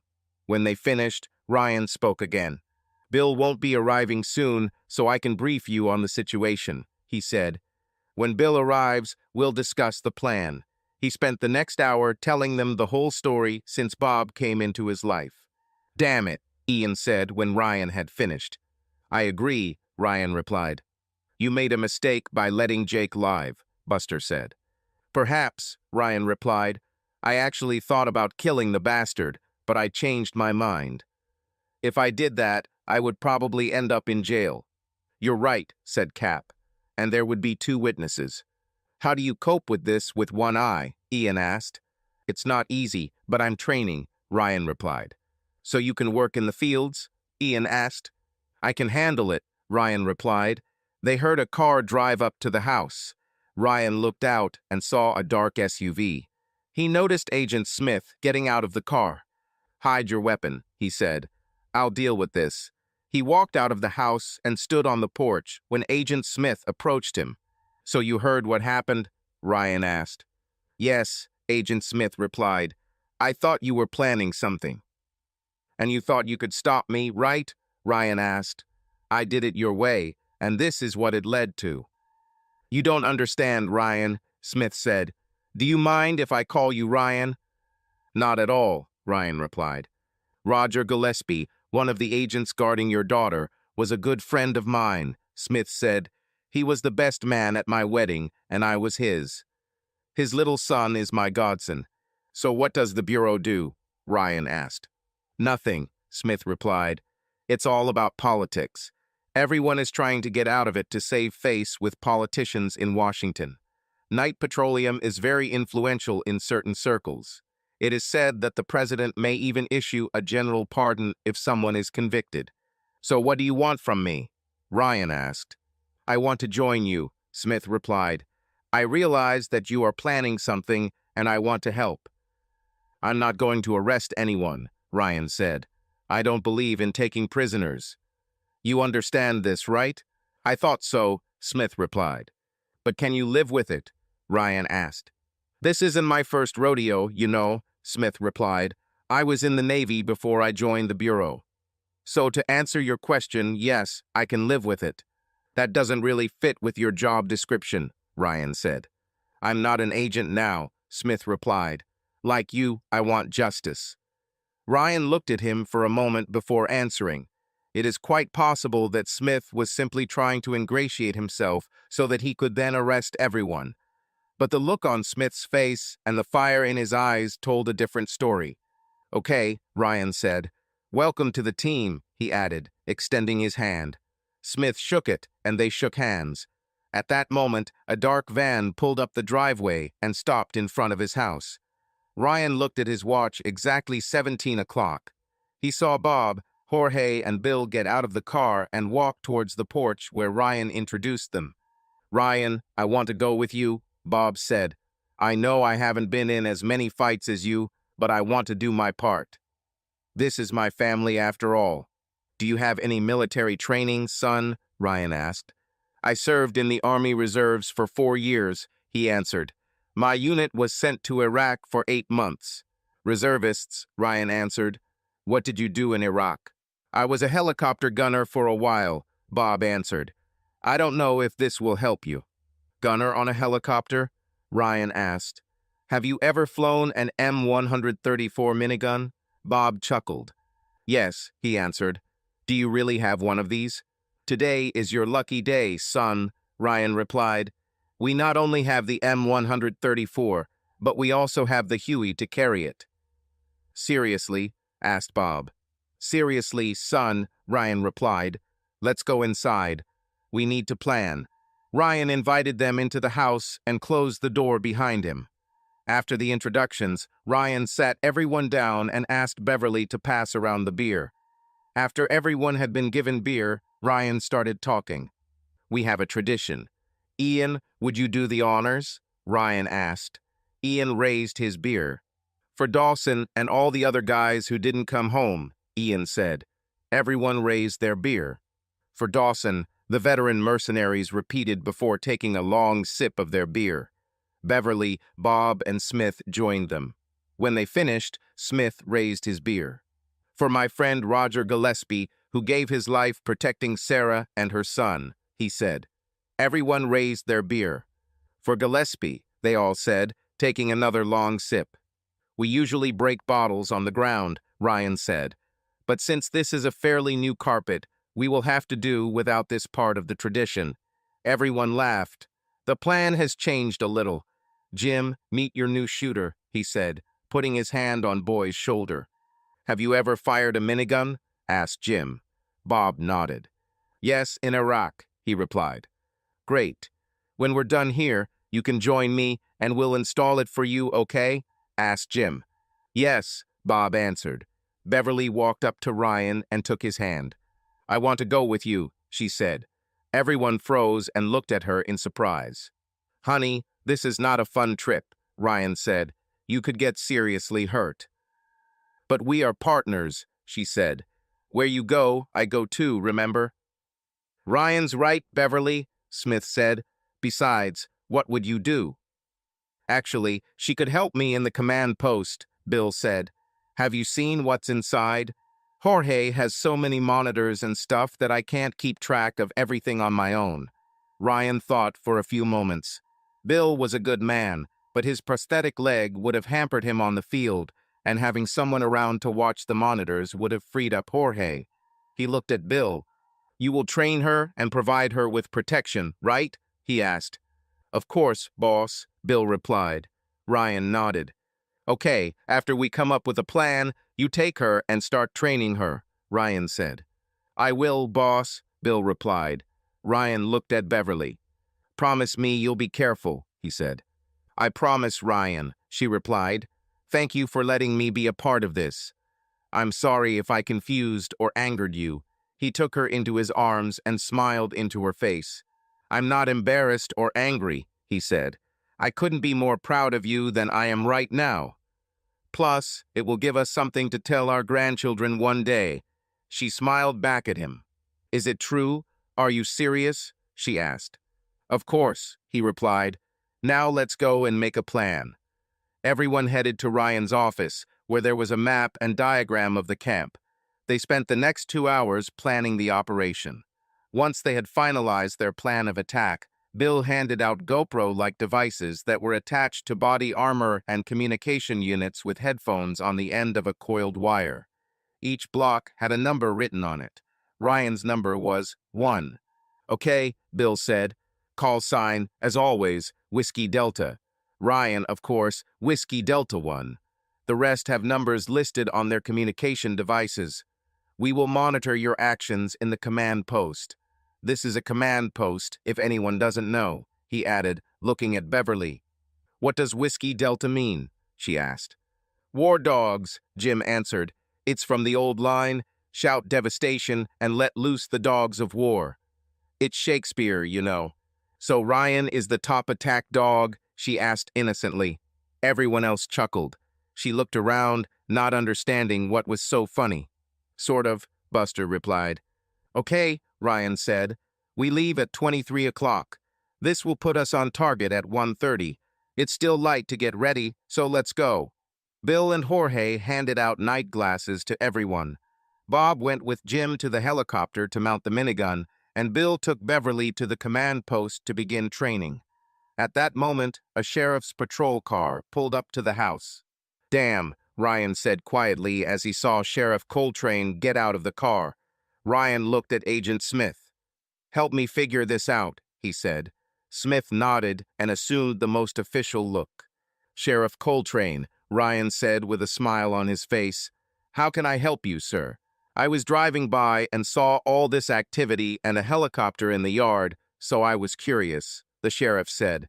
Are you planning some kind of party here or something? Agent Smith took out his documents and showed them to the sheriff. Special Agent Smith, FBI, he introduced himself. Are you the same Sheriff Coltrane? Indeed, I am, the sheriff answered, straightening his shoulders. I've heard good things about you, Sheriff, Smith said. I'm always happy to help the FBI in any way I can, the sheriff replied. Okay, Smith said with a smile. Glad to hear that. Look, Mr. Caldwell is helping us with a very important operation, and I would really appreciate it if you could help. How can I help? Asked the sheriff. We're leaving here around 11 p.m., and I'd appreciate it if you could clear a path for us from, say, here to the state line. Can you do it, Sheriff? He asked. Of course I can, Sheriff Coltrane replied. Is this something like those black operations? Sort of. The most covert operation you can imagine, Sheriff, Smith replied. There are lives at stake here, so I would appreciate it if you didn't tell anyone about this. I mean no one. In fact, it's better if you just forget we were even here. Consider it done, Agent Smith, he said. By the way, how secret is this operation? It's so secret that very few people even know it's going on, Smith replied. That's why I'm counting on you to help us keep this a secret. The truth is, I've probably already broken federal law just by telling you this is going to happen. You understand that if this comes out, it will be considered treason, and you know what the punishment for this will be. The sheriff swallowed as he considered Smith's words. You have my word, Agent Smith, he said. No one will ever hear about this from me. Thank you, Sheriff, Ryan said. We will inform you when we are ready to leave. Ryan and Smith returned to the house and entered the office. You know, I'll probably go to hell for this, Smith said. Ryan chuckled. I don't think so, Ryan replied. At least not without a good fight. Ryan put on his combat gear and pulled out a combat knife. It was the largest knife Smith had ever seen. Ryan took a piece of paper and deftly cut it into 2 pieces. Damn, Smith said. This is a knife. Is this your service pistol? Ryan asked, pointing to the gun in Smith's shoulder holster. Yes, why do you ask? Asked Smith. Leave him alone, Ryan said, walking over to the open gun cabinet in the office, along with all your ammunition. What should I use? Asked Smith. Ryan handed him a much older .45 caliber M1E 911 pistol and several fully loaded magazines already in the bandolier. This one, Ryan said. Where did you get this? Asked Smith. You don't want to know, Ryan replied. From what I heard, he came from Mexico. Smith examined the gun and noticed the serial number had been filed off. He checked the action and looked around the stores. From Mexico, you say? Ryan asked. That's what I heard, Ryan answered. I think it was one of the weapons in the Fast and Furious scandal, but I'm not 100% sure. Aha, Smith said, putting the gun in his shoulder holster. Ryan tossed Smith a can of camouflage paint. Smith caught it and put it in his jacket pocket. Apply this when we get to the state line, Ryan said. You have gloves, I hope. Gloves? Asked Smith. For what? Fingerprints, Ryan answered. I don't want to leave anything that could lead to us, just in case. Good idea, Smith replied. Yes, I have a pair of gloves. Leave them, Ryan said. Use these, he added, tossing him a pair of black gloves. I don't want gunpowder stains on your gloves, if we can avoid it. What about my jacket? Asked Smith. Leave her alone, Ryan replied. Take one of mine if you have to. We're about the same size. Smith looked into Ryan's closet and found a dark green lightweight jacket. He put it on and Ryan handed him a camouflage hat and a Kevlar vest. Smith put them on and Ryan examined him. When he finished, he nodded. Okay, Ryan said. Well, thank you, Smith replied sarcastically. Ryan smiled and looked at his watch. It's time to go, he said. He pressed the microphone on his vest. It's time to go, he said quietly. Whiskey Delta 7, give us 15 minutes, then leave. Acknowledged, Jim replied. The plan was for Smith, Jorge, Ryan, Bill, and Beverly to ride in the van, while the others went by helicopter. Smith left and Ryan turned off the lights and closed the doors. Smith walked to the van where Jorge, Bill, and Beverly were waiting, while Ryan headed to the sheriff's car. Just so you know, Sheriff, we won't be using the main headlights, Ryan said. We'll only use side lights until we reach the state line. How will you see the road? The sheriff asked, perplexed. Ryan raised his night glasses. Damn it, the sheriff replied. You guys really know what you're doing, don't you? I like to think so, Ryan replied. And remember what we said earlier. Besides, you promised that if I needed anything, I could ask. I remember, the sheriff replied. Take us around the city if you can, Ryan said. I don't want people to wonder what's going on. Good idea, the sheriff replied. We can use the new detour. It's faster and will save you time. Okay, Ryan said. Follow my colleague's signal and we will follow you. I want to stop at the gas station on Highway 62 to fill up my tank. He shook the sheriff's hand and got into the van, where he saw Beverly and Bill sitting in front of a huge array of monitors and communications equipment built into what must have been a custom setup. Beverly was wearing a Kevlar vest and a helmet lay on the console in front of her. Are you ready, darling? He asked. She nodded, nervous. Don't worry. You can handle it. I already told her that, Bill said. Let's go, Ryan shouted. Jorge waved his hand and signaled to the sheriff, who responded and turned the car around. They pulled out onto the road, and once they were on the pavement, Bill turned back to the console, showing Beverly even more of the system's capabilities. Do you have a police scanner here? Ryan asked. Of course, Bill replied. Turn it on, Ryan ordered. I want to make sure our sheriff doesn't make any unnecessary calls. Got it, boss, Bill replied, turning on the scanner. They heard nothing but the usual late-night chatter, with the sheriff saying he was patrolling the bypass to the state line. Accepted, the dispatcher replied. They listened, but Sheriff Coltrane kept his word and didn't mention anything about the van behind him. They continued driving into the night and stopped at a gas station at the intersection with Highway 62. Jorge jumped out and filled the tank.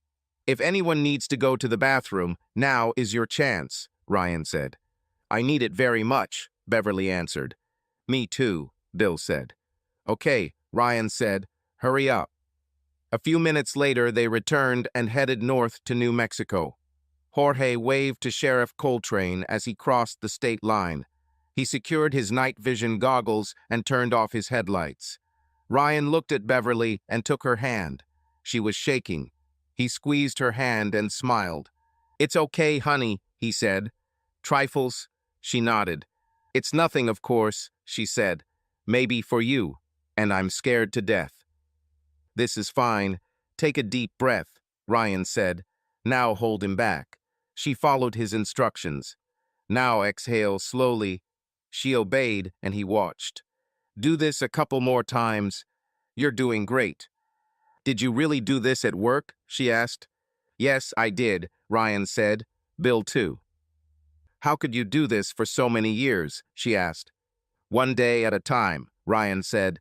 Really, Bill? He nodded. Yeah, he said. Have you ever been afraid? She asked. All the time, Ryan said. Bill nodded. Then why did you do it? She asked. We got paid for this, Ryan told her. Fear helps you stay alert. Soon they were on the road overlooking the camp, and Jorge turned onto the road leading to the main entrance. Stop here, Ryan said quietly. Jorge pulled off the road so that the bushes hid the van. Ryan knew they were about 50 yards from the main gate. He pulled out 2 crossbows and handed one to Smith. Do you know how to handle this? He asked. Smith nodded. Fine. Went. Ryan rummaged around and pulled out the 2 remote charges that Cap had given him earlier. Then he, Smith, and Jorge quietly climbed out of the van, trying not to make a sound that might alert the guards. Ryan handed the crossbow to Smith, and they crept along the road until they were only a few yards from the gate. 2 guards were sitting at the gate, and Ryan realized that they had fallen asleep in their chairs. He motioned for Smith to remove the one sitting to the right of the road. They took careful aim and fired. Both guards fell, dead. Ryan and Smith handed the crossbows to Jorge. "Get this back in the van and then quickly come back here," Ryan whispered. Jorge nodded and left with 2 crossbows. They crept up to the gate and saw no one. Ryan looked into the small guardhouse and saw a row of indicators on the control panel. No doubt, he thought, these were warning lights for the sensors in the bushes surrounding the camp.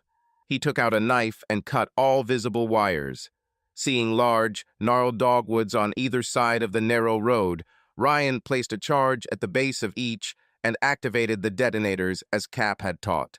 Satisfied that they had not yet been spotted, he slowly raised the gate so that the van could enter when the time came. They looked into the area and noticed 2 large black SUVs parked in front of one of the buildings. Ryan motioned to Smith. "They weren't here yesterday," he whispered. Smith nodded and looked at the cars. "Mexican numbers," Smith whispered. "From Chihuahua. Any idea who they might belong to?" "No," Ryan whispered. By this time, Jorge had already returned. Ryan pointed to the building where Sarah and little Ryan were taken yesterday. "This is our goal," he whispered. Jorge and Smith nodded. Ryan activated the microphone and gave the command. "Forward, forward, forward," he said. He heard the helicopter's rotors overhead and saw the aircraft descend to about 10 feet off the ground next to the Learjet. He saw 3 ropes being released from a helicopter and 3 people climbing down them, reminding him of a passage from an old Jethro Tull song. Like spiders on ropes, falling freely. 30-round magazine instead of a business card. Pass to the embassy ball. After the people descended, they crept up to the buildings, remaining in the shadows.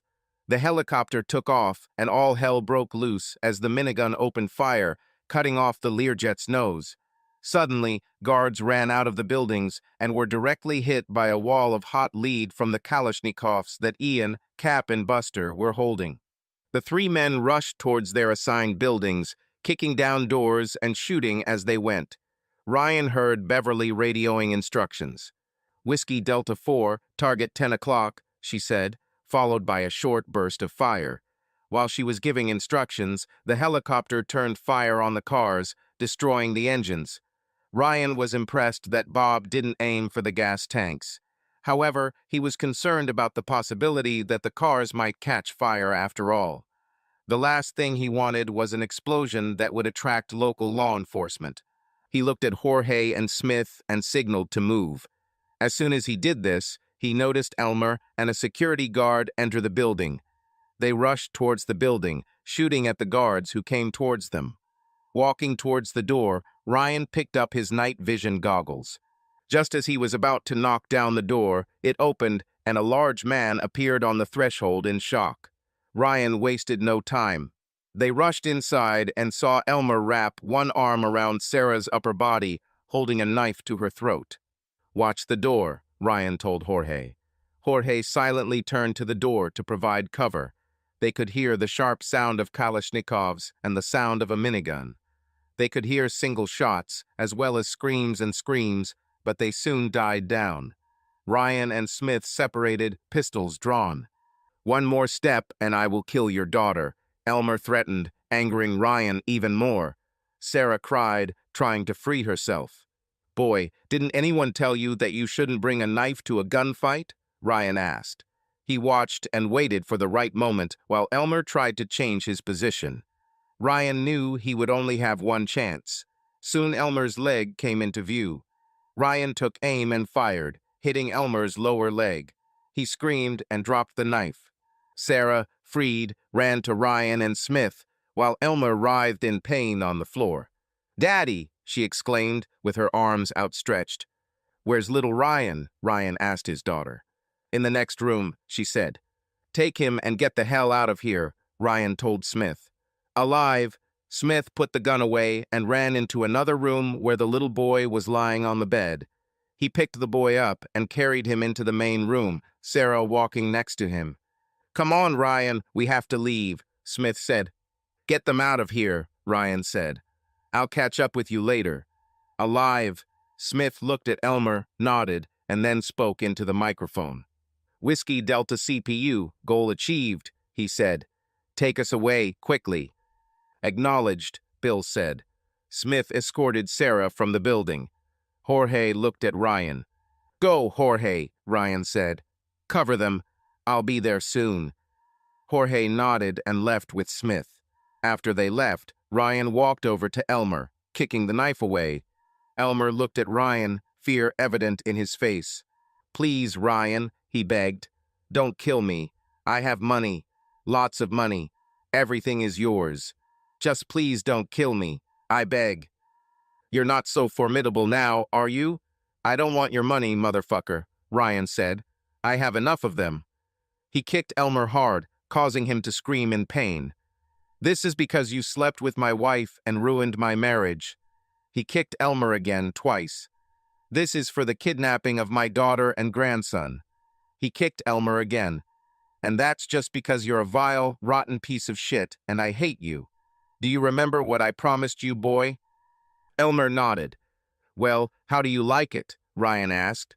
Do you like this little war? Are you having fun now? Eh? Answer me, damn it. Please stop, Elmer whined. It's time to grow up, Ryan growled. You brought this on yourself. He put the gun away and pulled out a large knife, causing Elmer's eyes to widen. Do you believe in God? Ryan asked, noticing the St. Christopher medallion around Elmer's neck. Elmer nodded. Fine, because you will meet him soon, Ryan said, causing Elmer to wet himself. Ryan chuckled when he saw this. A few minutes later, Ryan was walking towards the van. He saw Smith at the open back door, motioning for him to hurry up. Ryan quickened his pace, looked back one last time to make sure everything was okay, and then went inside. As the van passed through the gate, he took the remote control out of his pocket, lifted the protective cover, and pressed the button. There were two muffled explosions, followed by the sound of falling trees. He looked back and saw that they had effectively blocked the gate. This should slow down anyone trying to get in or out, he thought. Delta 7 Whiskey, he said into the microphone. Report? Everything is in place, Jim replied. All buildings are under control. One wounded. Ryan's heart sank. Who? He asked sharply. Gunner, Jim said. Ryan knew he meant Bob. Cap says it's just a minor wound. He's fine. Ryan breathed a sigh of relief. However, it was painful to hear that his brother-in-law was injured. He's great, boss, Jim said, which made Ryan feel better. Even more than just better. He was proud of the young man. Got it, Delta 7 Whiskey, Ryan said. Go back to base. Maintain radio silence. He heard the microphone click in acknowledgement and picked up his communicator. He turned to Beverly, who was still shaking. Are you okay? He asked. She nodded. Did I manage? She asked. You did better than good, he said. You were perfect. We couldn't have done it without you. He held her until she stopped shaking. He looked at Sarah and Ryan. She held the boy in her arms and cried. He let go of Beverly and walked over to his daughter. Are you okay? He asked. She nodded and began to cry. Yes, thanks to you. Again, she said through tears. He hugged her, trying to comfort her as best he could. I'm worried about little Ryan, she said between sobs. Beverly walked up to them, looked at the boy, then leaned her ear to his mouth. He's breathing, she said. Perhaps he is just sleeping. What did they give him? I don't know, Sarah said. Cap will look at it when we get home, Ryan said. He looked at his daughter's tear-stained face. Did they do anything to you? He asked. No, but they were planning something terrible, she said. I heard them talking about having sex with me, and then they wanted to sell me to some Mexican cartel if you didn't meet their demands. Now you don't have to worry anymore, Ryan said. He sat on the bench, hugging his two women as Jorge drove them home. He thought about telling her about Bob, but decided to wait until they got home. He looked back at the others and realized that each of them discharged differently, so he said nothing. Bob turned on the police scanner again as they crossed the state line and heard communications indicating that local law enforcement had left Carlsbad. Arrival in 90 minutes, they heard one of the officers say. Of course, Ryan knew that didn't necessarily mean there weren't other officers nearby. He hoped they would be home when the locals arrived on the scene. Jorge, turn on your headlights and watch your speed, he said. The last thing we need is to be pulled over by the highway patrol. Got it, Jorge replied. This road wasn't a busy one, but that didn't mean there wasn't a patrolman sitting on it in ambush, waiting for the occasional car. The Border Patrol was also known to patrol some of these roads. They all seemed to be holding their breath the whole way back, but they finally arrived at his house. When Jorge stopped, Ryan exhaled. Home sweet home, he said. Everyone got out of the van and headed inside. Ryan carried his grandson upstairs and laid him down on one of the beds. He covered the boy and kissed the top of his head. He then went downstairs and noticed Beverly had opened the back door, letting the others inside. Cap put his shoulder under Bob's uninjured arm and helped him to a chair in the kitchen. It's just a scratch, Cap said. The bullet ricocheted off the door and hit him. He'll need a couple of stitches, but other than that he's fine. Ryan nodded, leaned over and kissed the guy on the top of his head. He grabbed a second pack of beer and cigars from the counter and began handing them out. Sarah looked into the kitchen and saw how. Bob sits there while Cap treats his wound. She screamed and ran towards him while everyone watched. "Oh my God," she exclaimed. "You're injured. I didn't know you were there." "Who do you think was making all that noise outside, shooting at everything they saw?" asked Cap. "Was that you?" she asked. Bob nodded, a faint smile appearing on his face. She hugged him and covered him with kisses. Why were you there?" "I couldn't just sit at home and wait," he said. "If something happened to you or little Ryan and I was just sitting at home, I would never forgive myself." "Oh, honey," she said, "I love you so much. Now you are my new hero." He laughed when he heard this. "Wait until we get home. I'll show you how much I appreciate what you did." He smiled at the thought of it. "Why don't you let me finish here, and then I'll check on your son," Cap said. Sarah nodded, kissed Bob again, and walked into the living room, where everyone had already opened their beers and lit cigars. "You know," Cap said quietly after she left, "the old man really thinks you're the best." Bob looked at him in surprise. "And the rest, too. You've earned their respect tonight." "How?" asked Bob. "Well, you stood up and fought for your family," Cap said. "It means a lot to tough guys like Ryan, Bill, Buster, and Ian." "And for you?" asked Bob. "You've earned the respect of all of us, Bob. Sorry, Gunner. That's what they'll call you among us from now on," Cap said.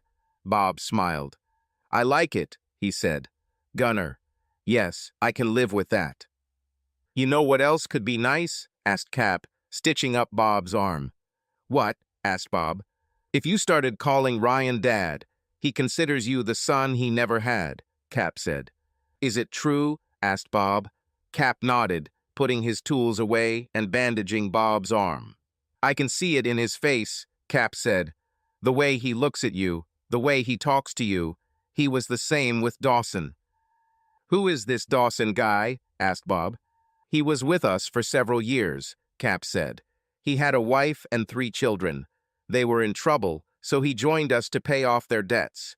As a result, he threw himself on the grenade without thinking.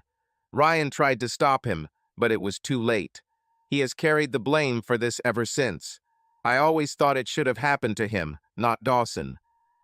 "Damn," Bob said. "I didn't know that." "There's a lot you don't know about the old man," Cap said. "Maybe it's time to get to know him better." Bob nodded. "Maybe you're right," he said. Cap finished bandaging, collected his things, and stood up. "I better go check on your son," Cap said. "Take care of this hand for a couple of days. It may start to itch after a while. I'll give you some antiseptic cream." "Thank you," Bob said. Cap nodded and went upstairs. Ryan walked over to the table and sat down. He opened the beer and handed it to Bob, then offered him a cigar. "You know, this will probably be the only time Beverly will let you smoke one of these things here, so enjoy it while you can," he said with a smile. Thank you, Dad, Bob said. You don't mind if I call you that, right? Ryan fought back a tear and shook his head. Not at all, son, he said. Actually, I'd be a little annoyed if you didn't. Bob chuckled. I've seen how you get when you're annoyed, Bob said. Ryan smiled and shook his head. No, you've seen me when I'm mad as hell, Ryan said. But Jim told me you did great there. According to him, you stood right in the door of this helicopter after you were wounded and continued to shoot. Tell me, why did you come here? Like I told Sarah, I just couldn't sit at home knowing that she and Ryan were in danger, Bob said. I would never forgive myself for this if something happened to them, and I would just be sitting on my butt at home waiting to hear from someone. Ryan nodded. I can respect that, Ryan said. You are a man, a father, and a husband. You wanted justice for your family, and you did it, and I couldn't be prouder to call you son. Bob looked at him in surprise. Ryan smiles, nodded, and stood up. Well, I have a little problem to solve here, Ryan said. Why don't you join us? You're going to see history made. Bob grabbed his beer and cigar and followed Ryan into the living room. Ryan picked up his beer and tapped the bottle with his knife to get everyone's attention. Everyone stopped what they were doing and looked at him. He put the beer down, put the knife back in its sheath, then took the cigar out of his mouth and handed it to Jim. He motioned for Beverly to come to him. She walked over and looked at him, wondering what he was going to do. As everyone watched in surprised silence, he knelt down on one knee, took her hand, and looked at her. Beverly, he began, I never thought I could love another woman again, but you came and made me feel whole again, and for this, I will always and forever love you with all my heart. Therefore, in front of all these witnesses, I ask you, will you marry me and make me the happiest person on earth? Oh my God, Ryan, she said, tears streaming down her face. Yes, my dear Ryan, I will marry you. I love you so much. He rose to his feet, and everyone cheered and cheered. They hugged right there in front of everyone. Get a room, Buster shouted, causing everyone to laugh. There's already a room upstairs, Ryan said, causing more laughter. Oh God, the whole house is going to shake tonight, Buster said. This caused even more laughter. Ryan and Beverly hugged and kissed again. So when is the wedding? Smith shouted. Well, I need to get a few things straightened out, and then we'll get everything set up, Ryan said. If, of course, it suits the owner of the house, he added. Damn it, he's not even married yet, and he's already henpecked, Ian shouted. Everyone laughed again. Well, as they say, Ryan said, it's okay to be henpecked if you don't mind that the chicken does all the pecking. It's more than normal, Beverly said. She looked around before continuing. Just so you all know, Ryan really wears the pants in this family. I want you to know that this wonderful man once saved my life. I thought I had lost everything, but then he came and made everything right. This is what my dad does best, Sarah said, hugging Beverly. And if you don't mind, I'd like to start calling you Mom right now. After all, you risked your life for me and little Ryan, and that's something my birth mother never, ever did. Beverly hugged Sarah, and both women shed a few tears together. Of course, honey, she said. Suddenly, the phone rang. Wait, Smith shouted. This is for me. Everyone, be quiet. Everyone went quiet as Smith answered the phone. Yes, it's Smith, he said. They only heard his side of the conversation. Yeah, what's happened? In New Mexico? Is it true? Sounds terrible. Okay, call Jones and tell him to meet me there. I'll be there as soon as possible. Fine, see you. He ended the call and looked at the group. What was that? Ryan asked. Local law enforcement in New Mexico contacted the FBI El Paso field office, Smith said. They want me to investigate an attack on a corporate retreat. They said the place looked like a war zone. There are no survivors. You don't know anything about it, do you? We? Asked Jim. Oh, hell no, he added, drawing laughter. That's what I thought, Smith said. Anyway, I need to clean myself up and go. Would you mind making me some coffee? My pleasure, Beverly said. While she was making coffee, Ryan spoke. There are 2 more bedrooms upstairs, guys, and this couch isn't too bad. You can stay overnight, he said. Everyone went to their places to sleep. Ryan met Smith at the front door as he prepared to leave. "Did you take everything?" he asked. "Yes," Smith said. "It's a good thing you made me leave my service pistol and badge here."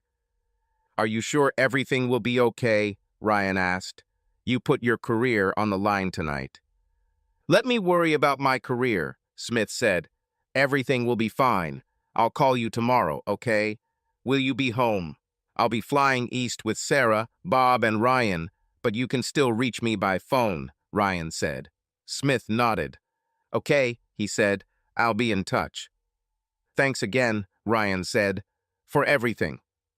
"You're welcome," Smith said, shaking Ryan's hand. Tired, Ryan closed the door and headed upstairs, where his future wife was waiting for him. He knew they could only get a few hours of sleep before she had to get up and tend to her chickens. "I need a break," he told himself as he lay down next to Beverly. "Good night, my future husband," Beverly said, kissing his face. He kissed her back and hugged her. She was so soft and warm. "Good night, my future wife," he replied before falling asleep. The next morning, Ryan woke up to the smell of bacon coming from the kitchen. He rubbed his eyes and looked at the clock 7 a.m. Damn, he thought. Beverly loves to get up early to feed her chickens. He glanced at her side of the bed and noticed that she had already left. He didn't even notice how she stood up. He climbed out of bed, took a quick shower, and got dressed in his regular clothes. Then he saw a note on the dresser. "My dear Ryan," the note began, "I got up early to tend to the chickens. I have a few deliveries to make this morning, so I won't be there until noon. I knew you were exhausted from yesterday, so I let you sleep. Sarah said she would make breakfast for everyone. I know you were planning on taking the kids home today. If you need to leave before I get back, just call. I'll be fine. I love you very much." The note was signed, "Your soon-to-be happy wife, Beverly." He smiled and shook his head. She's so devoted to her chickens, he thought. How she could do what she did last night and still get up so early to tend to them, he wondered. He heard the sound of the TV on as he went downstairs. Buster noticed him and motioned for him to come into the living room. Little Ryan was sitting on the couch with Buster and Ian, so he picked the boy up and sat him on his lap as he sat down. The boy's eyes were glued to the TV, like everyone else in the room. "Look at that, buddy," Buster said, turning up the volume a little. Knight Petroleum shares fell this morning after news of a possible attack on the company's southeast New Mexico retreat, the news anchor said. State law enforcement agencies are working with FBI agents to determine what really happened. We are transported to the location of the press conference, which is taking place in the camp. The scene changed to a report from the scene of events in the camp. Agent Smith's face, tired and exhausted, filled the screen. "We continue to gather evidence to find out what happened here last night," he said. "How many people were killed or injured in the attack?" one of the reporters shouted. "We will not be releasing this information until next of kin have been notified," Smith said. "Were there any survivors or witnesses?" another reporter asked. Smith shook his head. "No," he said. "No one has gotten in touch yet. No survivors were found in the camp." "Is it possible that illegal substances are involved?" asked the third reporter. "We are looking at all possible possibilities," Smith said. "What about terrorism?" another reporter shouted. "As I said, we are looking at all options," Smith responded. "Could this be related to the ongoing investigation into former CEO Jacob Knight or the assassination attempt on interim CEO Lisa Knight?" another reporter asked. "We are not ruling out any of these possibilities," Smith said. "If that's the case, how will that affect one of the investigations?" asked the first reporter. "You need to take this question to the federal prosecutor prosecuting these cases," Smith said. "I am here to investigate a possible crime, not to speculate on the impact of an ongoing case that is being tried." "Damn, that Smith is a real cold-blooded guy," Buster said. Everyone agreed. "Can you tell us anything about how this was reported?" one reporter asked. This is a fairly remote area, and as far as we know, the nearest neighbor is a few miles away.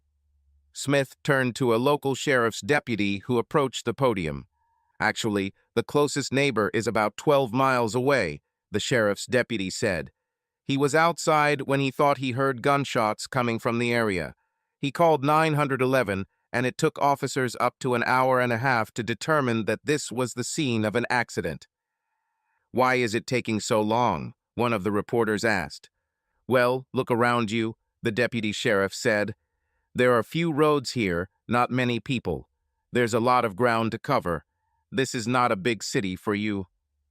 "Agent Smith, have you contacted anyone from Night Petroleum Management?" asked the reporter. "No, I didn't," he said. "We tried to get in touch, but were told they were unavailable." "Don't you think this is a little strange?" asked the second reporter.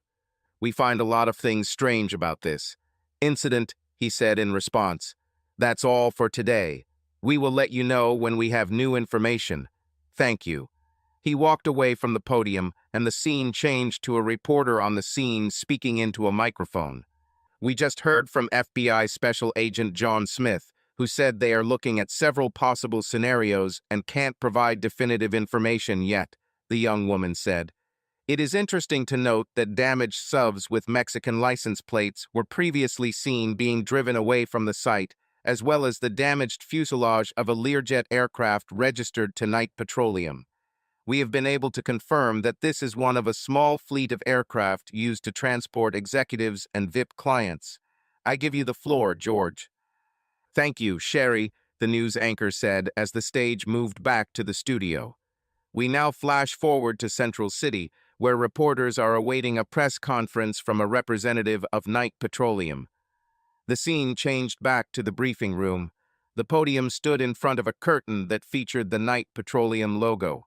As they watched, an attractive brunette walked up to the podium and consulted her notes.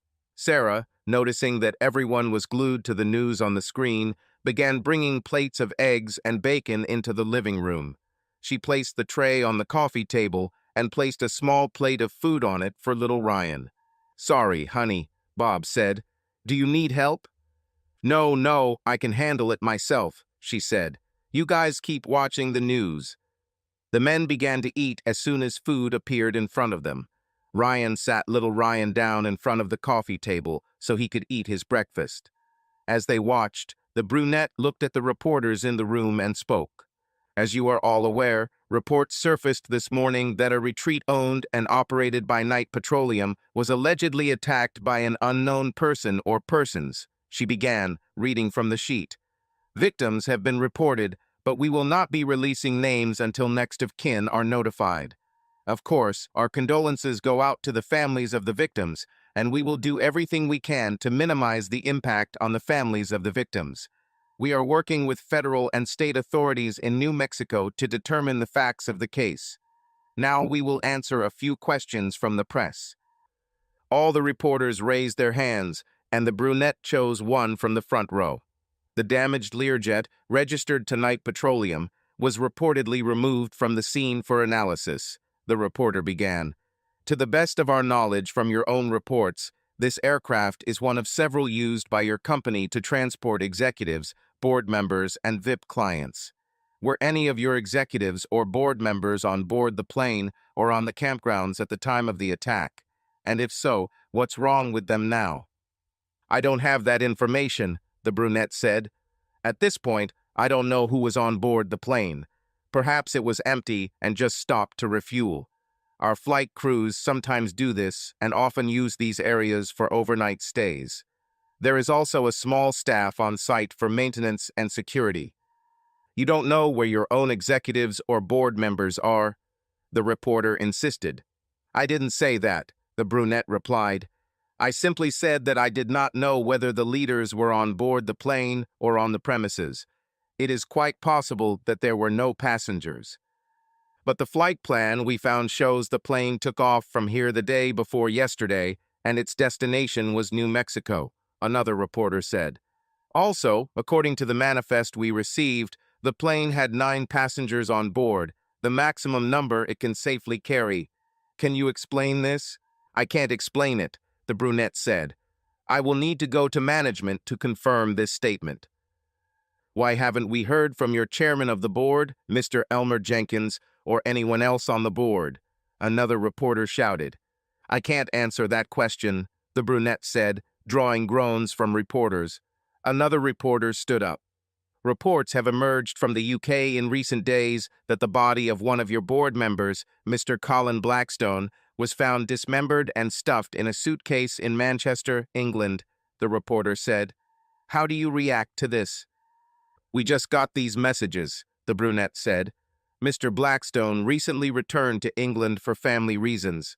We have nothing more to add except that we are cooperating with authorities to look into this matter. This will conclude today's press conference, ladies and gentlemen. Thank you very much. She turned and walked away from the podium, clearly agitated. Reporters shouted questions at her, but she ignored them. Ryan turned to Jorge and Bill. Blackstone, Ryan said. This is the guy Timmy pointed out as the one who introduced him to Jake, remember? Jorge nodded. What? Asked Sarah. Yes, Ryan said. Timmy was the one who shot Lisa. According to him, this Blackstone approached him with an offer, took him to meet Jake, and then provided him with weapons, instructions, and payment. I asked Elmer about this, and he told me that Blackstone needed to come home urgently due to a family situation. Damn it, Ian said. I agree, Ryan said, but we have another problem. Which? Asked Buster. If Sheriff Coltrane saw this report, he would start looking for answers, Ryan said. Is this the sheriff who came last night and escorted us to the state line? Asked Jorge. Ryan nodded. That's it, Ryan said. Agent Smith and I spoke with him personally.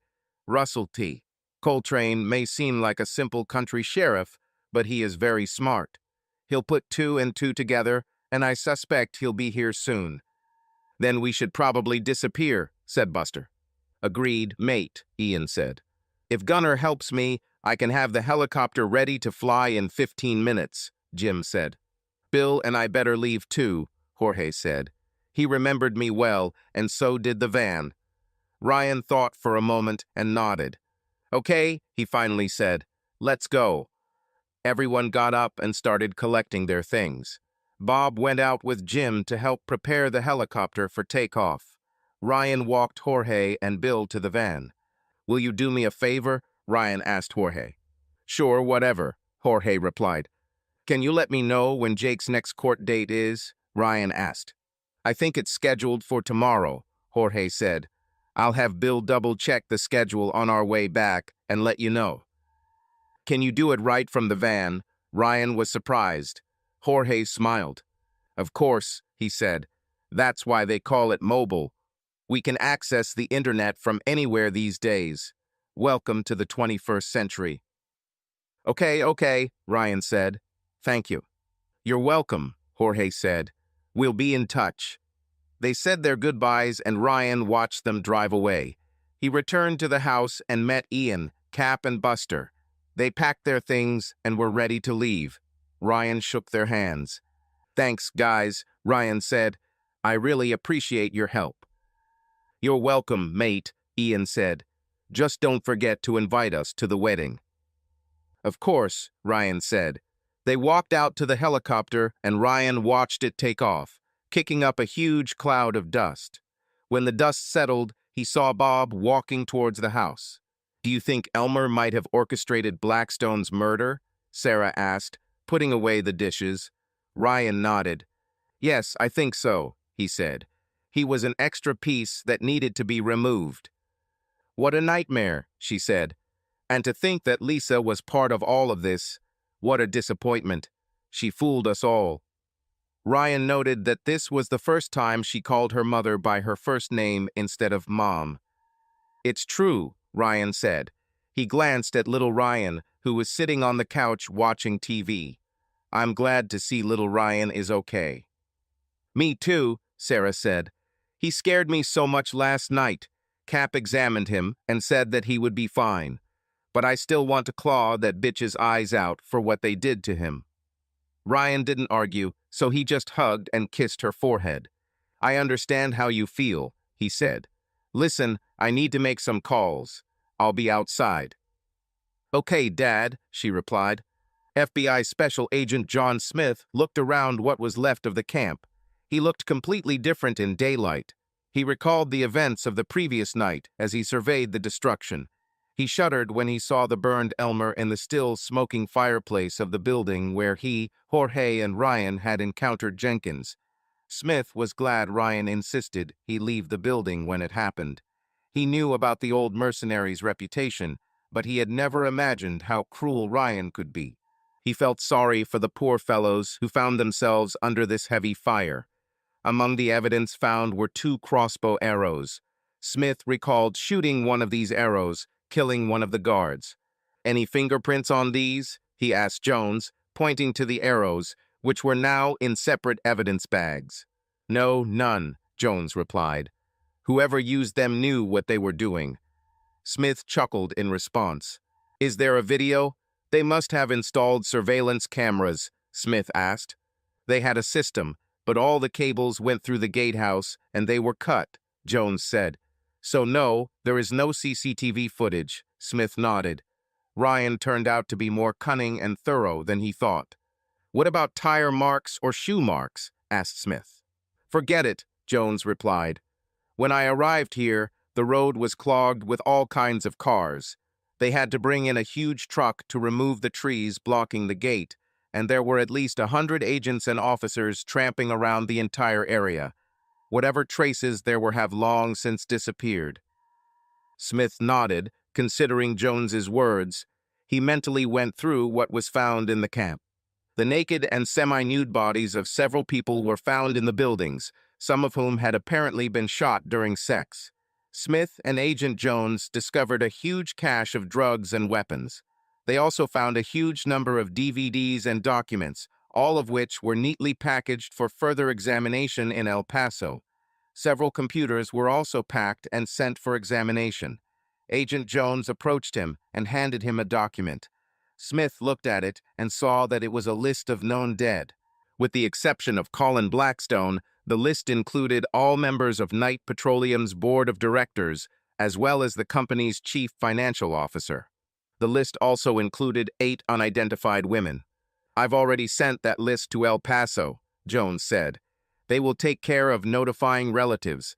They will also contact the Mexican consulate. Smith nodded. Okay, he said.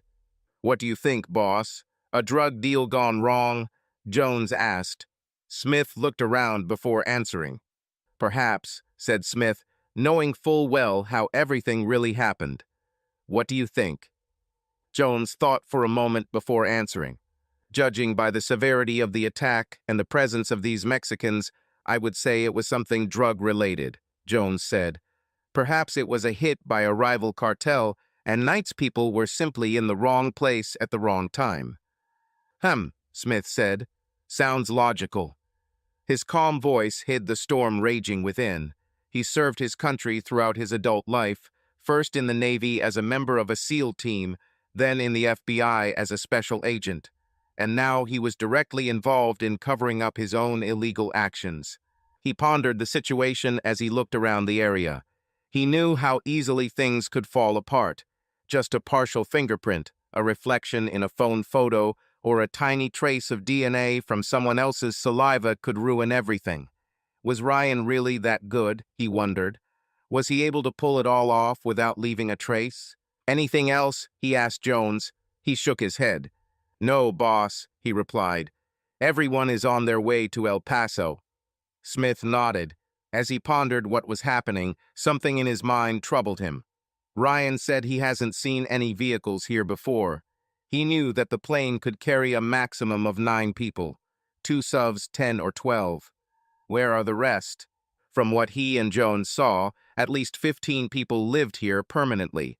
Had Knight really left them without transport, and could anyone really hear the shots 12 miles away?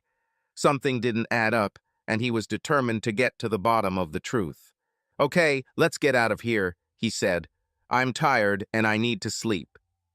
Of course, boss, Jones replied.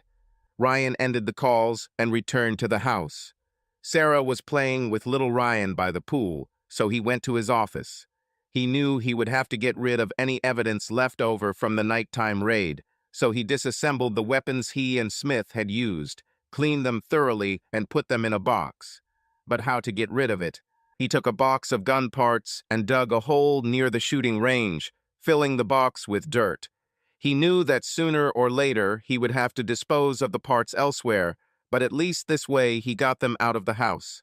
He returned to the house and had just cleaned up when he heard a car pull into his driveway. He looked out and saw that it was Sheriff Coltrane. He looked around to make sure there was nothing incriminating in sight, then opened the door and went outside. "Good morning, Sheriff," Ryan said as he walked out onto the porch. "How can I help you this morning?" Sheriff Coltrane walked up to the porch and extended his hand, which Ryan shook. "Should I bring you something? Coffee? Tea?" "No, thank you for the offer, Mr. Caldwell," he said. "Do you mind if we talk for a few minutes?" "Not at all, Sheriff," Ryan replied. "Have a seat. Do you mind if I smoke?" "Your house," the sheriff replied. "Do you mind if I join you?" "You're welcome," Ryan said, lighting a cigarette. "How's Beverly been lately?" Sheriff Coltrane asked. "Very good, thanks for asking," Ryan replied. "She's been delivering eggs since the morning." "Yes, I saw her at the Jennings house," the sheriff said. "Are you two getting along?" "Yeah, I basically asked her to marry me," Ryan said. "And she agreed." "I'm happy for you," Sheriff Coltrane said. "Congratulations. I knew you two would get along." He took a long drag from his cigarette before continuing. "I see you arrived home safely yesterday. Did everything go smoothly?" "Yeah, everything went fine, thanks," Ryan said. He knew that the sheriff was playing with him, and he waited for the second blow. "Did you see the news this morning?" asked the sheriff. This is it, Ryan thought. "You mean the incident in New Mexico last night?" Ryan asked. "Yes, I saw it." "I wonder if that FBI agent they talked to is the same person I talked to last night," Sheriff Coltrane said. "I looked at my map and noticed that the camp is not far from where I left you on the state border last night. Don't you know anything about this?" Ryan shrugged. He looked at the sheriff and tried to read his expression, but couldn't. He thought for a moment and made a decision. "I hope it is correct." "They had my daughter and my grandson," Ryan said quietly. "They were going to use her and then sell her, and who knows what they would have done with the boy if the feds hadn't given up on pursuing night petroleum." He looked at the sheriff, but still couldn't read his expression. "Tell me, Sheriff, what would you do if it were your daughter, your grandson?" "Well, Ryan," the sheriff said. "Can I call you Ryan?" Ryan nodded. "I think if it were me, I would move mountains to get them back." The sheriff looked at him carefully before continuing. "You know, Ryan, I may be the county sheriff, but I'm not stupid," he added, his West Texas accent all but gone. Ryan looked at him, confused. "I assumed it was something like that. I understand the need for secrecy, but I would like you to tell me directly." Ryan nodded. "So what are you going to do now?" Ryan asked. Sheriff Coltrane shook his head. "There's nothing I can do or say, even if I wanted to, but I don't want to," he said. "That guy from the FBI made me swear an oath of silence, remember? Plus, there is no law against driving in a van late at night, at least not in this county. In my opinion, if you took out that gang, you did us all a big favor." Ryan chuckled, noticing that the accent had returned. Who is this guy really? He asked himself. "Speaking of the law," Sheriff Coltrane added, "have you ever thought about going into law enforcement?" Ryan laughed. "Seriously?" he asked. "I am an old man, and I have only one eye." Sheriff Coltrane laughed. "Old?" he asked. "Son, I'm much older than you. Besides, I have to deal with this," he said, lifting one pant leg to show off his prosthetic leg. "So why are you asking me?" Ryan asked. "I've never worked in the police, and I'm too old to start from the bottom." "Fortunately, that is not a requirement to become sheriff in this county," the sheriff said. "The sheriffs here are appointed by the county council based on recommendations from local residents." "That's all well and good, but what are you getting at?" Ryan asked. "I plan to retire in a couple of months," the sheriff said. I was thinking about who would be best suited to take my place. Surely you have deputies who are much more qualified than I am, Ryan said. Yeah, that's a good group of guys, Sheriff Coltrane said. Hell, one of them even served in the LAPD before he came here. But none of them wants to take on this job. I already asked. So why me? Ryan asked. The people here love you, the sheriff said. Everyone says that you are a good person, and I agree with them. Plus, you command respect. Trust me, it's a lot safer than what you were doing before you moved here. Ryan looked at him in surprise. Oh yes, said the sheriff. I know everything about you. You're not the only one who has friends, you know. Does Beverly know? Yes, he does, Ryan replied. And she's okay with that? Ryan nodded. Well, said the sheriff. If I agree, will you at least help me get comfortable? Ryan asked.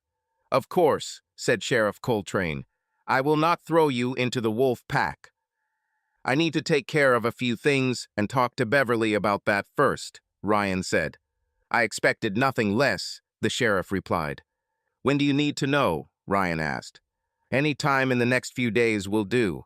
Just don't take too long, the sheriff said. You let me know and I will submit my recommendation to the council. By the way, when are you and Beverly planning your wedding? We haven't set a date yet, Ryan said. Well, I would appreciate an invitation, the sheriff said. Believe it or not, I have a lot of respect for her. She's been through a lot. Consider that you have already received the invitation, Ryan said. By the way, why don't you come and meet my daughter and grandson? I'd be glad, the sheriff said. And please, call me Russell. Okay, Russell, Ryan said. They entered the house and saw Bob, Sarah, and little Ryan in the kitchen. Sarah looked up as they entered. Bob, Sarah, this is Sheriff Russell Coltrane, Ryan said. Russell, this is my daughter Sarah, her husband Bob, and my grandson Ryan. Russell smiled, hugged Sarah, then shook Bob's hand. He knelt down to greet little Ryan, but the boy clung to Sarah's leg. It's okay, little guy, Russell said. I'm your grandfather's friend. The kid looked at Sarah, then at Ryan, who smiled and nodded. Gradually, the boy let go of Sarah's leg and extended his hand. Russell smiled, took the boy's hand in his, and shook it gently. Russell stood up and looked at Sarah. You're a wonderful boy, he said. Sarah smiled nervously and thanked him. It's okay, honey, Ryan said. He's aware. Russell nodded. Are you all right? He asked her. Yes, we're fine, thank you, she replied. Glad to hear that, Russell said. Are you going to? She began, but Russell shook his head. Arrest your father? He asked, finishing her question. She nodded. He shook his head and replied, No, I'm not going to. Heck, I'd do the same thing if it were my daughter. Moreover, I want your father to become sheriff when I retire. Is it true? She asked, shocked. I can't think of anyone better to protect the people in these parts, Russell said. Wow, she said, smiling. My father is the sheriff. Ryan shrugged. Are you going to do it, Dad? Asked Bob. Well, I need to talk to Beverly first and clear up a few things, but I think so, Ryan said. Well, congratulations, Sheriff, Bob said, extending his hand. Ryan smiled and shook Bob's hand. Okay, guys, Russell said. It's time for me to go. It was a pleasure to meet you all. Nice to meet you, Sheriff, Bob said. Ryan walked Russell to the door just as Beverly arrived. They met in the driveway. Hi, Beverly, Russell said. Hello, Sheriff, she replied. Everything is fine. It's okay, honey, Ryan said. He's aware. She looked at Russell, wondering if he was going to take her husband away. It's okay, honey, Russell said. So you're not going to arrest Ryan? She asked. Arrest him? Russell asked. Hell no, I'm going to make him sheriff. She looked at him in surprise. Seriously? She asked. Well, of course the county board has the final say, but if I have the opportunity, yes, Russell said. I haven't given my consent yet, Ryan said. I told him I needed to talk to you first. Thank you for this, she said. Honestly, I think it's a great idea. This will at least get you out of the house. she added with a smile. Russell laughed before continuing. By the way, congratulations to both of you, he said. Your father would be so proud. Thank you, she said. Suddenly, her face changed. Oh God, that reminds me. What? Ryan asked. Who will walk me to the altar? She asked. Ryan looked at her for a moment, then they both turned to Russell. Beverly spoke first. Sheriff, I hate to ask, but could you? What? Walk you down the aisle? I'd be proud, Beverly, Russell said, as long as Ryan doesn't mind. No way, Ryan said. Honestly, I can't think of anyone better. Well then, Russell said, it's decided. Beverly hugged him and kissed his cheek. Thank you very much, she said. Please, he replied, but only if you start calling me Russell.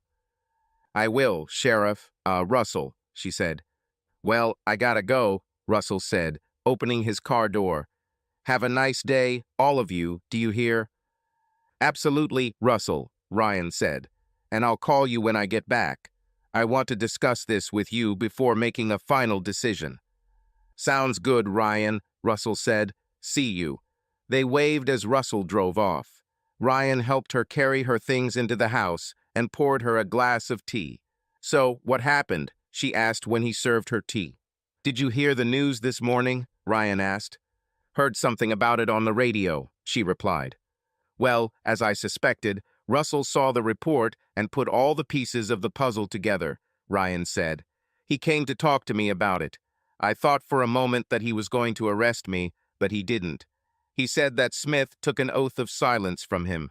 He also said that he knew about my past. He had every right to handcuff me and take me away, but he didn't. Instead, he wants me to take his place when he retires. I think someone is looking down on you, Beverly said. Looks like it, he replied. So, how was your day? Very good, she replied. I found a couple more clients today. Great, Ryan said. By the way, I have a flight booked to send the kids this afternoon. I didn't want to leave until you came back. I appreciate it, she replied. Sorry for not waking you up this morning, but I thought you were exhausted. I definitely was. Thank you, I appreciate it, but you should have woken me up anyway, he said. I'd love to help you. I know, but I wanted you to rest, she said. Speaking of sleep, I'm just falling off my feet. I hope you don't mind if I go home and fall into bed. I don't mind one bit, he said. You deserve a good night's sleep. Thank you, she said, standing up. He hugged her and kissed her tenderly. I love you so much, he said. She smiled and kissed him back. I love you even more, she said. Call me tonight, okay? I want to make sure you get there safely. Absolutely, he said. Go home. I'll call you in the evening. Maybe when I get back, you can show me those little shorts again. Maybe I'll make a new pair just for you, she said, with a sly twinkle in her eye. They stood for a while, looking into each other's eyes. Hey guys, Sarah called from the kitchen. There are small spectators here. Ryan and Beverly smiled and turned to Sarah, who was holding little Ryan. The boy looked at Beverly, a little scared. Beverly walked up to the boy and stroked his head. Sorry, we probably haven't met yet, Beverly said. Are you Grandpa's friend? Asked little Ryan. Yes, she's his friend, Sarah replied. In fact, she will be your new grandmother. The boy looked at Beverly for a moment, confused. Are you really going to be my new grandmother? He asked. Beverly smiled and nodded. Yes, I will, she said. Is this okay with you? The boy thought for a moment before answering. Will you help Grandpa find his eye? He asked. If he wants, I'll help, Beverly replied. Ryan looked lost in thought. Then he looked at her. Okay, he said. You can be my new grandmother. Beverly smiled and took the boy in her arms. Thank you, she said. This is very important to me. Please, he replied. Beverly stood up and looked at Sarah. He's a wonderful boy, she said.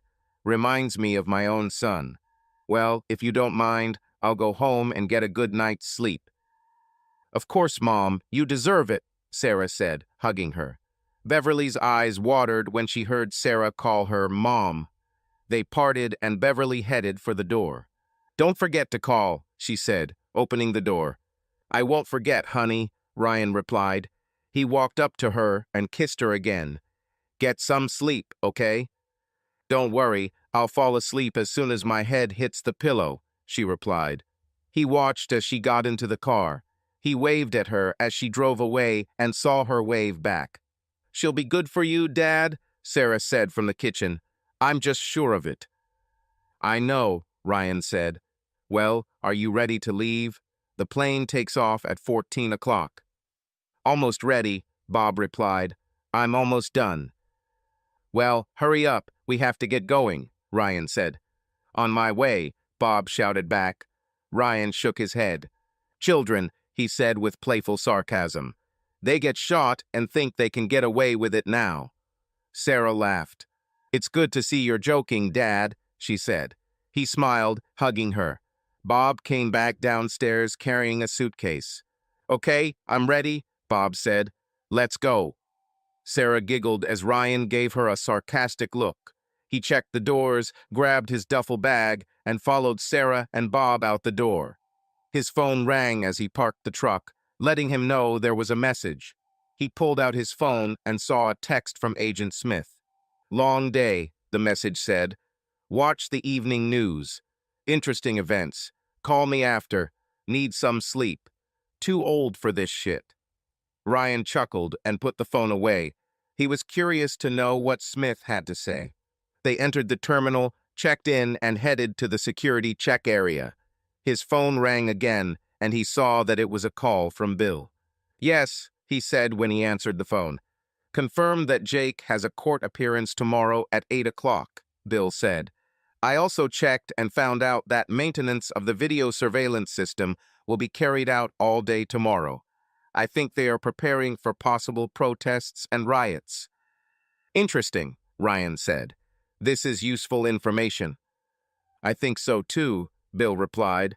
"How did it go with the sheriff?" "He got it," Ryan said. "What? And are you still free?"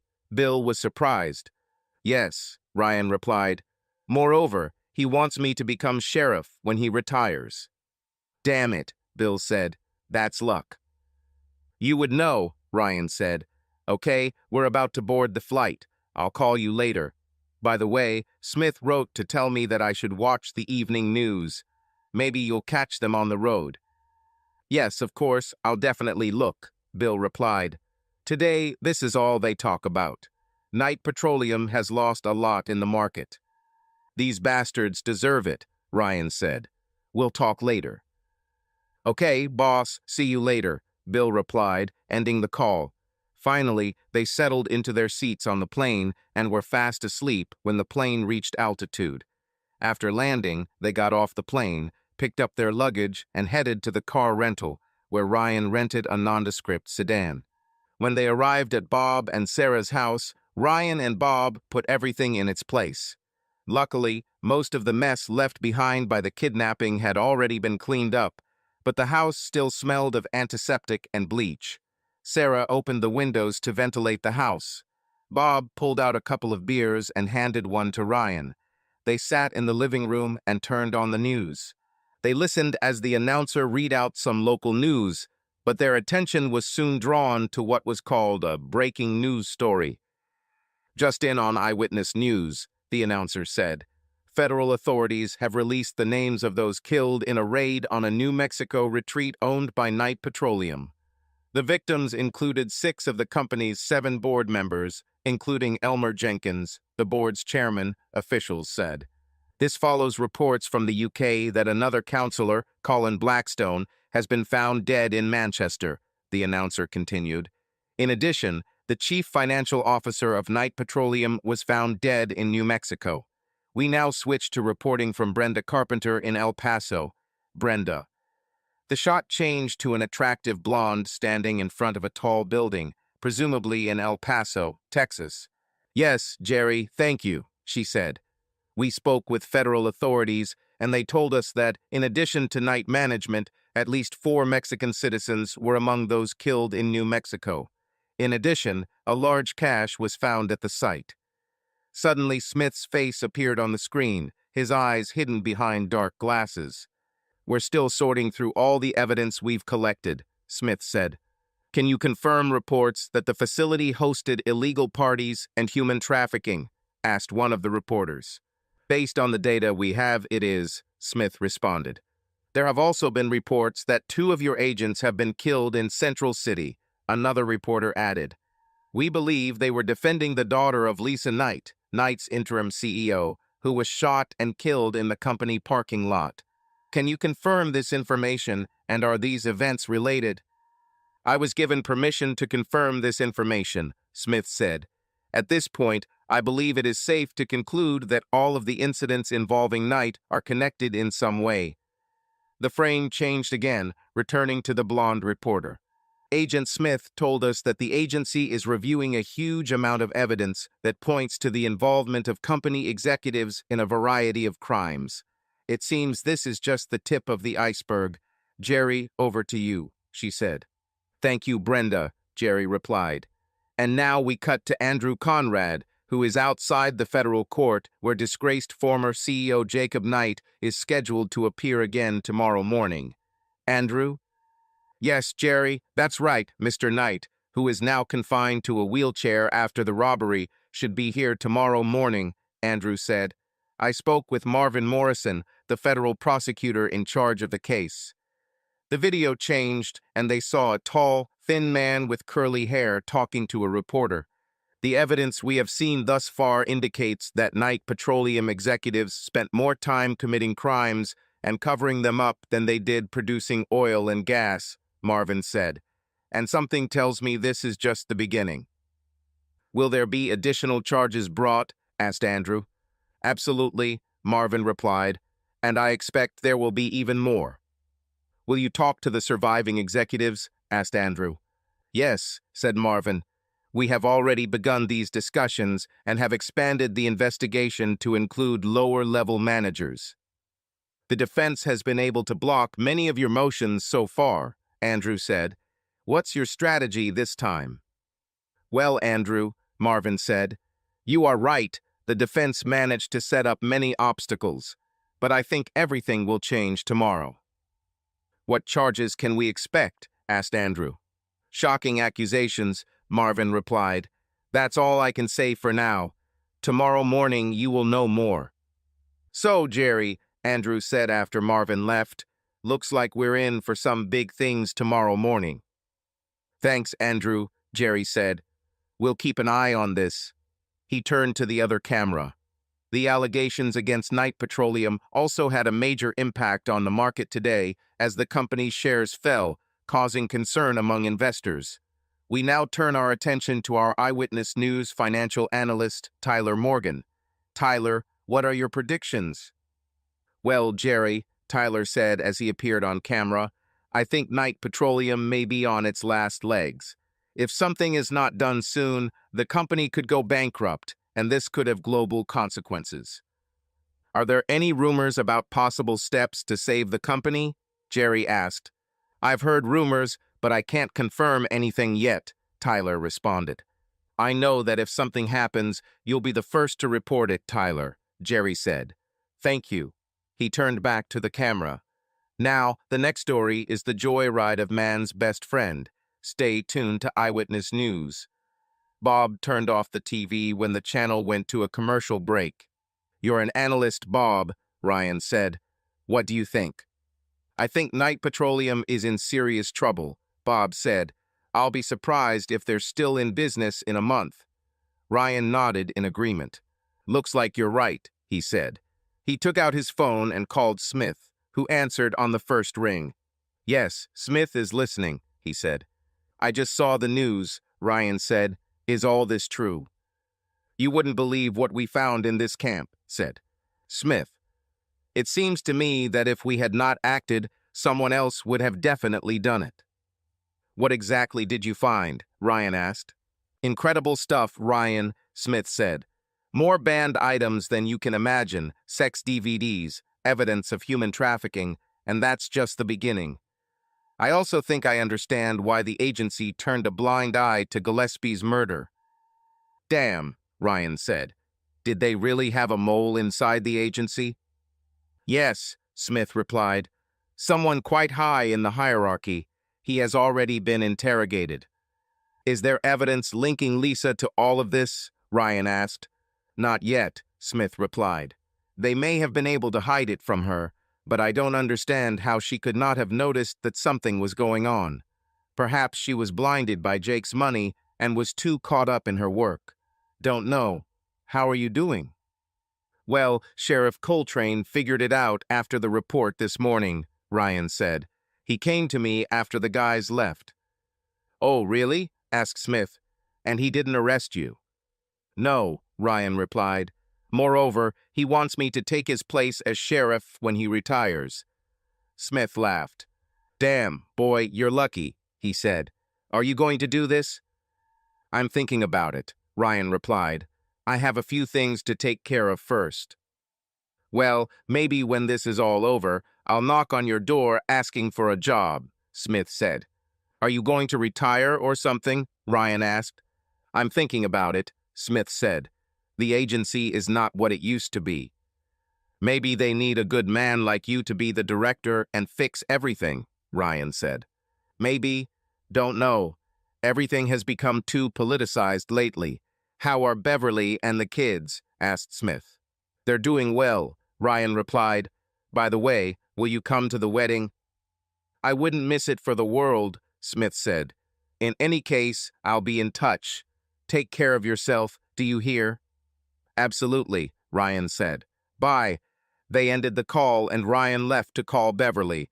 After a while, he returned with a smile on his face. Sarah noticed this and sat next to him on the couch while he played with little Ryan. Have you talked to Mom yet? Asked Sarah. Ryan knew she meant Beverly. He nodded. Yes, he replied, tickling young Ryan on his lap. How did you know? Well, you left to make a call and then came back with such a satisfied smile on your face, she said. It's good to see that you've fallen in love again. I remember you were like that with Lisa. Ryan looked at her and saw tears form in her eyes. He stopped tickling his grandson to hug his daughter. She burst into tears. Forgive me, Dad, she cried. I treated you so badly when I was a child, and you still saved my life twice. I don't deserve a father like you. It's okay, Princess, he whispered in her ear. You were young, stupid, and influenced. They took advantage of this. But you realized your mistake and changed. You have achieved a lot in life. I'm proud of what you did. You have a wonderful family, and I will always be by your side. Thank you, Dad, she said, sobbing. I love you. I love you too, he replied. It's time for me to cook dinner, she said. After she left for the kitchen, Ryan returned to his grandson, who squealed happily as his grandfather tickled him again. That night, when he fell asleep, Ryan dreamed of beautiful blonde women in short shorts and white t-shirts. The next morning, the courtroom quickly filled as reporters, potential witnesses, and observers began to take their seats. No one paid attention to the tall man sitting in the last row. Wearing a dark baseball cap, sunglasses, and a bandana covering the lower half of his face, he looked just like several other people in the room. Due to social distancing requirements, everyone was seated at least 6 feet apart. The man watched as Jake was wheeled into the courtroom in a wheelchair, with a chain secured around his waist. The lawyers entered and took their seats, and the bailiff ordered everyone to stand as the judge entered the courtroom. Everyone sat back down as the judge nodded, already taking a seat at the high table. The man watched as the lawyers made arguments, counter-arguments, and motions, followed by counter-motions. The judge listened carefully and said very little. To the person in the back row, it all sounded like the meaningless noise from an old Charlie Brown cartoon, a kind of gibberish with few actual words in it. However, he understood the judge's latest order well. The motion to reschedule is granted, the judge said. Marvin stood up to object, but the judge slammed his gavel down. The meeting has been adjourned until tomorrow morning at 9 o'clock, he said. Everyone is free. Marvin threw his papers on the table in front of him, annoyed, while Jake smirked. The guards came to take him away, and no one noticed how the man had already left the hall. Also, no one noticed how the man stood at the intersection of two corridors, observing the interaction between Jake and his guards. "Damn it, I need to go to the bathroom," Jake said. One of the guards shook his head and signaled to the other to check the toilet. The second guard entered, looked around, looked under the large booth at the end, and, seeing no one, went back out. No one noticed how a tall man in a baseball cap left the building. "Everything is clear," said the second guard. Jake looked at the first guard. "Get these chains off me before I shit myself, okay?" Jake demanded.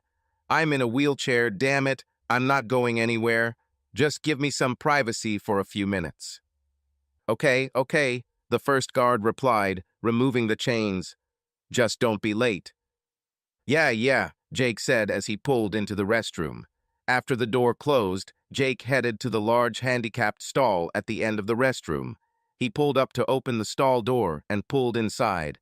He closed the stall door and was surprised to see a tall man wearing a baseball cap, dark glasses, and a bandana standing in the corner. He wondered why this man was wearing an old apron, latex gloves, and blue shoe covers. Something inside Jake snapped when he realized who was in front of him. He also recalled that the man once told him, "If you ever lay a hand on Lisa or hurt anyone in my family, I swear to God I will find you like a dog and kill you." The blood drained from Jake's face and his eyes widened in horror as he realized he was about to die. He tried to say something, but couldn't. The pressure in his chest suddenly increased, and he could no longer breathe. The man watched as Jake raised his hand to his chest and struggled to take in his last breath of air. But that breath never came. Jake slumped in his chair, losing consciousness. He looked at his reflection in the mirror. The glass eye in his mangled left socket reminded him of something out of an old sci-fi movie. He put his sunglasses back on and turned around. Bent over, he jumped to the ledge at the bottom of the high window and climbed onto it. He opened the window slightly to look around the garbage-strewn alley. Making sure that there was no one nearby, he climbed out, quietly closed the window, and silently jumped to the ground. Following a pre-planned route, he got rid of his apron, hat, shoe covers, glasses, and gloves, throwing them into storm drains along the way. After about 15 minutes, the guards at the restroom doors decided that Jake had been given enough time to finish his business. "I swear to God, he does this every time we're here," one of the guards said. "Go there and get him out of here." "Okay," replied the second guard. A few seconds later, he returned. "Call 911, we need an ambulance now," he said. "What?" asked the first guard. He turned on the microphone and made a call, heading inside. When he approached the booth, he saw Jake's lifeless body on the floor. "Couldn't have happened to a more deserving person," he said, addressing no one in particular. When paramedics arrived, he headed to the security room to see if anything unusual had been recorded. If anyone had been near this part of the building, it would have been recorded by the CCTV system. Unfortunately for him, the security system was not working at that moment, and no video was recorded from this part of the building. Upgrades and maintenance were being carried out, he was told, all in preparation for any possible disturbances that might occur that night. Or the next day. Damn it, he thought. He returned to the restroom and saw paramedics carrying Jake's body out on a stretcher, covered with a white sheet. "He didn't make it," one of the paramedics said. "We'll take him to a pathologist for an autopsy, but we're pretty sure it was a heart attack." The guard nodded in understanding. Ryan got into his rental sedan, noticing that he still had a few minutes left on the parking meter. He put the eye patch back on, put on his old hat, and lit a cigarette, taking a deep breath and silently thanking God that he didn't have to kill Jake. When he finished, he realized he had a few more things to do before heading back to Bob and Sarah's house. Half an hour later, he pulled up to the parking lot of the rehabilitation center where Lisa was. He knew from Sarah that she would be here for a while, undergoing therapy. He also knew that Lisa would have serious speech problems and her ability to use her arms and legs would be limited. However, he also knew that she would understand everything he said. He took the DVD lying on the seat and got out of the car. He walked inside and was directed to her room. Lisa perked up when she saw him and opened her mouth to say something, but he shook his head. "Don't say anything, Lisa," he said. "Just listen." She looked depressed and nodded slightly. He rolled a chair to her bed and looked at her. She was once so beautiful and full of life. All this has now disappeared. "You know, you almost tricked me," he said, causing her to look at him in surprise. "I almost believed what you told me. I have to admit, the food was a great gimmick. It almost worked. And the phone was nice too. Did you know that Elmer cloned him and filled him with spyware?" She shook her head. "The problem is, Lisa, I don't believe you," he continued. "I can never trust a word you say again. That's what cheating and lying do." He paused to give her time to process what she had heard before continuing. "When I heard that you were wounded, I immediately came. What I learned after that just killed me," he continued. "Then I learned that your own board of directors, along with Jake, hired a hitman to take you out." Her eyes widened. "I take it you didn't know they were trying to eliminate you, right?" "Well, Elmer made a huge mistake. He threatened Sarah, Bob, and little Ryan. He also told me about your adventures. Not only did you cheat on me with Jake, but you cheated on the whole damn board of directors. And this started long before you said you were in a relationship with Jake." He threw the DVD onto her bedspread. "This is in case you get bored," Ryan added. "According to Elmer, this disc contains the highlights of your career as the corporate bitch for Night Petroleum." "Yes, I saw everything," he said. "And Bob and Sarah too." He paused to let her process this before continuing. "She's not very happy with you right now, especially since you plan to involve her in your wicked lifestyle." Lisa lowered her head and tears rolled down her cheeks. "Elmer orchestrated the kidnapping of Sarah and little Ryan," Ryan added. "Did you know anything about this?" She looked up, surprised, and shook her head. "They are safe now," he said. "Not thanks to you. But it appears that Night Petroleum no longer has a board of directors. And the FBI told me that they found mountains of evidence of crimes committed by your company. I don't know if you were involved in this." She shook her head and silently whispered, "No," but Ryan continued. "So far, they haven't found any direct evidence linking you to these crimes, but that doesn't mean they won't find it," Ryan said. "Even if they don't charge you for the crimes committed by Elmer, Jake, and the board of directors, you could be charged as an accessory. If I were you, I'd hire a lawyer to negotiate the deal. Maybe you will be given immunity if you agree to cooperate with the investigation. In any case, Night Petroleum is practically non-existent now. You should also know that a class action lawsuit has been filed against Jake and/or his estate. It turns out that I am not the only one of the hundreds of men whose lives and marriages he destroyed. I'm not a lawyer, so don't ask me to explain all the details, but my lawyer back home is also a member of the bar in this state, and he found a loophole in the law that makes this lawsuit possible," Ryan continued. "I wouldn't be planning any trips to the French Riviera anytime soon if I were you. By the time they're done, Jake won't have a cent left. Even if his lawyers win the case, he will go bankrupt paying their bills." She looked at him and tears streamed down her face. I'm so sorry," she croaked. Ryan nodded. "Yeah, well, for a couple of dollars that might get you a cup of coffee somewhere," he said, causing even more tears to fall. "But right now, it doesn't mean anything to me. You once asked if we could remain friends. The answer is no. I can never be friends with a traitor, a liar, a hypocrite, and a cheater. Plus, I met a wonderful woman, and we are getting married soon." He pulled out his phone and showed her a photo of him hugging Beverly. Her body shook, and she began to sob.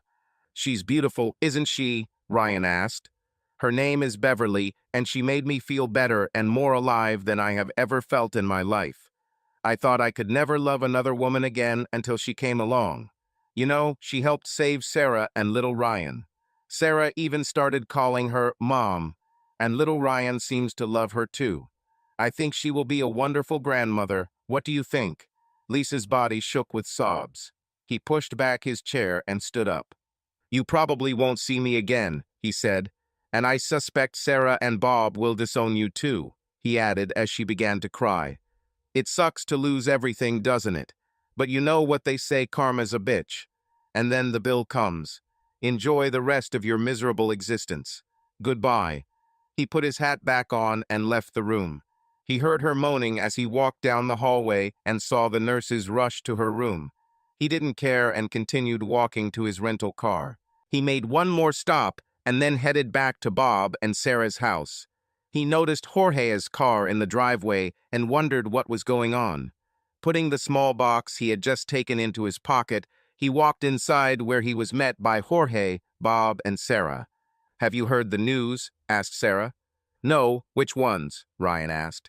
"They just announced that Jake Knight died of a heart attack," Bob said. "Heart attack?" Ryan asked. "When did this happen?"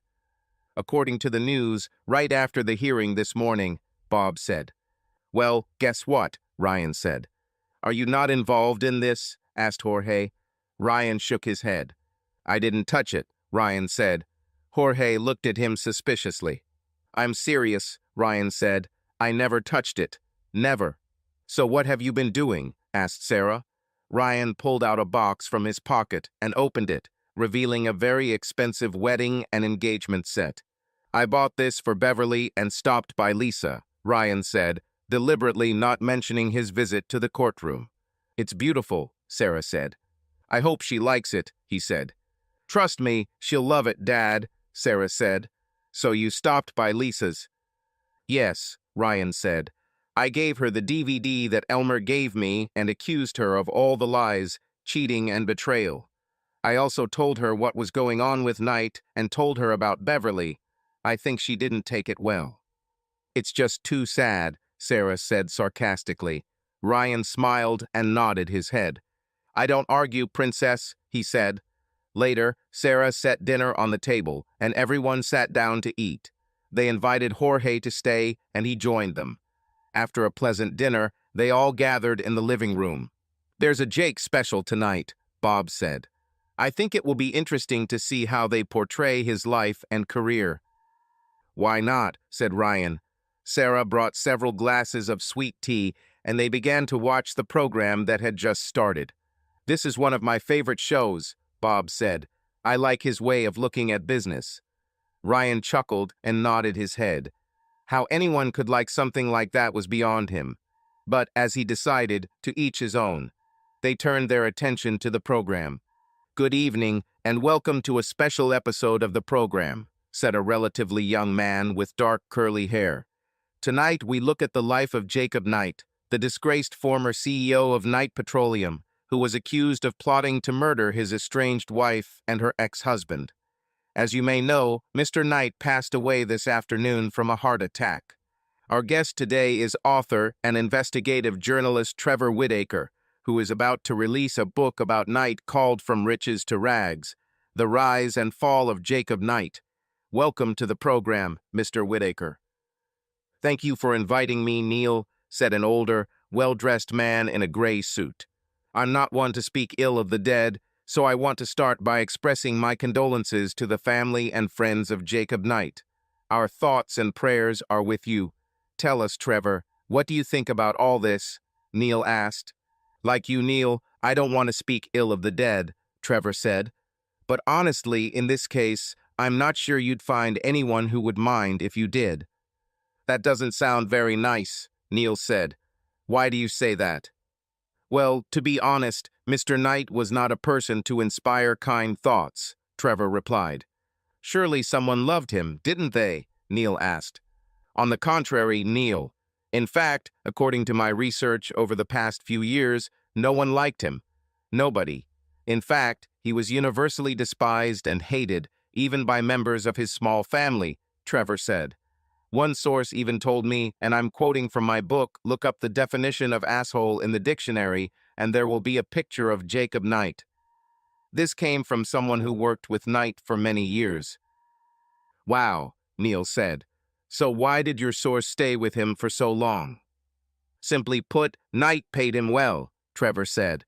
"And this man was honestly afraid of what Knight would do if he ever left. You see, Knight believed that you were either with him or against him. It was not considered a wise career move to give it up." "I see," Neil said. "Now, on to the case. Knight was accused of, among other things, plotting to murder the ex-husband of his now estranged wife. From what we learned, the divorce between her and her first husband took place over 12 years ago, and it seemed to be as amicable as it could be. There was no claim for support, even though she had a teenage daughter. There was no claim for spousal support, and she essentially left him all of the joint assets. So why did Knight suddenly want to kill this man?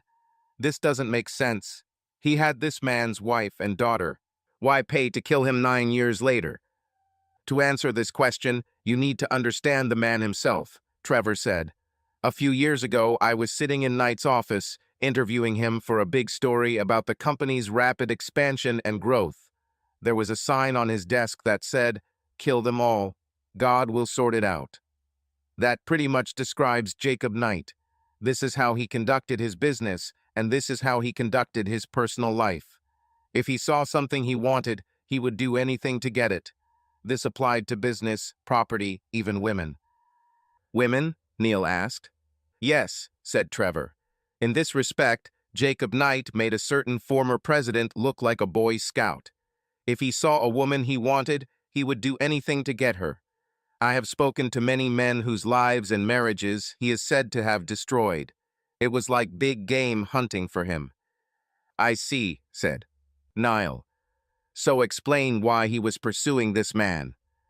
Well, Neil, it turns out that the ex-husband was working as a private security guard for a foreign oil company that Knight wanted to acquire, Trevor said. You have to understand that Knight's idea of business negotiation was, it's good business that you have here, it's going to hurt if something happens to it.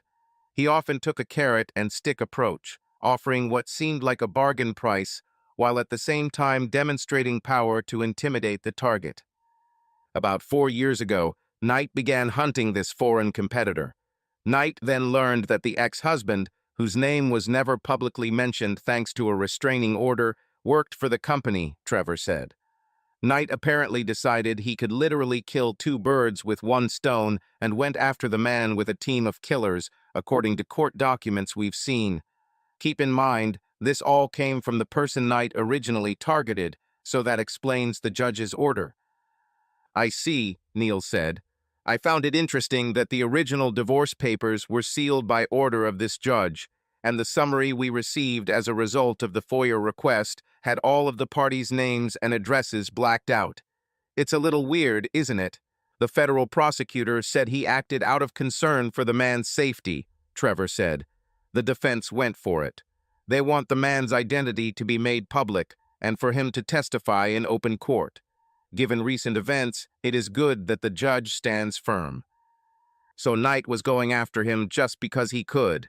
Neil asked. Basically, yes, Trevor said. Knight didn't really need a reason to do anything. All that mattered was what he wanted, that's all. What do you think will happen next? Neil asked. The fact that the principals, including Knight, are now dead does not necessarily mean the case is closed, even though the charges against those individuals have become null and void, Trevor said. The man who allegedly shot Lisa Knight testified to the state in exchange for a reduced sentence, but that doesn't mean he won't spend some time in prison. In addition, the feds continue to investigate Knight's internal operations, and it is possible that Mrs. Knight could be charged as an accomplice, so this may drag on for a while. What about the company itself? Neil asked. As you know, Neil, the company's stock has taken a hit, Trevor said. Shareholders are dumping them as quickly as they can to minimize their losses. If something isn't done soon, the company will probably go out of business. I heard a rumor that something is being prepared, but it has not been confirmed to me yet. I see, Neil said. Very interesting. Thanks for coming, Trevor. You've given us all a fresh perspective on the situation. Thanks, Neil, Trevor said. Then we will discuss whether the Knight Petroleum situation will affect your retirement accounts, and if so, how. We'll speak to a renowned financial advisor in a few minutes. Stay tuned, Neil said before the commercial began. Damn it, Bob said. I had no idea it was that bad. It was, Ryan said. Well, guys, it was fun, but I need to call home and go to bed. Do you still want me to keep an eye on things here? Asked Jorge. If you can, please, Ryan said. I think the main danger has passed, but who knows? I agree, Jorge said. Okay, thanks for dinner, guys, but I have to go. See you later. They said goodbye and Ryan went upstairs, where he called Beverly and went to bed. The next morning he got up early and after breakfast said a warm goodbye to Bob, Sarah, and little Ryan. After saying goodbye and promising to keep them updated on his wedding plans, Ryan headed to the airport. On the way, he noticed a large church, and something told him that he needed to stop. He hadn't been to church since Sarah's baptism, but something just drew him to this place. He parked and went inside. He lit a candle for his old fallen comrades and sat down on a bench in the back row, noticing that he was the only one in the large temple, with the exception of the priest at the altar. He felt like he should kneel down, and when he did, he thought about Dawson and all the others who never came back. As he knelt, his head resting on his hands clasped in prayer, he mentally confessed everything he had done since the day Lisa and Sarah left. All his hatred, anger, disappointment, it all poured out of his heart. He cried over his losses and was grateful for what he now had. When he finished, he looked up at the large crucifix above the altar and wondered about its meaning. As he sat back down on the pew, a young Hispanic man in priestly robes sat next to him. "Is everything all right, my son?" he asked softly. Ryan smiled to himself. He was old enough to be the man's father. He held his tongue something unusual for him and looked at the young priest. He smiled, nodding his head. "Yes, now, Padre," he said. "Thank you. Then may the peace of God be with you, which surpasses all understanding, my son," said the priest, crossing himself. "Thanks again," Ryan said. The priest stood up and Ryan joined him. "If you need anything, prayer, confession, consultation, do not hesitate to contact me," the priest said. "I think I'm okay now, Padre," Ryan said. "Thanks anyway." "I will still pray for you, my son," said the priest, nodding his head. "I feel like you're starting a new chapter in your life, and you're going to need all the help you can get." "Do you need to know my name?" Ryan asked. The priest smiled, shaking his head. "God already knows, my son," he said. Ryan nodded his head. "That's right," he said. "Thank you."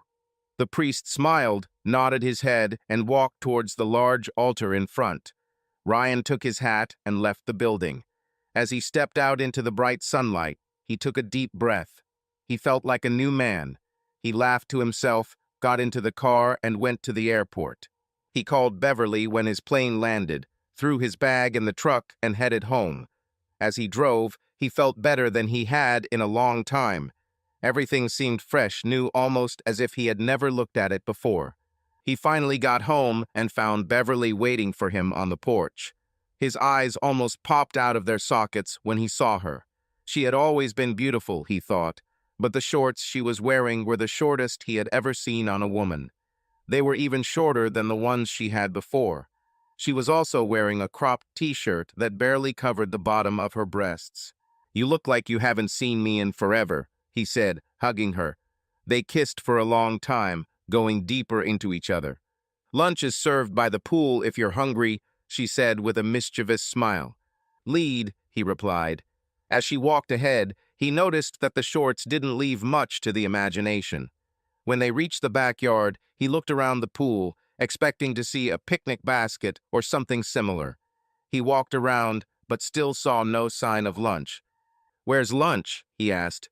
"Right here," she said behind him.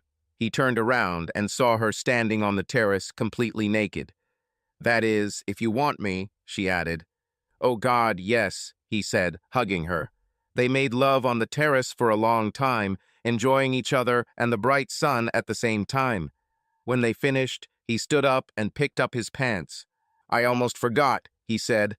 "I bought something for you." He took a box out of his pocket and opened it. Her eyes opened wide when she saw the set of rings.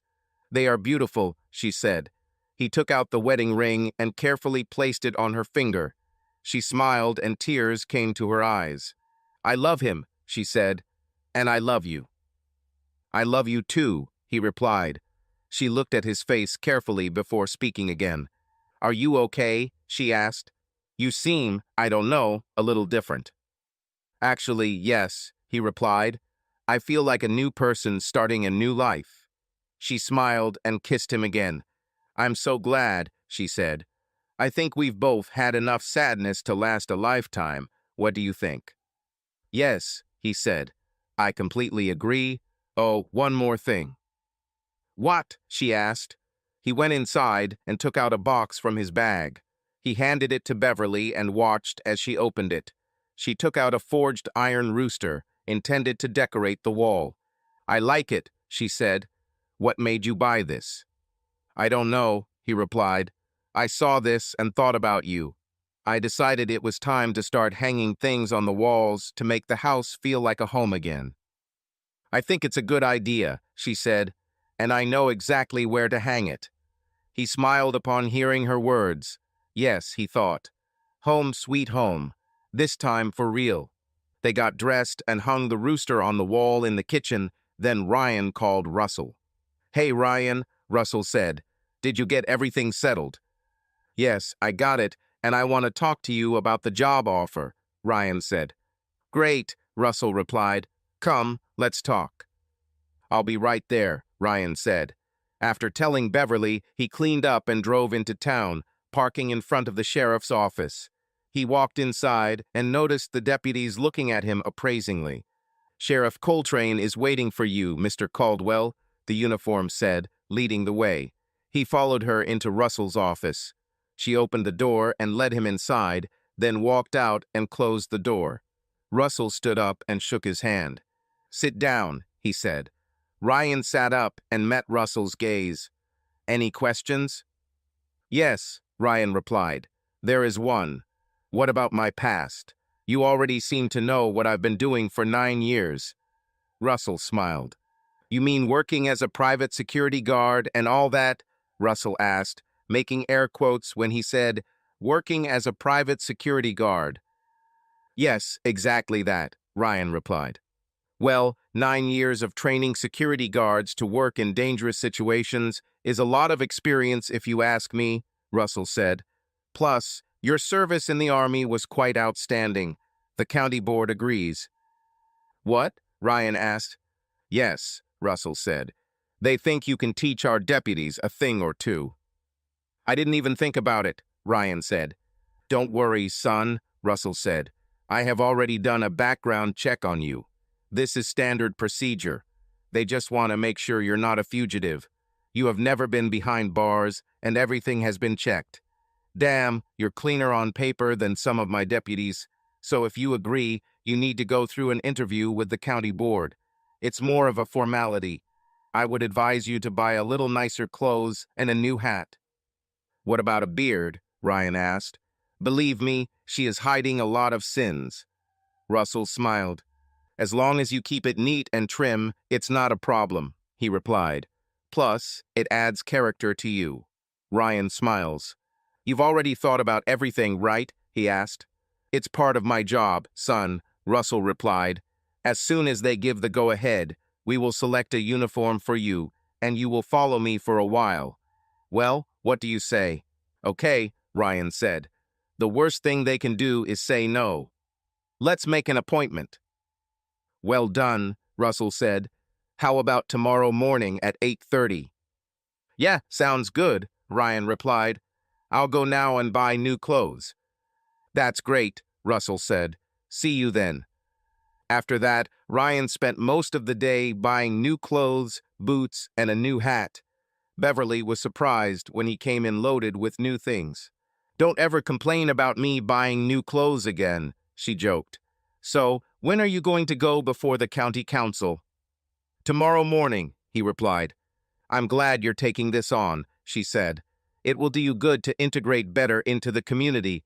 I'm so proud of you. He smiled and kissed her.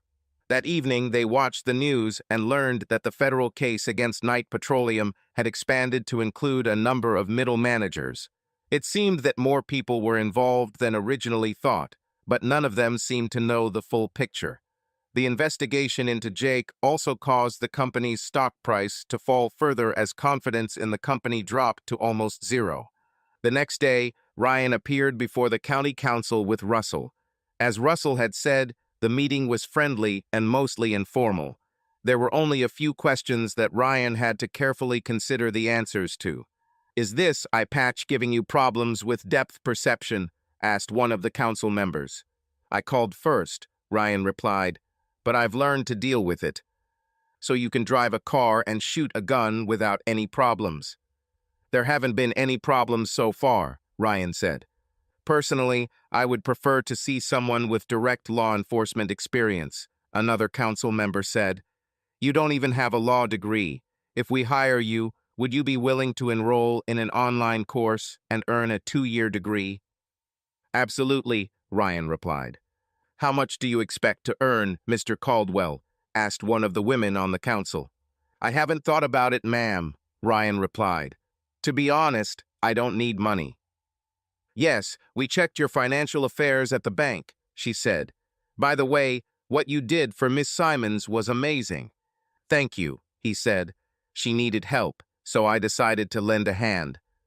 "So what about compensation? How much would you like to receive?" she asked. "To be honest, I haven't thought about it," he replied. "Whatever you pay Sheriff Coltrane, I think maybe you could donate it to a homeless shelter downtown or a women's and children's center." She smiled and nodded her head. "I think we can arrange this," she said. "What do you think?" she added, turning to other council members. They looked at each other and nodded their heads. "Yes, we can do it," one of them said. "Ladies and gentlemen, I think we have found our candidate. What do you think?" said a female council member. They discussed it among themselves before answering. "I agree," said one council member. "I suggest you vote." "I support it," another council member added. "Well, let's vote," said the female council member. "Whoever is in favor of appointing Mr. Ryan Caldwell as sheriff, raise your hands." Everyone raised their hands. "Who's against it?" No hands went up. "Very good," she said. "Mr. Caldwell, congratulations and welcome aboard." "Thank you," Ryan said, shaking her hand. "Sheriff, why don't you escort Mr. Caldwell out and pick out his uniform?" she asked. "The oath-taking ceremony will take place today at 1 p.m. "Let's do that," he said, standing up. They returned to the sheriff's office and Russell Lee Ryan to the back of the building, where they found several shirts and pants that looked like they would fit him. Ryan was relieved to note that they had all been cleaned and ironed, and were still hanging in their protective plastic covers. Ryan tried them on and found they fit perfectly. Russell also pulled out a new hat, a gray Stetson, and handed it to Ryan. "It looks like it suits you well," he said. Ryan tried it on and was surprised to see that it fit better than his old beat-up hat. Russell looked him over, nodding his head approvingly. "You look good, son," he said. He pulled out a black name tag from his desk drawer and pinned it to Ryan's shirt. Apparently, Ryan thought he had prepared a badge in advance, especially for this occasion. After he attacked his badge, Russell glanced at his watch. "It's time for your oath," he said. "Let me make a quick call." While Ryan watched, Russell pulled out his cell phone and dialed a number. He was surprised to hear Beverly's voice on the other end of the line. Russell winked at Ryan and put him on speakerphone. "Beverly, I really need you to come to my office right away," Russell said, sounding serious. "Everything is fine?" she asked. "I don't know," he replied. "But this is serious, and I need you to come as soon as possible." "Okay, Sheriff," she said, with a hint of fear in her voice. "I'll be there in a few minutes." Russell ended the call and put the phone away. He looked at Ryan and smiled. "It was brutal," Ryan said. "Yes, that's true," Russell agreed. "But I had to make sure she came, you know. Wouldn't it be right if you took the oath without her next to you, don't you think?" A few minutes later, Beverly walked through the door and was ushered into Russell's office. "Everything is fine? What's happening?" she asked excitedly. Russell smiled and sat her down. "It's okay, honey," he said. "I just thought you'd enjoy being here when your man is sworn in." He turned to the door leading down the hallway and called out to Ryan. Beverly gasped when she saw her fiancé enter the office in uniform. "Wow," she said. "I've always loved men in uniform," she told him. "So when will the oath be taken?" she asked Russell. He glanced at his watch. "Right now," he replied. A few moments later, they heard the front door open and a group of well-dressed people entered the station. The desk sergeant came into Russell's office to tell him they had visitors. "Thank you," Russell said. "Have everyone gather in the main conference room, if possible." "We'll do that, Sheriff," she replied, leaving the office. Russell looked at Ryan and Beverly. "Are you ready for this?" he asked. Ryan looked worried. "As ready as I can be, I think," Ryan replied. They walked down the hallway and entered a large room that was filled with people, including several uniformed deputies. Ryan noticed a cooler filled with ice and a store-bought cake decorated for the ceremony on the floor next to the table. The deputies studied Ryan as he entered, and they seemed to approve of Russell's choice. He didn't feel any hostility or jealousy from any of them, which was a good sign. The ceremony itself was short and sweet. The chief county commissioner administered the oath of office to Ryan, and Russell pinned the new badge on his chest. He then passed something to Beverly and asked her to follow his lead. She watched as Russell pinned 3 stars on the collar of Ryan's shirt, the badges of rank worn by a sheriff. She attached the remaining set of stars to his other collar and stood back to admire it. "Congratulations, Sheriff," the commissioner said, shaking his hand. "And may God have mercy on you," he added, causing everyone in the room to laugh. "Thank you, Commissioner," Ryan replied. "There's tea and Coca-Cola in the fridge, and Sheriff Caldwell's sorry, but he gets the honor of handing out the cake," Russell said with a laugh. "Sorry, no beer. We're still on duty, you know." Ryan cut a large cake and served it to Beverly first, then to the deputies. He gave a piece to Russell, then served the commissioners.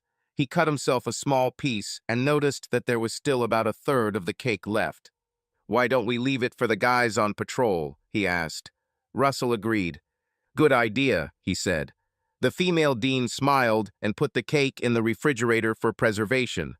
Ryan ate his slice, then walked around the room, introducing himself to the deputies for whom he would soon be responsible. They all seemed like nice people, he thought, and they seemed to accept him as the new sheriff. After the ceremony, Beverly walked up to Ryan and studied him closely. He looked so good in uniform, she thought, almost as if it was made especially for him. "You look so good, honey," she said. "I'm so proud of you." He smiled and kissed her. "Thank you, honey," he said, using a terrible John Wayne impersonation that made her laugh. "It's time for me to go back, darling," she said. "I need to stop by and buy chicken feed and start cooking dinner. I'll see you at home, okay?" "I'll be there," he replied, giving her another kiss. He watched her walk out the door. All the deputies congratulated her and seemed to accept her into their little family. Ryan turned to Russell. "So what now?" he asked. "Now I will give you weapons and equipment," Russell said. They went to the armory and Russell asked him to sign for the belt and a Smith & Wesson M&P9 Mem pistol, a polymer frame, striker-fired, full-size pistol similar to the Glock 17. With everything at stake, Ryan knew it was one of the best 9mm pistols on the market and was surprised that a small sheriff's department like this would issue these. He half expected them to be given 6-shooter revolvers. "One more thing," Russell said, taking a small box from his desk drawer. He handed the box to Ryan, who opened it to reveal a small badge with a blue field and white stars on one side and 3 stripes. One white with a red stripe on the top and bottom. The white stripe read, "Us Army Veteran." "What is this?" Ryan asked. "It's a small token of appreciation for your service," Russell said. "All veterans get one here." Ryan noticed that some of the deputies had a similar badge, and he noticed that Russell had one too, only it said, "Us Marine Corps Veteran." "Thank you," Ryan said. "You're welcome," Russell replied. "So what now?" Ryan asked. "Well, we'll start getting you up to speed tomorrow morning," Russell said. "Be here at 8 a.m. Don't be late." "See you then," Ryan said, picking up his civilian clothes. Deputies said goodbye to him as he walked out the door. When he got home, he kissed Beverly and headed upstairs. He looked at himself in the mirror. "There's a new sheriff in town," he said quietly, turning to his reflection in the mirror. "The boys will never believe this," he thought. He smiled, imagining himself saying, "Feeling lucky, buddy." In the evening, they spent time over a quiet dinner and lovemaking. "I'm glad I was able to be a part of this ceremony today," Beverly said, pressing her naked body against his. "Me too," Ryan replied. "Promise me you'll be careful out there?" she asked. He hugged her and kissed her, feeling her warmth. "I'll be careful, honey," he said. "I promise." The next 2 weeks flew by for Ryan as Russell gave him a crash course in law enforcement. Ryan watched Russell instruct the deputies on the day's tasks and absorbed every detail. This was a good team, he thought. Dedicated, motivated, and loyal. They knew their stuff. Russell ended the briefing by turning to Ryan and asking, "Is there anything you'd like to add, Sheriff?" Ryan knew this was Russell's way of showing deputies that he would eventually lead the department. "Be careful out there," Ryan said, and the deputies nodded in approval. Russell took Ryan to the shooting range and was surprised when Ryan passed the test with ease, hitting all the bad guys while avoiding the good guys. In reality, they were just cardboard cutouts, but it was a useful exercise to help officers learn to identify them in real-life situations. They then moved on to the defensive driving course, which Ryan completed without any problems. When he finished, Russell sat down in the passenger seat and shook his head. "Where did you learn to drive like that?" he asked. "Oh, you'd be surprised," Ryan replied. "No, I wouldn't be surprised," Russell said. During this training with Russell, Ryan was like a sponge, soaking up everything he could from the man. Russell showed him how to use the radio and computer in the patrol car and walked him through simple traffic stops. Ryan enrolled in an online program through the University of Texas and spent his free time completing assignments. Meanwhile, Russell drove him around town, introducing him to the locals, who seemed to quickly warm up to Ryan once they got over the shock of his eye patch and scar. One day, while they were in town, Ryan turned to Russell. "You seem to know a lot about me," Ryan said. "Could you explain how this happened?" "No problem," Russell said. "I knew about you almost from the moment you arrived in town. Goldsmith contacted me after you made a large deposit in his bank and asked me to check on you. So I did. I reached out to my FBI contacts and have been keeping an eye on you for some time. I saw you sitting on your porch, and I asked myself the question, why does a man with so much money in the bank choose to live in this crumbling house and look like a rejected character from an old Clint Eastwood movie? I decided that you were either hiding from someone or you were a powder keg ready to explode." "I just wanted some peace and quiet," Ryan said. "I didn't want to draw attention to myself." "With that much money in the bank," asked Russell, "where did you get all this money, by the way?" "I made most of it from work," Ryan replied. "The other was from successful investments, and a considerable part was given to me by an oil sheikh who appreciated what I did for him. He gave me a second chance and told me to go to a place where I could find peace. That's how I came here. I thought no one would find me here." "What about the money you gave Beverly?" Russell asked. "Did you expect something in response?" "No, nothing," Ryan replied. "I felt sorry for her. As I told Goldsmith, I know what it's like to lose everything that matters to you. When I saw her on the road that day, I was reminded of what I myself had been through, and that I almost did." "I understand," Russell said quietly. "It hurts terribly when you are abandoned the way your wife did. Oh yes, I saw the reports. I once went through something similar myself, a long time ago. Do you understand that you can't help everyone the way you helped her?" "I know," Ryan replied. Ryan also spent time patrolling with other deputies, partly to learn the job and partly to get to know them better. He enjoyed spending time with them, and they seemed to appreciate his efforts. He also went on night patrol with Russell a couple of times. One night, they found themselves on a back road known as the local Lover's Lane. They pulled up to an old pickup truck that was rocking from side to side. They both knew what was going on, so Russell pulled up behind him and briefly flashed his headlights, causing the couple in the pickup to look out the back window in surprise. Russell looked at Ryan. "Do you want to do this?" he asked. "Why not?" Ryan replied. He got out of the car and walked to the driver's side, holding a flashlight in one hand and the other hand close to the gun. He tapped on the window with a flashlight. The nervous young man rolled down the window. Ryan saw that he was shirtless and his pants were quickly pulled up, but not buttoned. He looked at the girl in the cabin and saw that she was covering herself with a blanket. It was obvious that she was completely naked under the covers, and Ryan noticed a pile of clothes on the floor at her feet.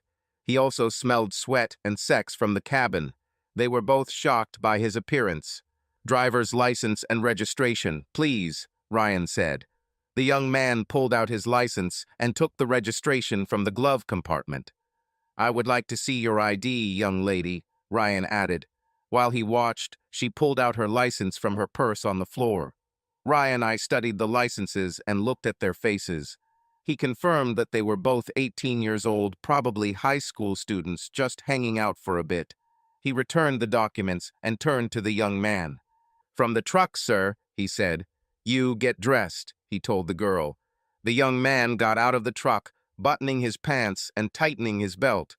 Ryan motioned for him to stand at the back of the truck and looked at him carefully. He could tell the boy was so close to peeing his pants. "Do you love this girl, son?" Ryan asked quietly. "Yes. Yes, sir, I do," he said. Ryan nodded his head. "Are you planning to marry this girl?" Ryan asked. "I don't know," said the young man. "Maybe." "So you like her enough to have sex with her out here in the middle of nowhere, but not enough to marry her, right? Do your parents know? Do her parents know?" Ryan asked. "No, sir, they don't know," the man said, trembling. "Listen, son," Ryan said, "it's late, and I really don't like the idea of dragging you two for public indecent behavior, so I'll only say it once. The next time you feel prompted, show a little respect. Take her to a motel or something. You know, somewhere with 4 walls and clean sheets. It's just dangerous here late at night. People cross the border, wild animals, snakes, one-eyed sheriffs. Do you understand what I am talking about?" The man nodded his head. "Okay," Ryan said. "Get out of here, and don't let me catch you on this road again. Do you hear?" "Yes, sir," the man said as he tried to get into the truck. While he was watching, the man looked out the window. "Thank you, Sheriff," he said. Ryan nodded his head, and the man drove off, no doubt relieved that he wasn't going to jail. At least not tonight. Ryan got back into the car and looked at Russell, who was sporting a big, shitty grin. "Fine?" he asked. "Yes, they did dirty things," Ryan said. The girl was completely naked under the covers. "And you let them go?" asked Russell. "What the hell?" Ryan said. "There was nothing criminal there. Just a couple of guys who wanted to get laid. I kicked his ass, told him never to come here again, took her to a motel or something." Russell laughed. "Welcome to law enforcement, Ryan," he said, turning on the transmission. Ryan knew he would tell Beverly a good story that night. During this period, Ryan and Beverly were also planning their wedding. They eventually decided to hold the ceremony in his backyard. While Ryan worked, Beverly organized almost everything for the ceremony. Ryan offered to help, but Beverly wouldn't hear of it. She spoke with the pastor of the country church she attended while her first husband was still alive, and he agreed to perform the ceremony, but only after he met Ryan. The meeting went well. Ryan showed up at the church in his uniform. They talked about this and that for a while, and by the time the meeting ended, the pastor felt at peace about Beverly teaming up with the tall, scarred man. Ryan followed the news, but it seemed other events had managed to push Knight Petroleum off the front pages. Everything, including Jake's will and the class action lawsuit, was now in the hands of the court system and lawyers more adept at slowing down the process than anything else. Ryan wondered if this problem would ever be resolved. He kept in touch with Sarah, Bob, Bill, and Jorge. They were all happy that he was now the sheriff, and they loved the pictures Beverly sent them of him in uniform. "The boys will never believe this shit," Bob wrote in response to the photos, causing Ryan to laugh. One day, while Ryan and Russell were working in the office, Agent Smith walked through the door. He smiled when he saw Ryan in his uniform. "Damn," he said.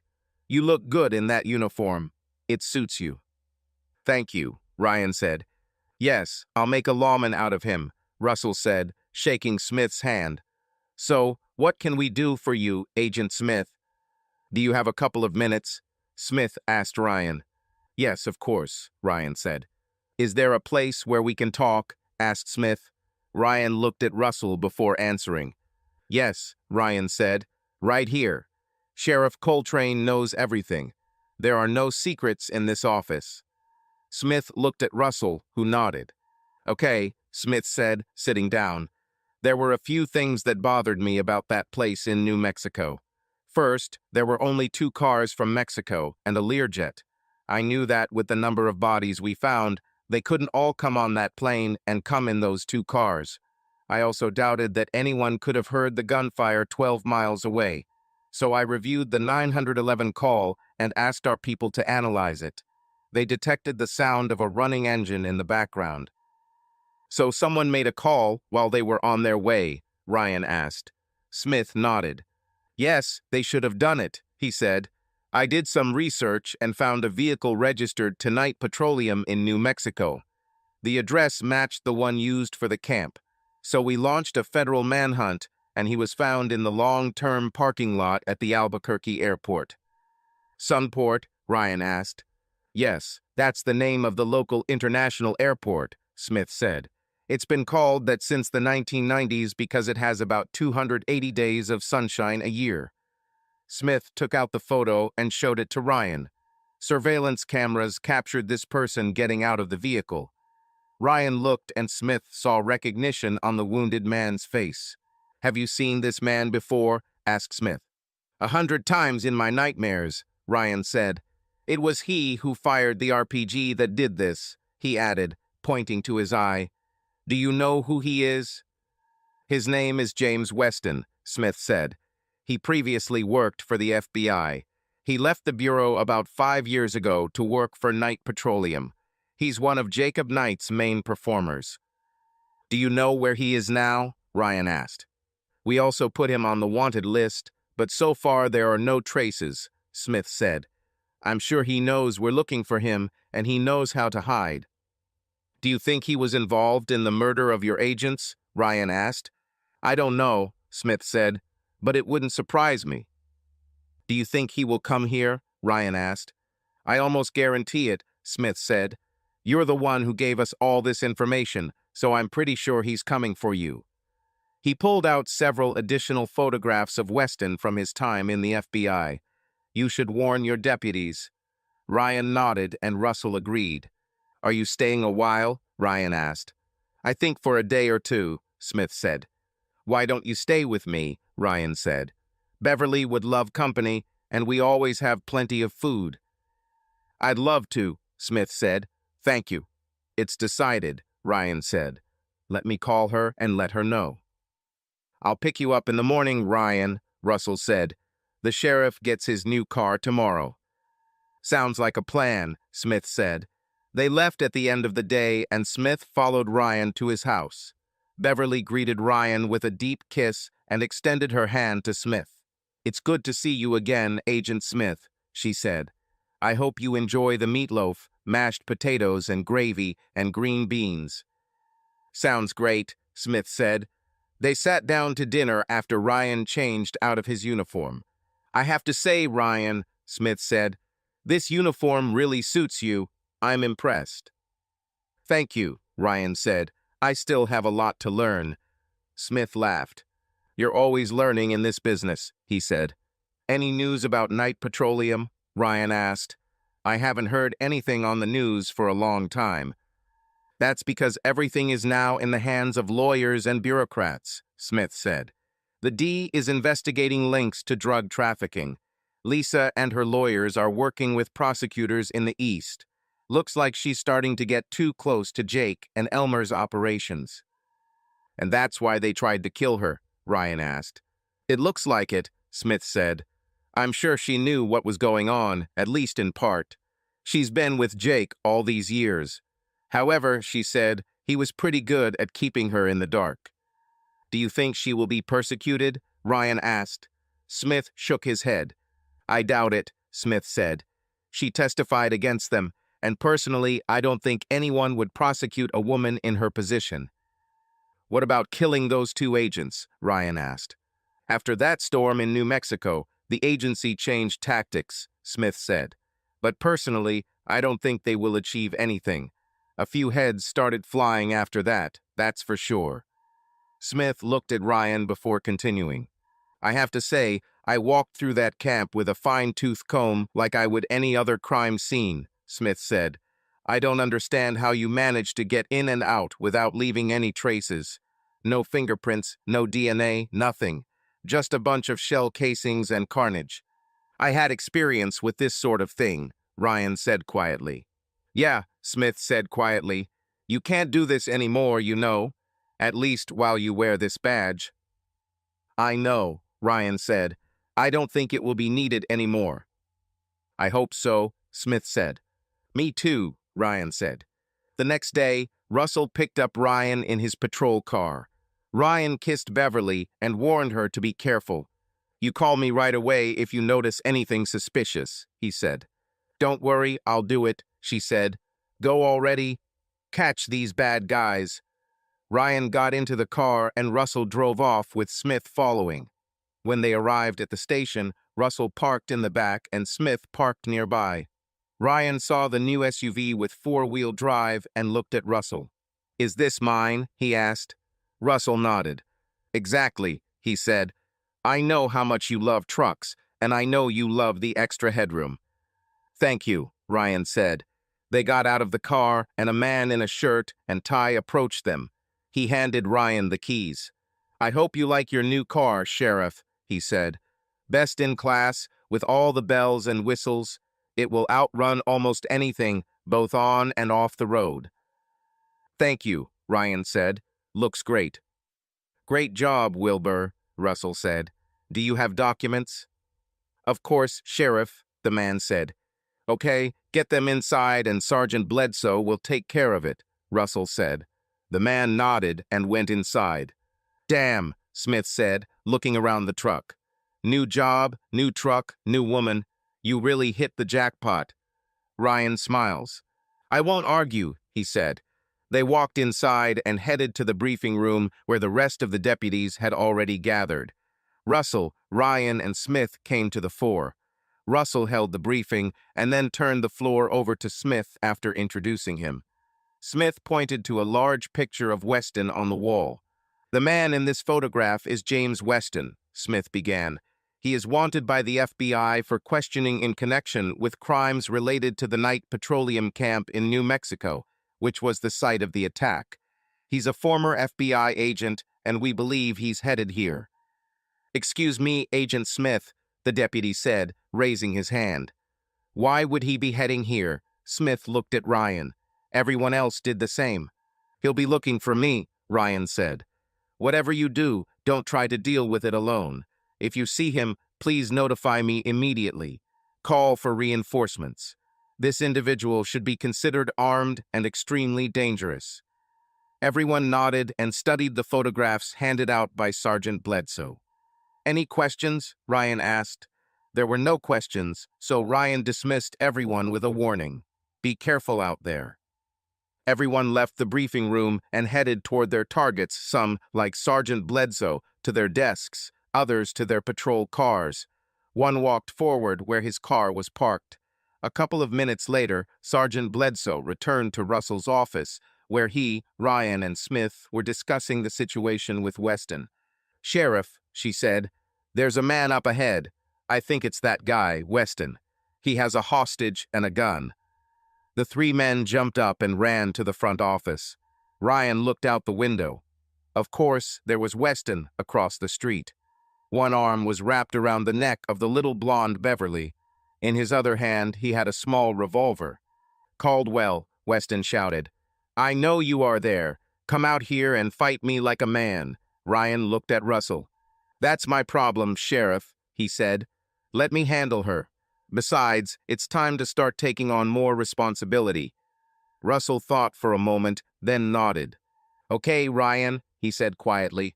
How do you want to play this out? Ryan looked at the remaining deputies in the office. Free the streets, he ordered. Get these civilians out of the way, and block both ends of this street. Forward. They quickly walked out the door and began to lead the civilians to safety. Sergeant Bledsoe spoke on the radio, and 4 sheriff's patrol cars blocked both ends of the street. Ryan looked at the 2 men next to him. Okay, Russell, I want you to stand 10 yards to my right, he said. Smith, you go 10 yards to my left. Follow my example. That's right, Russell said. He glanced at Ryan. The tall, wounded man was not only in charge, he was in command, and Russell knew there was a big difference between the two. They walked out the door, and Russell walked 10 yards down the sidewalk as ordered, drawing his weapon. Smith walked in the opposite direction, drawing his weapon. Ryan stood still and looked Weston in the face. He looked at Beverly, who was struggling as Weston held her tightly. He could see that she was scared and looked at her face. She calmed down, and he nodded slightly. He pulled out his pistol and chambered a bullet. Standing in the open, he took aim at Weston. Boy, if you don't put that gun down and let this woman go right now, you're going to be in big trouble, he said. Can you hear me, boy? I'll give you up to 3. The deputies who were nearby looked at Ryan in surprise. Some of them had never seen anyone do this. Ryan didn't even try to hide. Even worse, he provoked the man using language that would anger anyone in these parts. Ryan stood still, his weapon aimed at the man, and Weston looked nervously between Smith, Ryan, and Russell. This is between us, Caldwell, Weston said. I missed last time, but I won't miss this time. But maybe first I'll take this beautiful woman of yours. 1, Ryan counted. Weston shook his head. Ryan looked at Beverly and nodded his head slightly, hoping she would get the message. He taught her self-defense and recently taught her how to throw a man who grabbed her from behind. 2, Ryan counted. He looked at Weston's feet again. What is it, Weston? Are you hiding behind a woman? He teased. Weston's face began to turn red. Ryan then saw Beverly's hands move to the arm around her neck. Good girl, he thought to himself. 3, Ryan counted. Beverly leaned as far as she could, knocking Weston off balance. Unable to throw, she spun around, kneeing him in the groin before running into the deputy's arms. Weston, enraged, confused, and in pain, rose to his feet and aimed at Ryan. Ryan wasted no time and shot straight at Weston. Russell and Smith fired 2 shots simultaneously into Weston's body. 3 men approached Weston's body, still holding him at gunpoint. As they approached, Ryan kicked Weston's gun away, noticing that it was an old single-action revolver. The hammer had not yet been cocked. He looked at Russell before speaking. Do I need to read him right now? He asked, making Russell laugh. I don't think it will be a problem, Russell said. He looked at Weston's face before speaking again. Did you aim for his left eye? He asked Ryan. Of course, Ryan said. An eye for an eye. Isn't that what a good book says? Yes, but I don't think she was talking about your shooting prowess, Russell said. Ryan turned to see Sergeant Bledsoe crossing the street. I called an ambulance, the sheriff, she said. Ryan nodded. Thank you, Sergeant, he said, motioning for her to follow him. He went to Beverly, who threw herself into his arms, sobbing. He held her while she cried. Are you okay? He asked her. She nodded. I was so scared, she said. Everything is fine, he said. You did great. You and I are partners, remember? She nodded. Why don't you go inside with Sergeant Bledsoe? She'll take care of you and record your statements, okay? I'll be there soon. Okay, she said, trembling. Sergeant Bledsoe put her arm around her shoulders and led her back across the street. It's okay, honey, he heard Bledsoe say. He can't hurt you anymore. Ryan returned to Weston's body. I thought you said this guy was a former FBI agent, Ryan asked Smith. Yes, it did, Smith said. He must have gone crazy in his old age or something. I guess so, Ryan said. By then, the ambulance had arrived. The paramedic examined Weston and shook his head. They placed his body on a stretcher, covered him, and loaded him into the car. Well, Sheriff, Russell said, Looks like you'll have to call in a cleanup crew, and you'll have to do paperwork. You know there will be an investigation into the shooting, right? Ryan nodded. That's what I thought, Ryan said. Welcome to law enforcement, Russell said, patting Ryan on the back. But one thing is for sure. What exactly? Ryan asked. Now everyone in the city will feel much safer. Anyone who comes here with the intention of causing a mess will think twice before contacting the sheriff in this town, Russell said. They returned to the office and Ryan made several calls while Sergeant Bledsoe took Beverly's statement. When they finished, the sergeant brought Beverly to Ryan. Sheriff, I'm going to take Beverly to her car, if that's okay, she asked. She was delivering eggs to Mrs. Williams when the suspect grabbed her. He knew that Mrs. Williams lived nearby, on a small street a few blocks from the city center, within walking distance. He looked at Beverly before answering. Are you okay? He asked her. Now, yes, she said. He hugged her, holding her tightly to him. Okay, honey, he said. Go home. See you in the evening. I need to deliver more eggs first, she said. He smiled and nodded. Okay, honey, he said. Be careful. If you are not ready for this, call me and I will come to the rescue. Everything will be fine, she said. He watched as the sergeant escorted Beverly to the exit. I guess that wraps up that part of my case, Smith said. I'll go back if you don't need anything else. I think we got it done, Ryan said. Thank you again for everything. You'll come to the wedding, won't you? Wild horses won't hold me back, Smith said. He shook Russell's hand. It was good to see you again, Sheriff, he said. Russell nodded. And don't get sick, Agent Smith, Russell said. After Smith left, Russell turned to Ryan. Well, catching the bad guy is only half the job. Let's go, we have a lot of paper. Or rather, you have, he said. Resigning himself to the inevitable, Ryan walked with Russell to the office. That night, he held a trembling Beverly in his arms. Feeling her soft, smooth skin next to him, he really wanted to indulge in passion, but he knew that she just needed to be close and receive comfort. There will be enough time for love later. Hold me, please, she begged. He held her tighter and inhaled her scent. This is the second time you saved my life, she said. Tell me, will every day be like this? No, honey, he said.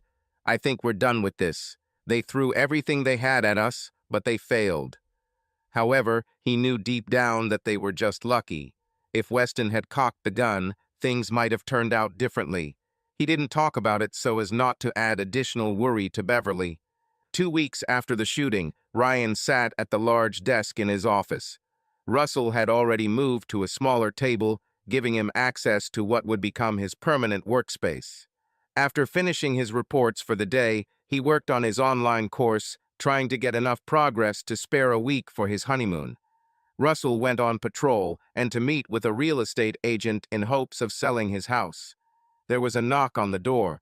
He looked up and saw Sergeant Bledsoe. Sheriff, a Texas Ranger wants to see you, she said. Let him in, Ryan said. She stepped back to allow the ranger to enter the office. Ryan looked at the tall, thin, square-faced man who looked like he had just stepped out of an old Western. He was wearing a beat-up Stetson hat, a red shirt, jeans, and cowboy boots with spurs and a long raincoat. Ryan noticed the badge and pistols on his hips. It seemed to him that they were capsule revolvers, but he was not sure. He motioned for the ranger to enter the office and accepted his hand. Have a seat. How can I help you today, Ranger? Ryan asked. My name is Peace, the ranger said, sitting down. Justice O. Peace. Just wanted to let you know that the investigation is complete. The decision has been made in your favor. That's good to hear, Ranger Peace, Ryan said, wondering what kind of name it was. The ranger looked at him carefully before continuing. It was a pretty good shot, Justice said. Did you really aim for his left eye? Ryan nodded. Yes, Ryan said. How did you know this? You told Sheriff Coltrane that, didn't you? Asked Justice. I don't remember it being in the report, Ryan said. It wasn't, Justice said. This was my personal observation. This is my job. Tell me, is it because... He pointed to the bandage covering Ryan's left eye. I guess so, Ryan said. Justice nodded.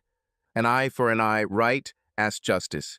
He gouged out your eye in the Middle East, and you reciprocated his feelings. I can understand that. Your idea of biblical justice, right? How do you know this? Ryan asked. Justice shrugged. My job is to know, he said. I can understand a lot about a person by looking into his eyes, or in your case, in the eye. Justice stood up and looked out the window.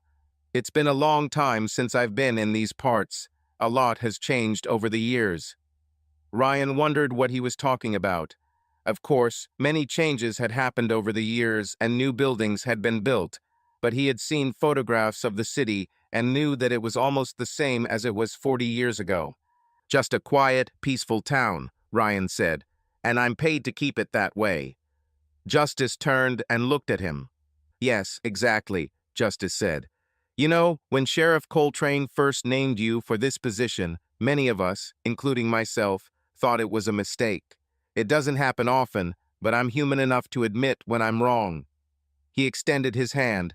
Ryan stood up and shook it. Thank you, Ranger. That means a lot to me, especially coming from you, Ryan said. Justice smiled and nodded. Well, it's not every day that I meet someone who can make another's heart stop with just one look, Justice said. Ryan was shocked. He was sure that no one knew what happened that day in the courthouse with Jake. You know, you remind me of an old friend. They said about him that he would storm the gates of hell with a bucket of water, Justice said. I just wanted to look you in the face and make sure that you are that kind of person, and I believe that you are. Well, I'm flattered, Ranger, Ryan said.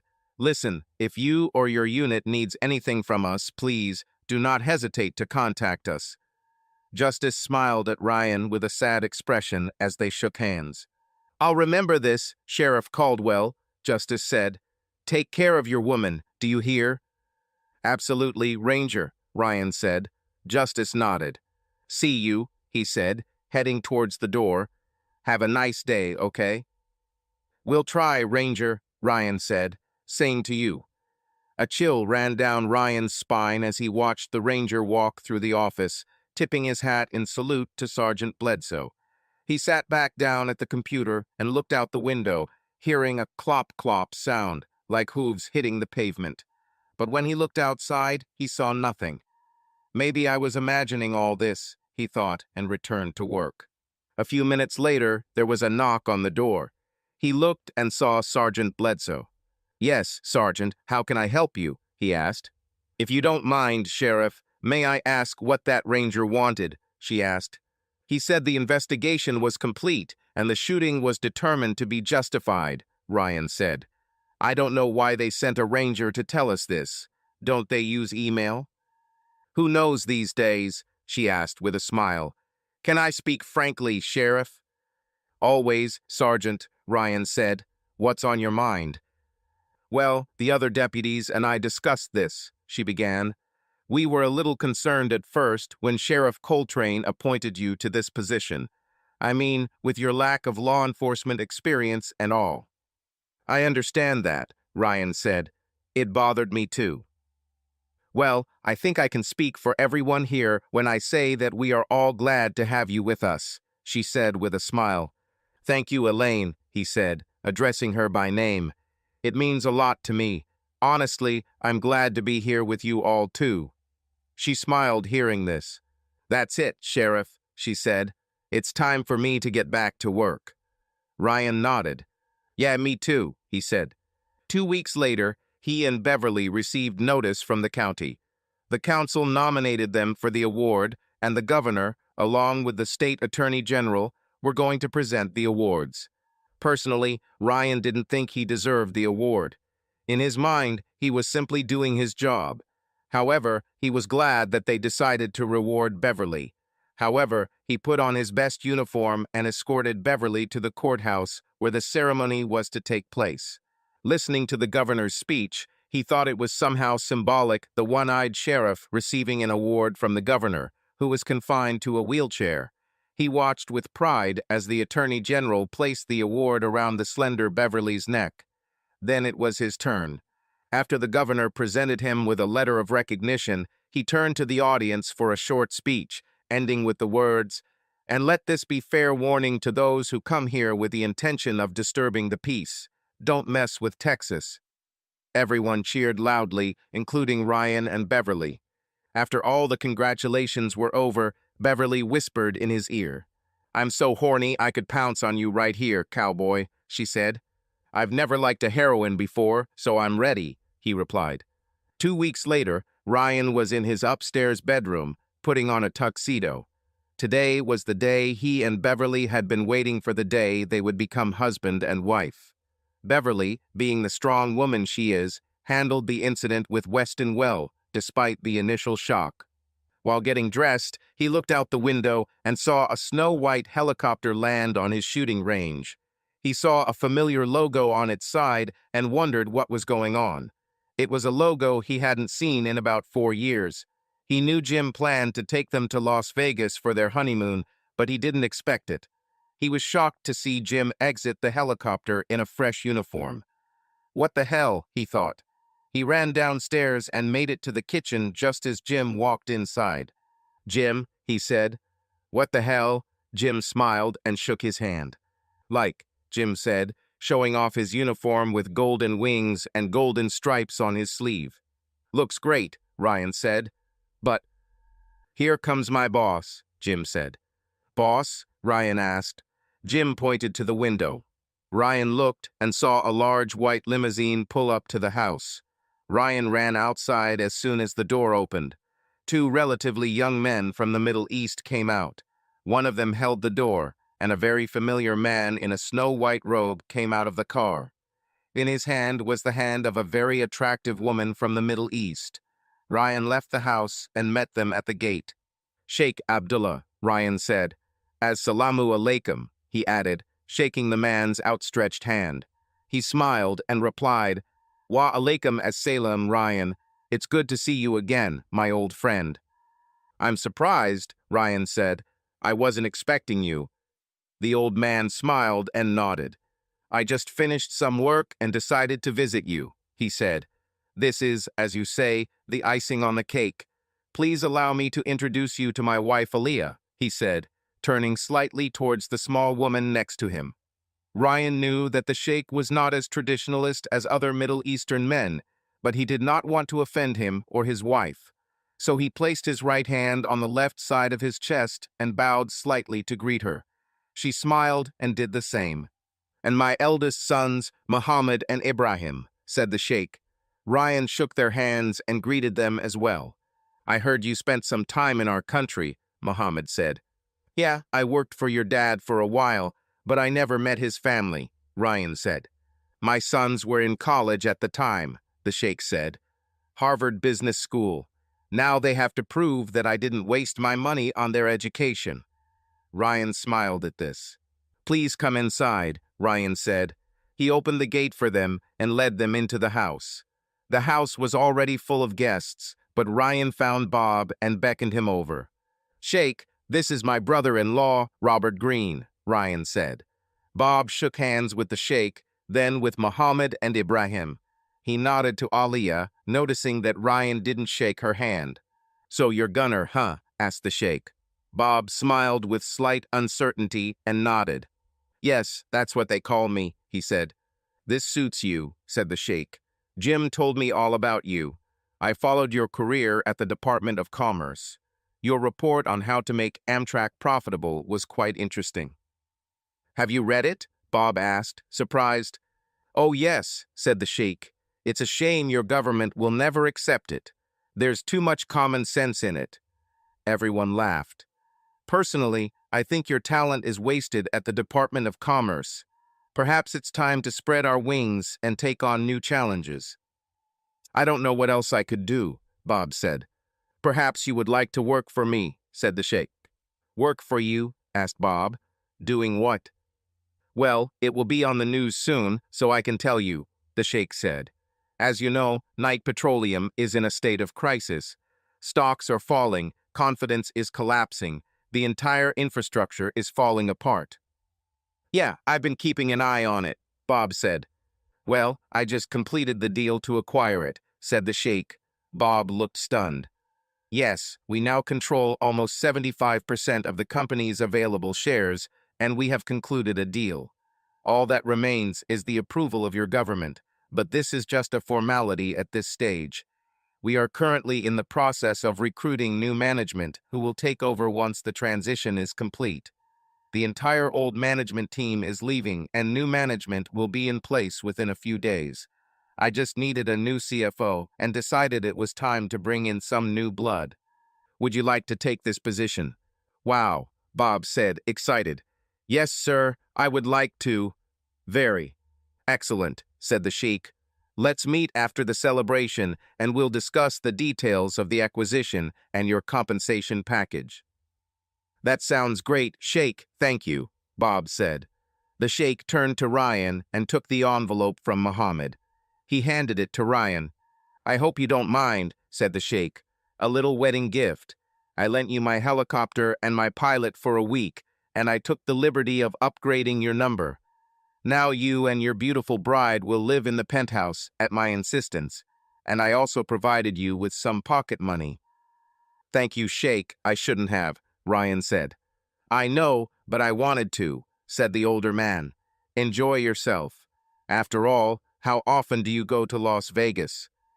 Very true, Ryan said. Thank you from the bottom of my heart. By the way, where is your beautiful bride? Asked the sheikh. She's upstairs with my daughter getting ready, Ryan said. Tradition requires the bride to remain out of sight until the wedding begins. Ah, I understand, said the sheikh. Well then, Mr. Green, could you show us to our seats? Of course, said Bob. Then I have to go back. I'm my father's best friend. The sheikh nodded approvingly. Ryan watched them leave and opened the envelope. His eyes widened when he saw the prepaid Visa card. The attached card said it was loaded with $100,000, a small gift indeed, although he knew that for the sheikh this was a trifle. He looked back at the house and thought about everything he had to go through to get to this point in his life. The house was full of friends, both old and new. His old team Bill, Buster, Ian, Jim, and Cap were all there, along with Jorge, J. Goldsmith, all the off-duty deputies, and of course Russell. Several members of the county council were also there. He hoped they had enough food and drink for everyone. He was glad that he had enough space in his yard for all the cars. Many of Beverly's friends were also there, as well as some of their neighbors. But there was one person who was missing. He looked ahead and saw a dark SUV pull up into the driveway. When the car stopped, he saw Agent Smith get out, then open the passenger door for his wife. Ryan smiled as he greeted his friend. I thought you weren't coming, Ryan said. Wouldn't miss it for the world, Smith said. He introduced his wife Gloria and Buster escorted them to their seats. Ryan looked at his watch and realized it was time. He checked himself one last time in the mirror, then headed towards the altar. He stood at the altar on the street with Bob, Ian, and Cap. Everyone turned around as the wedding march started playing on the outdoor sound system. Everyone smiled as little Ryan walked down the aisle, scattering flower petals before the procession. Bob supported Ryan as he watched his future wife walk down the aisle arm in arm with Russell, preceded by Sarah, Elaine Bledsoe, and Trish Calloway, Beverly's longtime friend. Beverly seemed so beautiful to him that he had to remind himself to breathe. As they approached the altar, the pastor asked, "Who is giving this woman as his wife?" On behalf of the community of Hard Rock, Texas, I am, Russell said. Everyone smiled at this. The ceremony was inspiring and everything was recorded and broadcast live for Beverly's son, who was unable to make it from the Naval Academy. A few days before the wedding, Ryan finally took the time to talk to him on Skype, and they got along great. When the ceremony was over, the pastor asked them to turn to the audience. And now, it gives me great pleasure to introduce to you for the first time, Mr. and Mrs. Ryan Caldwell, the pastor said, drawing applause from everyone. The reception was great, with a local band playing an eclectic mix of country, bluegrass, and rock music. There was plenty of food and drink, and everyone had a good time reminiscing and dancing. Everyone came over to wish the newlyweds well,